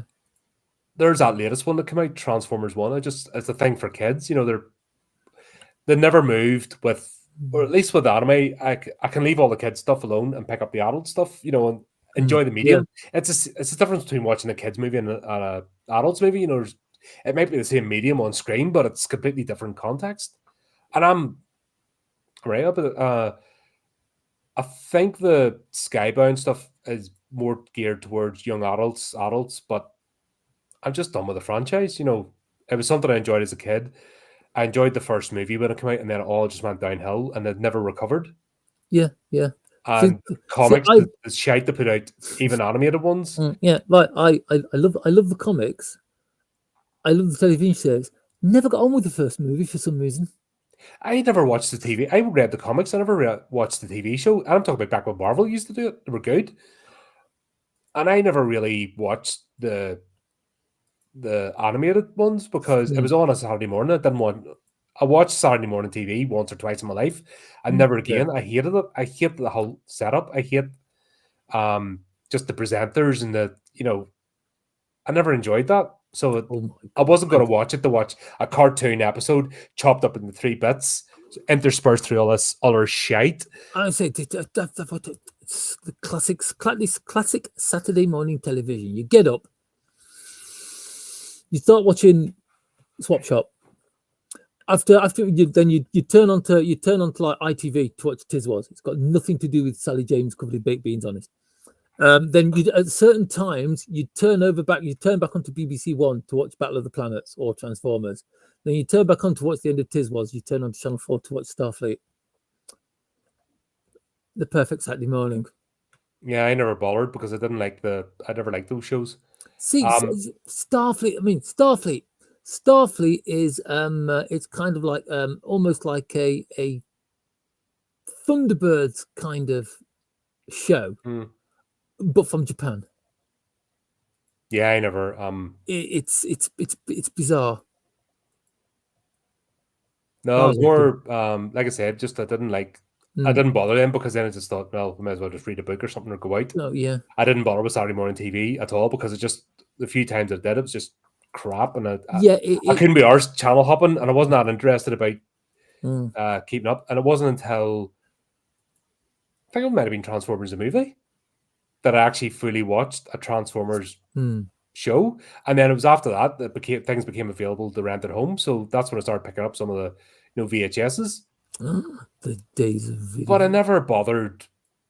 Like I said, I tried once or twice, and I wasn't enjoying myself because first of all it was chopped up, and I hated that Mm, because they never played a full episode. They played a bit of an episode, then they cut back to the dee, studio. dee, dee, dee, dee, dee. That's the thing I remember from Transformers on Yeah. Saturday morning television because that was always the sound they used when Hmm. they swapped over.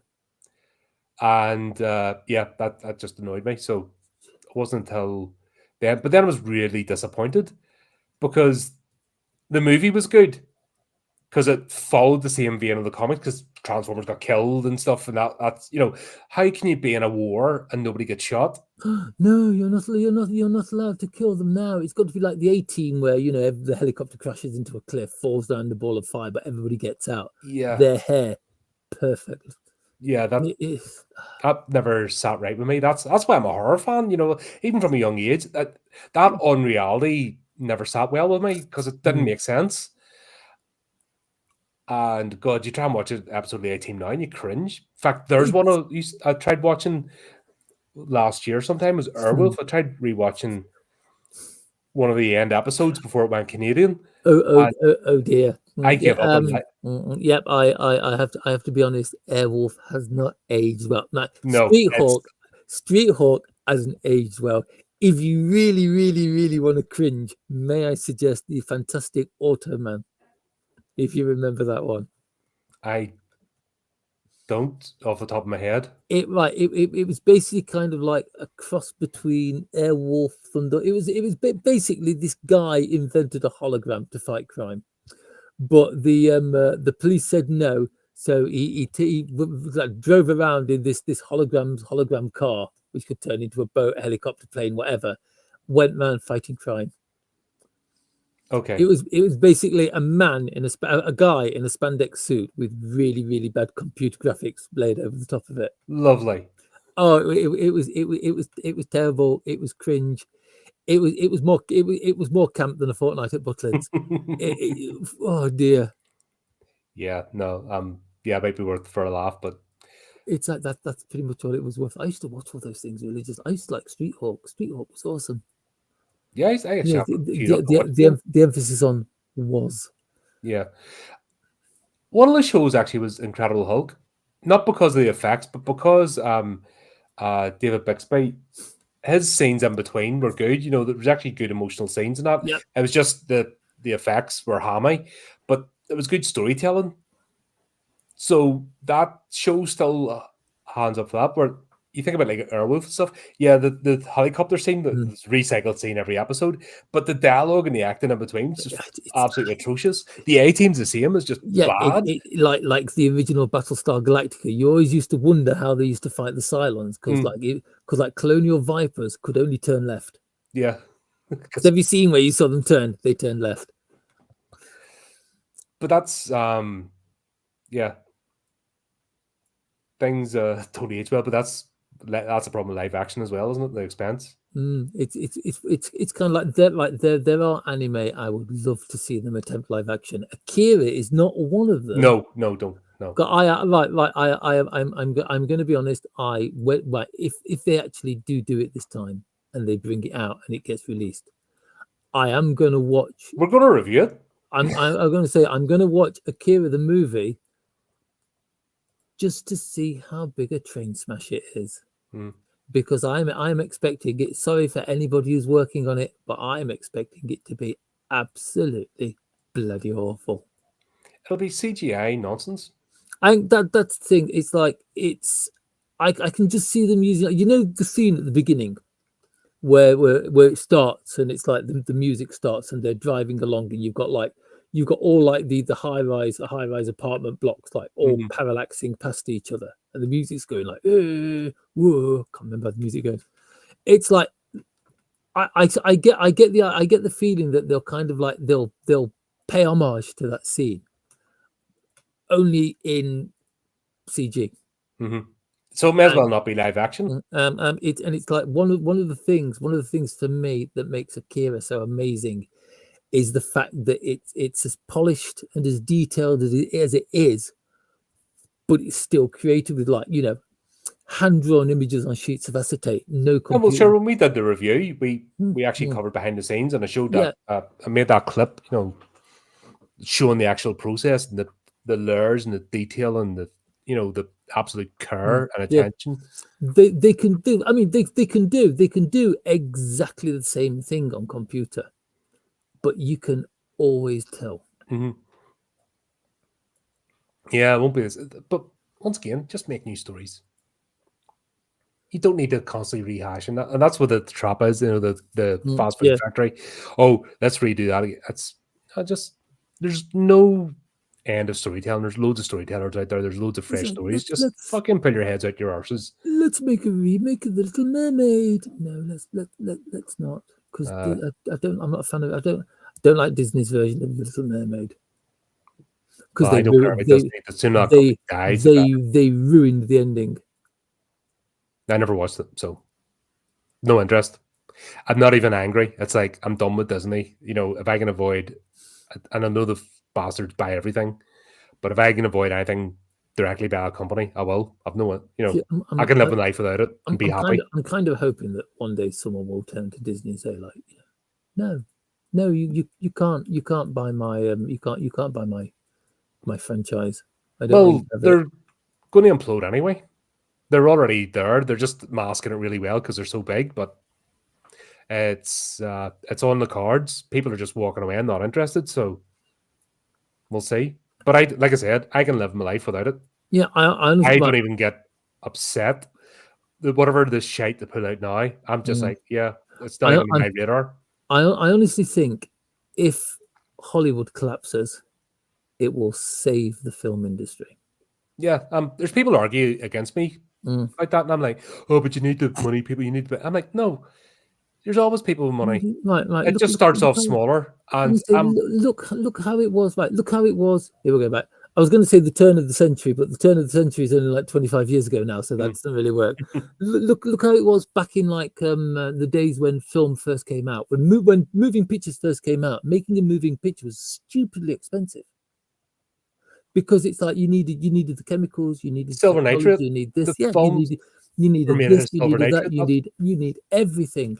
But there were little studios dotted all over the world making pictures. I think it's like it's the same in India with Bollywood at the moment. But it's just kind of like they all got swallowed up and all stuck in one place, and it's just like it's like movie. It's like any moving medium. Water, for an example. If you just stick it in one place, it just stagnates.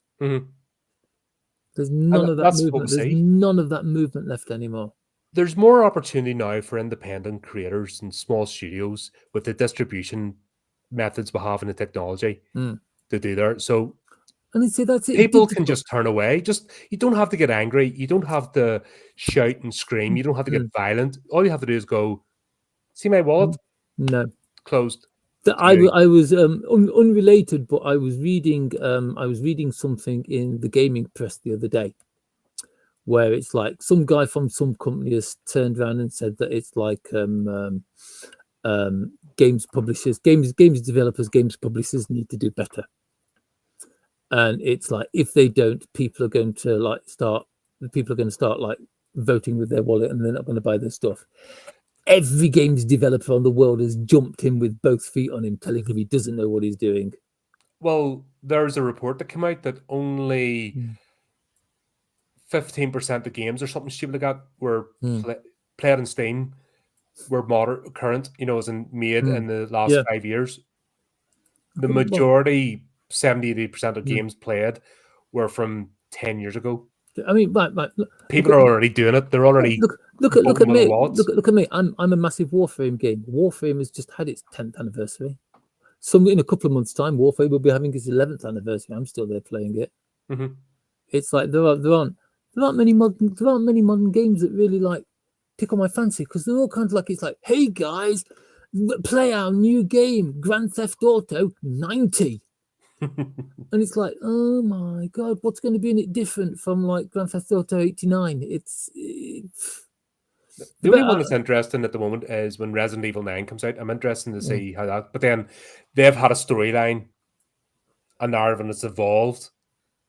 Has pretty much been untouched by outsiders.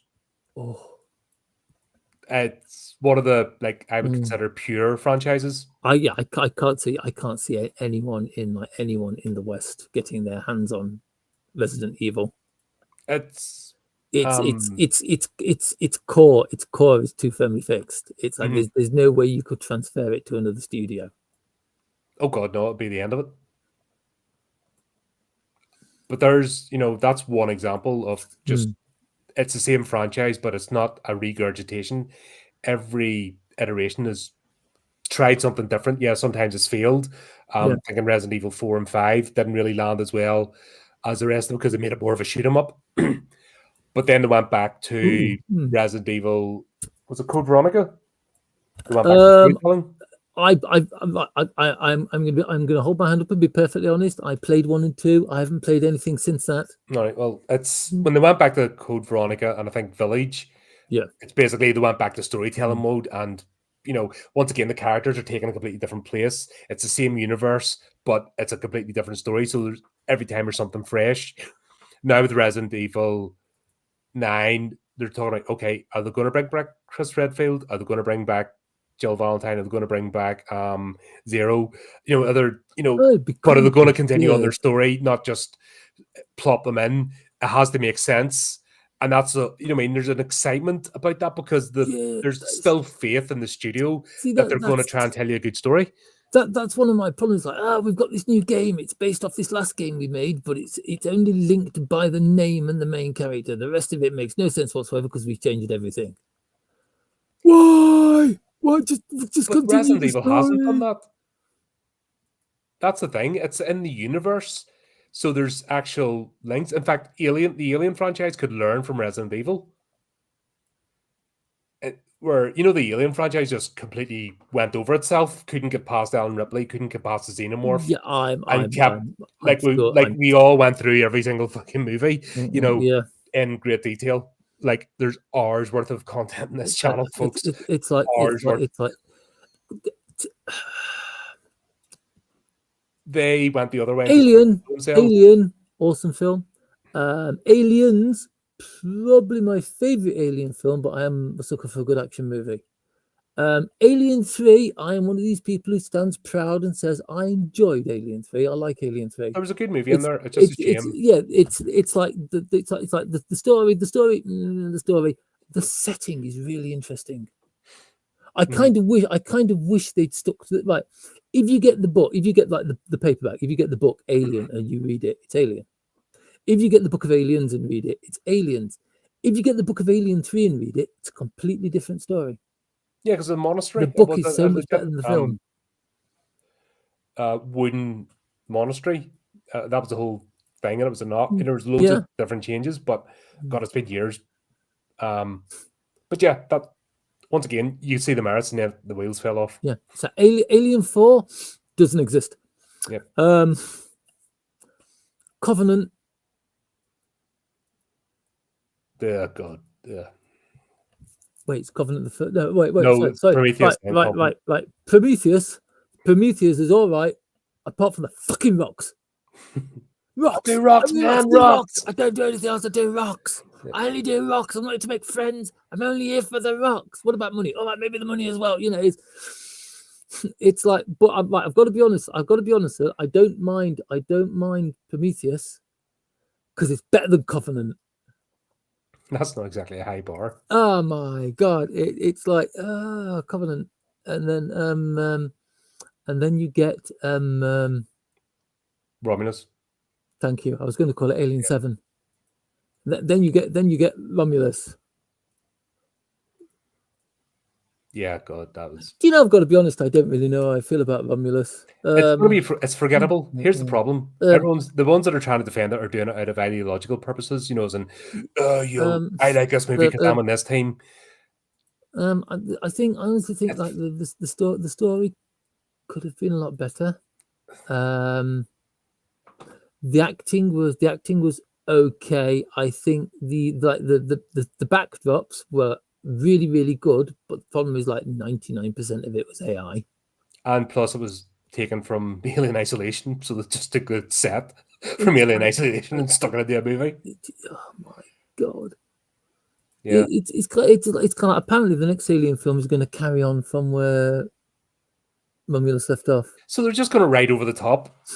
Yeah. So it's like I don't know how much it's going to have some to do with xenomorphs, but the girl Rain and her alien, whose name I can't remember, best character in the entire thing, by the way. Yeah, he was the only decent character, but it's like, when they put that chip in the back of his neck and his character changed, that was creepy as hell. I really enjoyed that. Yeah, but it's like wasted his character. They didn't do anything good with him. Yeah. The girl and the synthetic human, the android, are going to end up on a planet that hates androids. Yeah, because here's the thing: I'm working my way through this at the moment, and like already this makes more sense. I've only in here so far, but they've introduced the xenomorph, and it makes more sense than what they did in Romulus. That doesn't surprise me. and I've no idea if this is going to be good or not. You know what I mean? It's just circumstances. But yeah, but there you go, folks. I went off on a bit of tangent there, but that's right, tangent. Well, we just covered a 12 episode yeah, season. You know what I mean? And but you, if you think about it, there is kind of an alien anime Monday. yeah, that was cool. That was fun. Because it's like it's only a few minutes long, but it is so alien. Mhm. I kind of wish they'd make an aliens anime, but I just shudder to think what kinds of things they'd have to be able to put into it and leave out of it. Yeah, just there's a great universe there. They just stop treading. Just Ridley Scott needs to fall down some stairs. Once he does that, I think there's a chance. He'd probably bounce. He needs to fall down some more. Then just enough. Well, how many sets of stairs it takes just to? It's like we're not going to steal that line from Mystery Men then, where he accidentally falls down some stairs and lands on some bullets. No, I was thinking that, but no, let's not say that. Ah, fair enough. We didn't say that. We didn't say that then. We thought it loudly. But there you go. That was fun. Yeah, definitely check out this series. Well worth it. So yes, Happy Sugar Life. Yes. Yeah. Yeah, we kind of went off the tangent, but yeah, it's all part of it. But there you go, folks. Check us out. Let us know what you think. Until next time, keep updated with the channel, do the type of tricky things, and remember to keep it creepy, keep it horrific.